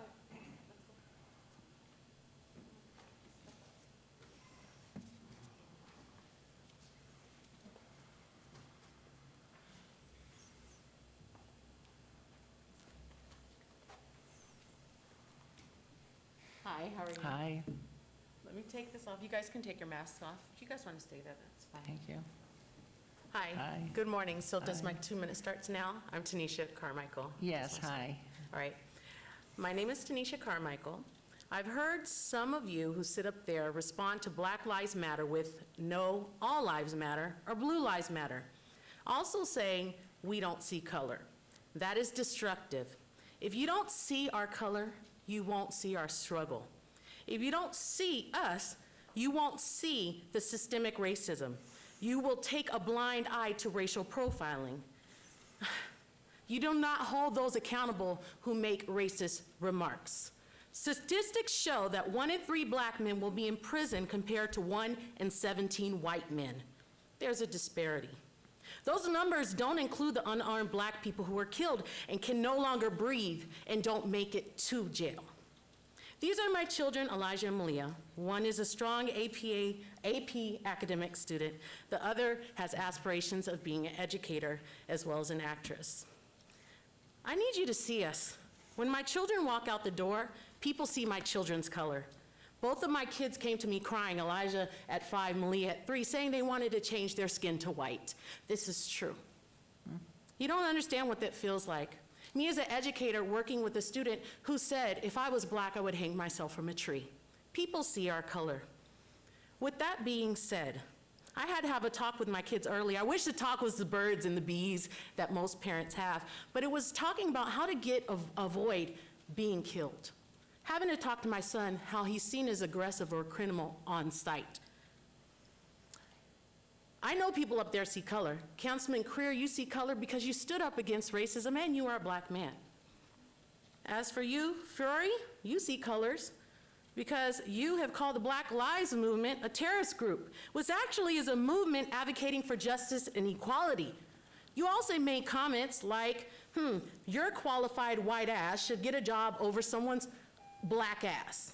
Well, I want to say this. Someone who makes comments like that should not have a seat.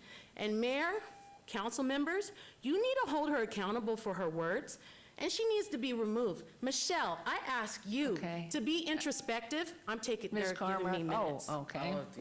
Yeah, they're giving me Okay. minutes. Thank you. That's fine. So let me address you, Ms. Michelle Fury, as a human being. So that's I ask that you're reflective. I ask that you're introspective. I ask that you're honest with yourself in terms of your mindset, because you are unqualified, in my opinion. And my black ass, or other black asses who are qualified, should have that seat. Because if you are biased, then my children, they don't stand a chance. And that's the problem in this country. That is the problem. We have to hold people accountable. This is serious. My tears are serious. My children, listen, Mayor, it's not about being confrontational. It isn't. It's just letting us know. Let's have a conversation. I work at Power 88 as well. I would love, like Amber said, let's have a conversation. Not stand up here where you can't even speak. You can't speak to me. I don't know you personally.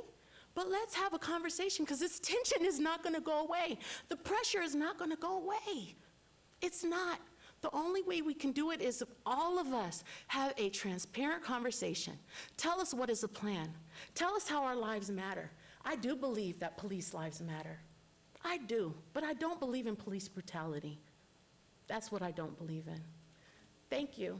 I appreciate your time. Thank you. Thank you. Anyone else, please, before I go on to the next portion of the agenda? Thank you. I'm going to close public comment, move on to agenda item 67. Council member recognition. Comments made by individual city council members during this portion of the agenda will not be acted upon by the council unless that subject's on the agenda and scheduled for action.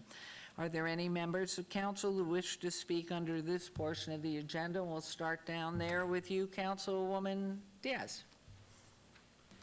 Thank you, Madam Mayor. And being a ward that's being disproportionately impacted by the number of COVID-19 positive cases, I wanted to thank our city manager and Carolyn Levering's efforts in ensuring that we could extend more testing opportunities to our community. It's something that I've been very passionate about and pursuing as well. And I just want to make sure that you all know that this weekend at Jerome Mack Middle School on July 24th and 25th, there will be access to COVID-19 tests.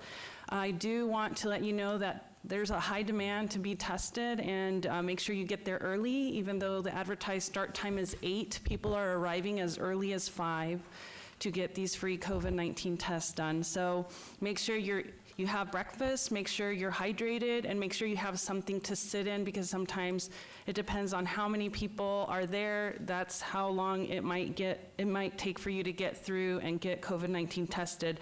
So Jerome Mack Middle School this Friday and Saturday, the 24th and 25th, and also at Roy Martin Middle School, July 31st and August 1st. So if you have been around someone who's COVID-19 positive, or you suspect you have some symptoms, don't delay, go get tested as quickly as possible. And you can also, if you're Spanish speaking and you know people that might need this information in Espanol, refer them to estaentusmanosnevada.com. They can see the test sites that are there on a daily basis as well. I want to go to our plea again to help us name the park located on Harris and Marion. We've received very few suggestions to name this park that's coming to Ward 3. And so again, just asking you if you have something that comes to mind. It will be equestrian themed. We have quite a bit of houses that are zoned for horses, kind of in that vicinity, in that area. We would love to hear your recommendations. Call my office at 702-229-4623, or you can email us at ward3@lasvegasnevada.gov. I wanted to stress that there's the 6th annual Smarts and Smiles Dental Care Fair happening currently. It's going to be this week, Monday, July 20th through Friday, July 24th, and it's a back-to-school dental care fair. And we know that a lot of our families are going without health insurance if they're unemployed or underemployed, and this is a wonderful, a wonderful dental care fair that's being brought to our community through the Ronald McDonald Care Mobile and the Nevada Health Centers and Speedway Children's Charities. So if you need more information, they are taking appointments and they see kids by appointments. You need to call 702-241-9984 to schedule an appointment, and the days that they're treating people is 8 a.m. to 5 p.m. So if you know someone who needs this dental care, especially our little ones, sometimes they're not flossing or brushing appropriately, they have cavities, those can be painful. Make sure that they get the care they need. I wanted to also highlight that the CARES Housing Assistance Program is up and running as of Monday. And so we had our own housing assistance program that was basically tapped out in a matter of just a few weeks. And so I just wanted to make sure that people who may have not had an opportunity to get some funding to help them make their arrears in their rent or their mortgage, that this program also helps them with that. And it could be, there could be nonprofits that can help with income reduction or loss, reduced job hours or job loss, and also utility and housing payment difficulties. So make sure that you go to helphopehome.org. And then that can route you to the Clark County housing assistance programs that are being offered by different nonprofits. And we've been receiving more calls about how people are really worried about potentially being on the street, not having a home for them and their children, and I want to prevent that at all costs. So make sure you guys look into these assistance programs, and there's phone numbers listed for each nonprofit. Just call through the list of the nonprofits. I know that many of them are receiving thousands of calls a day. Just go down and try to get your time and your questions answered through them. We heard from RTC earlier today during this meeting, and I just wanted to put another plug here that our transit system is needing to change due to COVID-19 and the impacts to our economy. They definitely want to hear from each and every one of us, so make sure that you're visiting RTC's website at rtcsnv.com for more details and information about the proposed changes to routes. And you could also share your feedback via a brief survey by Friday, August 28th, and you can enter a lottery to win a 30-day pass. And with that, I want to wish a belated happy birthday to our colleague, Councilman Creer, who shares a birthday with my mom. I want to say, Feliz cumpleaños, Mama. And then on the 16th, my husband and I celebrated our 20th wedding anniversary, and I'm super excited that he's still supporting me, even though I put him through a lot. Happy anniversary, Francisco. Thank you. Councilman Knutson. Thank you very much, Mayor. So this week, I want to remind everyone in Ward 1, we have an upcoming Saturday park cleanup. It's at Bill Breyer Park. We're going to start right at 7:30 a.m. We'll be done by 9 a.m. before it gets too hot outside. We'll have water, donuts, and coffee for residents who attend. And I want to thank the Ward 1 residents who have already signed up. I appreciate the many people who want to get up and going as we clean out the park. And we need to get out and enjoy the parks that we have in Ward 1 as well. So bring a friend, a face mask, and let's preserve our wonderful Ward 1 parks.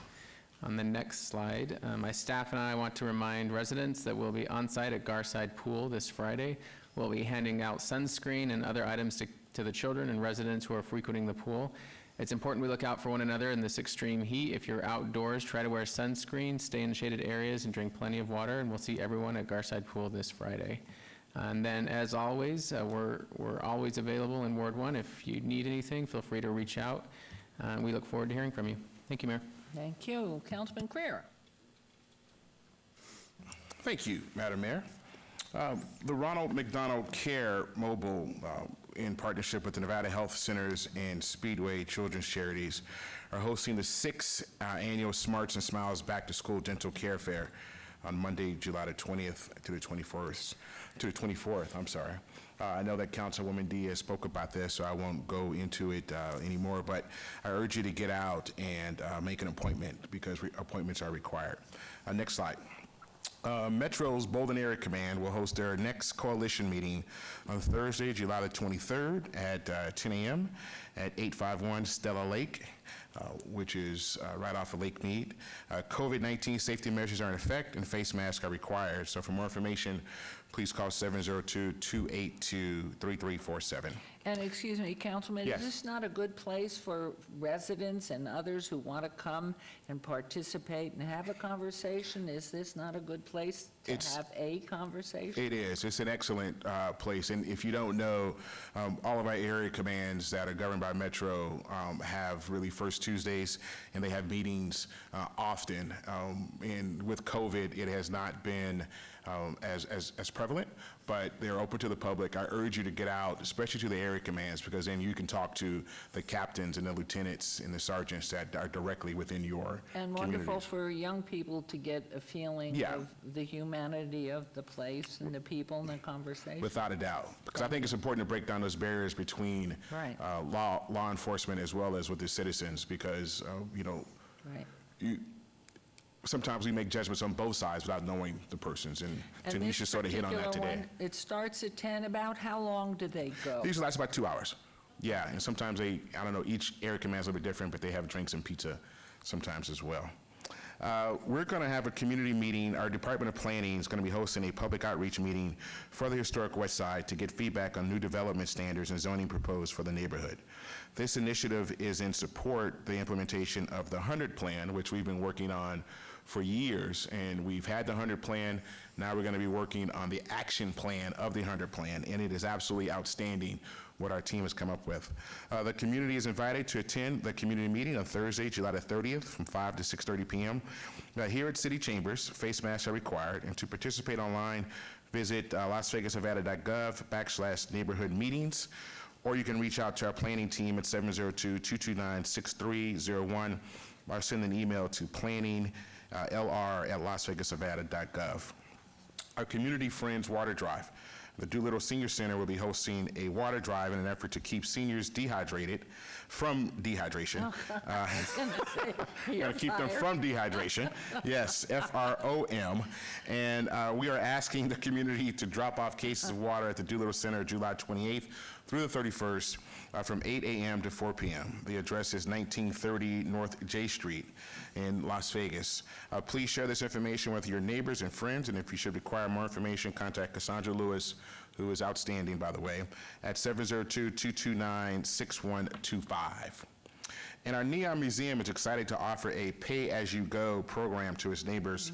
Every Tuesday in August, members of the community and other locals can visit the museum and pay only what they can afford. It can be $0 or it can be the full ticket price. This effort is to welcome visitors into the fabulous Neon Boneyard and share the stories of the signs. The museum opens at 4 p.m. and offers general admission, where visitors can view the signs at their leisure, and guided tours are offered at 7 p.m. Beginning at 9 p.m., visitors can view their interactive experience Brilliant, which is really, really cool. The whole Neon Museum is very cool. A reservation will be made by phone at 702-387-6366, beginning July the 20th. And tickets are limited for social distancing visits and can be scheduled in advance. For more information, visit the Neon Museum, www.neonmuseum.org. And for those that out there that need to, stay in touch with us, I urge you to go to our website and to sign up for our newsletter. We list all of our events that are happening. Our Ward 5 newsletter is very, very informative. And so you can either go on our website at www.lasvegasnevada.gov/Ward 5 and sign up and find out about all the information. Excuse me, you can call my office at 702-229-5443, or you can always email Tanya at tjackson@lasvegasnevada.gov. And I just want to take one moment of personal privilege to welcome my sister-in-law who's here from D.C., Fonteras Hagan, how are you? And her daughter who stepped out, Imani Temple. And then, most importantly, we have a very special Ward 5 resident's birthday tomorrow. She turns 21, and that is my lovely daughter, Hagan. It is a big deal for us. She is a wonderful person. She's going to be heading back to Howard University to round out her senior year in college, majoring a business major, supply chain. And that picture there is when she interned last year in New York City at Tory Burch. And Councilwoman Fiore told me that she was living in Brooklyn, and that once she stays in Brooklyn, she's never going to want to leave, and she was absolutely correct about that. But she's a wonderful person. I wish her all the best. We love her. Her and my wife are just so happy for her. Tomorrow's a big day. And check us out on all of our social media channels. You can get us at Twitter, Cedric Creer, at Instagram, Councilman Creer, and Facebook, Councilman Cedric Creer. Feliz cumpleaños, Señora Diaz. Thank you. And Councilwoman Seaman. Thank you, Madam Mayor. I have some slides. This Friday, we are going to be dedicating the newly done Bonanza Trail Bridge. We're going to be having a dedication there at 9 a.m. for Alex Lawrence. He was killed when he was trying to avoid a pedestrian right in that same exact spot about 5 years ago. He's coming back from his break from college. And so the dedication and the plaque will take place then. It's the bridge that accesses Kellogg-Zaire Sports Complex to right over the Summerlin Parkway. So social distancing will be observed and face masks will be required. And again, it's 7901 West Washington Avenue, the bridge up there. Next slide, please. And I want to welcome all the businesses all over the city and in Ward 2 to take part in the emergency business grants. This is the second wave of them. It reopened them, and there's an additional $2 million. The applications open at 9 a.m. Monday, July 20th, so I suggest you visit lasvegasnevada.gov/reopening grant, because I know that money goes fast. It's a lot of money, but it does go fast. So new applications will be accepted until July 31st, so please, if you have a small business, please visit that website. We're still doing blood donations at the American Red Cross. Again, during this COVID, we've been short of blood, so please contact them if you can donate blood to redcrossblood.org. We would appreciate that. And now we have some animals up for adoption. And this is Tom Tom, and he is a spayed male, about 5 years old, 12 pounds, looking for a new home. And then we have Jasmine, who's a female, 2 years old approximately. She's about 8 pounds. And then we have Spike. He is a spayed male, about 4 years old. Oh, he is adorable. And he is about 10 pounds. Then we have Kobe, a 2-year-old male dog, about 70 pounds. So we encourage everyone, if you're looking for a pet, please adopt. These poor animals are looking for a home. And you can email them at adoptions@animalfoundation.com or call them at 702-955-5901. If you have any questions or you need to reach my office, you can reach my office line at 702-229-2144, or you can always email us at ward2@lasvegasnevada.gov. Social media is pretty easy. Facebook, Twitter, and Instagram are all Victoria D. Seaman. Thank you, Madam Mayor. That's all I have for today. Thank you. Okay, and Councilwoman Fiore, please. Thank you so much, Madam Mayor. So before we go to my slides, I just want to... Is that your slide? No, I don't want to go to my slide. Oh, Because I want to talk about masks, because we all have to wear masks. And I want to say, as I look out into the audience, I do see fashionable masks. This is my latest, newest, and greatest. It's a black and white mask. It's lacy. It has a filter. This matches my outfit. So in case anybody hasn't noticed anything about me, I like to match. And these masks are all safe, and they're here, and they're available at Wasa Boutique. Wasa is an amazing woman. She is a former star for Zoomanity, 11 years, and her boutique is right in Town Square. So I'm not allowed to respond to any of the comments, but I want you to understand that these, even though they're sexy and beautiful and pretty, they're not panties. That's one thing I just want to say. So fashionable masks are at Wasa's place for everyone to go and purchase. Secondly, I have some incredible former colleagues, and as an elected official, a lot of times we cannot put our elected capital on the line. So let's say one of our former colleagues, former state senator, African-American gay man, Calvin Atkinson, had a little issue. There wasn't one African-American elected that went out and put their capital on the line. Calvin's my friend, and I did. And if you don't believe me, here's what Calvin has to say. I have to say this. During the most difficult, darkest time of my life, Michelle reached out to me and offered her support. And I never thought I would ever take her up on her offer. But around this time last year, I needed her help badly. So I reached out to her and explained my situation with the city and implored her not to believe anything she read in the RJ. She told me she understood and agreed with me and said that she would get back to me. And man, did she deliver in a big way. I can't tell you how grateful I am to her. I consider her my friend. Some will say, oh yeah, but she's rude, she's a Republican and a racist. And as I have said, it's not my job to change your mind. But when I think of all my former political colleagues, most of the ones that reached out to me were Republicans, former and present, which I found odd at the time. But now I get it. Many will say that words hurt, but actions hurt too, something I just had to get over. I'm just glad she was there for me when others were long gone.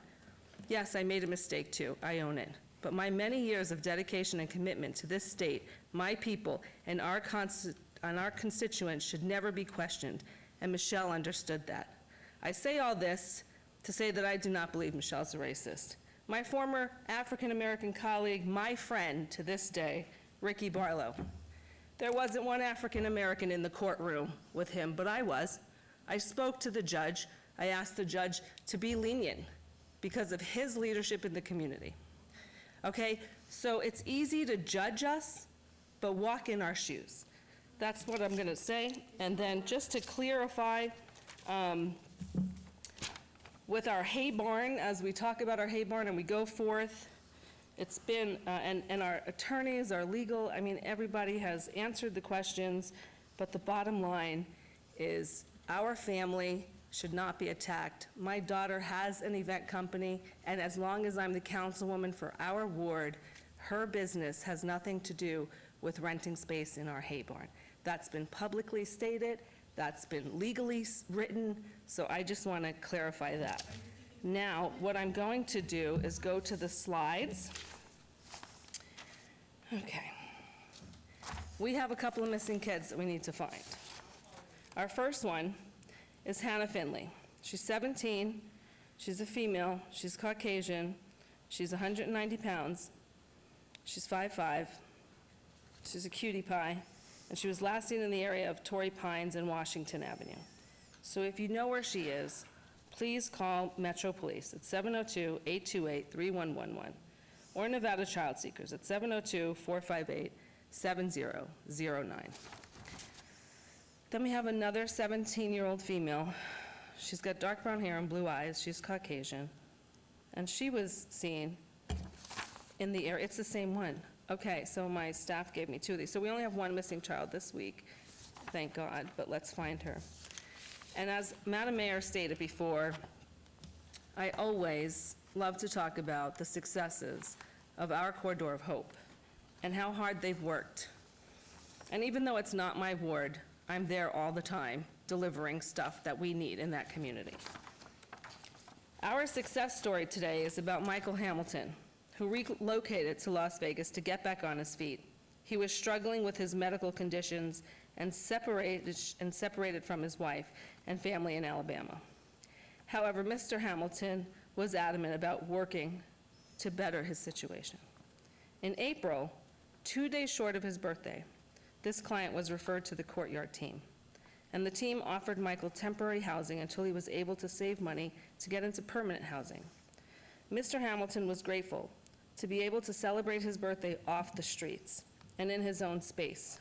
Mr. Hamilton was able to secure employment at the Courtyard in the operations department and continued to look for an apartment. He visited the VA and opened up a case for medical benefits as a veteran and started saving money. In June, he resigned from his job and moved back to Alabama.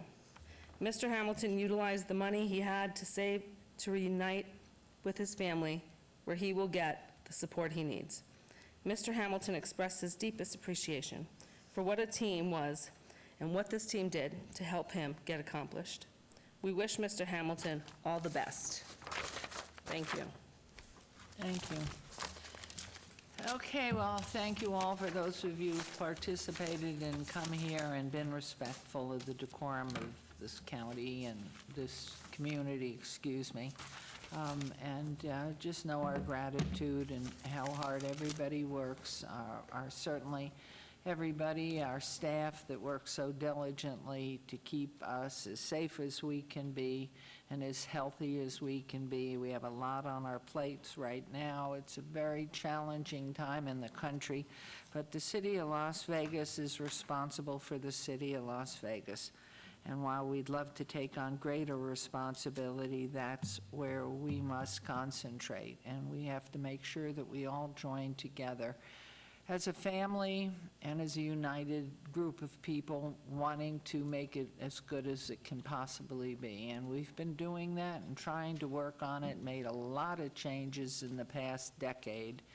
And we'll continue to do that, because if you don't learn every day and work harder and pull together, you don't achieve anything. And so this is a time really of introspection. Look into yourself and make sure that you alone set the example of what you control and your choices, because you are responsible for you and I am responsible for me. And you have to be able to get up every single day of your life and look in the mirror and know that you have done your best every day, that you've been honorable, and that you have really cared and set an example for others by how you act.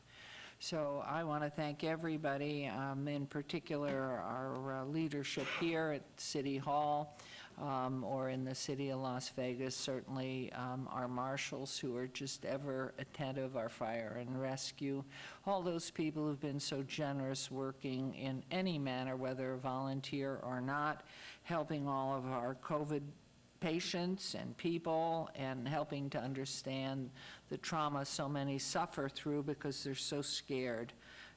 And it hits everybody in different ways. And so our city staff, our clerk's office, our IT department, our grounds, our parks, everybody. This is a city, and I know it very well, having lived here since there were less than 100,000 people. So to watch it go, the only sadness is the anger and the hatred, and that is a very sad realization. And you can always find a way to have your voice heard respectfully and nicely and be part of the conversation that we've asked. And that you're a teacher, I thank you, it came right through, and your children need to know that they can believe in themselves and set the example for others. What a fine young man, and your beautiful theatrical daughter who's going to be on the movies one day. It's very important to get out there calmly, to listen, to hear, and don't judge everybody the same. Nobody's the same. And each of us have had a life. Each of us have a background that you know nothing about. Not the place, but I think there are always avenues for conversation, and certainly listening to Councilman Creer with the meetings that are coming in his neighborhood or any of the neighborhoods, we just feel very strongly it's up to us together as one people, pulling together to make Las Vegas all that it can be. And we have a big burden right now. We have many burdens, but this virus is really a burden that's hitting every bit of employment and income to people who can't even get food on the table. So I just want to thank everybody that's been listening. If you're at home or somewhere else tuned in here, I can assure you all work very, very hard, and it's not anything that any of us take lightly. We have accepted the position that we were elected to, doing our best, and always find out the truth before you attack. Always find out what really is the truth and who are these people and what are they doing. So I thank you all who are supportive and want to get on that bandwagon to help as a member of our family and as a united people here in Las Vegas. We take great pride in our diversity. We take great pride in the intelligence and artistic talents, and so much else. So our clerks who sit here all day long and are trying to breathe through their masks. And yes, we do abide by the rules of the governor, and we are 6 feet apart. And if you are 6 feet apart, the rest of the time all of us are wearing our masks diligently. So with that, our next city council meeting will be, Madam Clerk? The 5th of August. So we are going to adjourn. I wish you all to take care of your health and your safety, help others, and go to yourself first to see if you are absolutely doing the most you can to make this a better place. And with that, we are adjourned.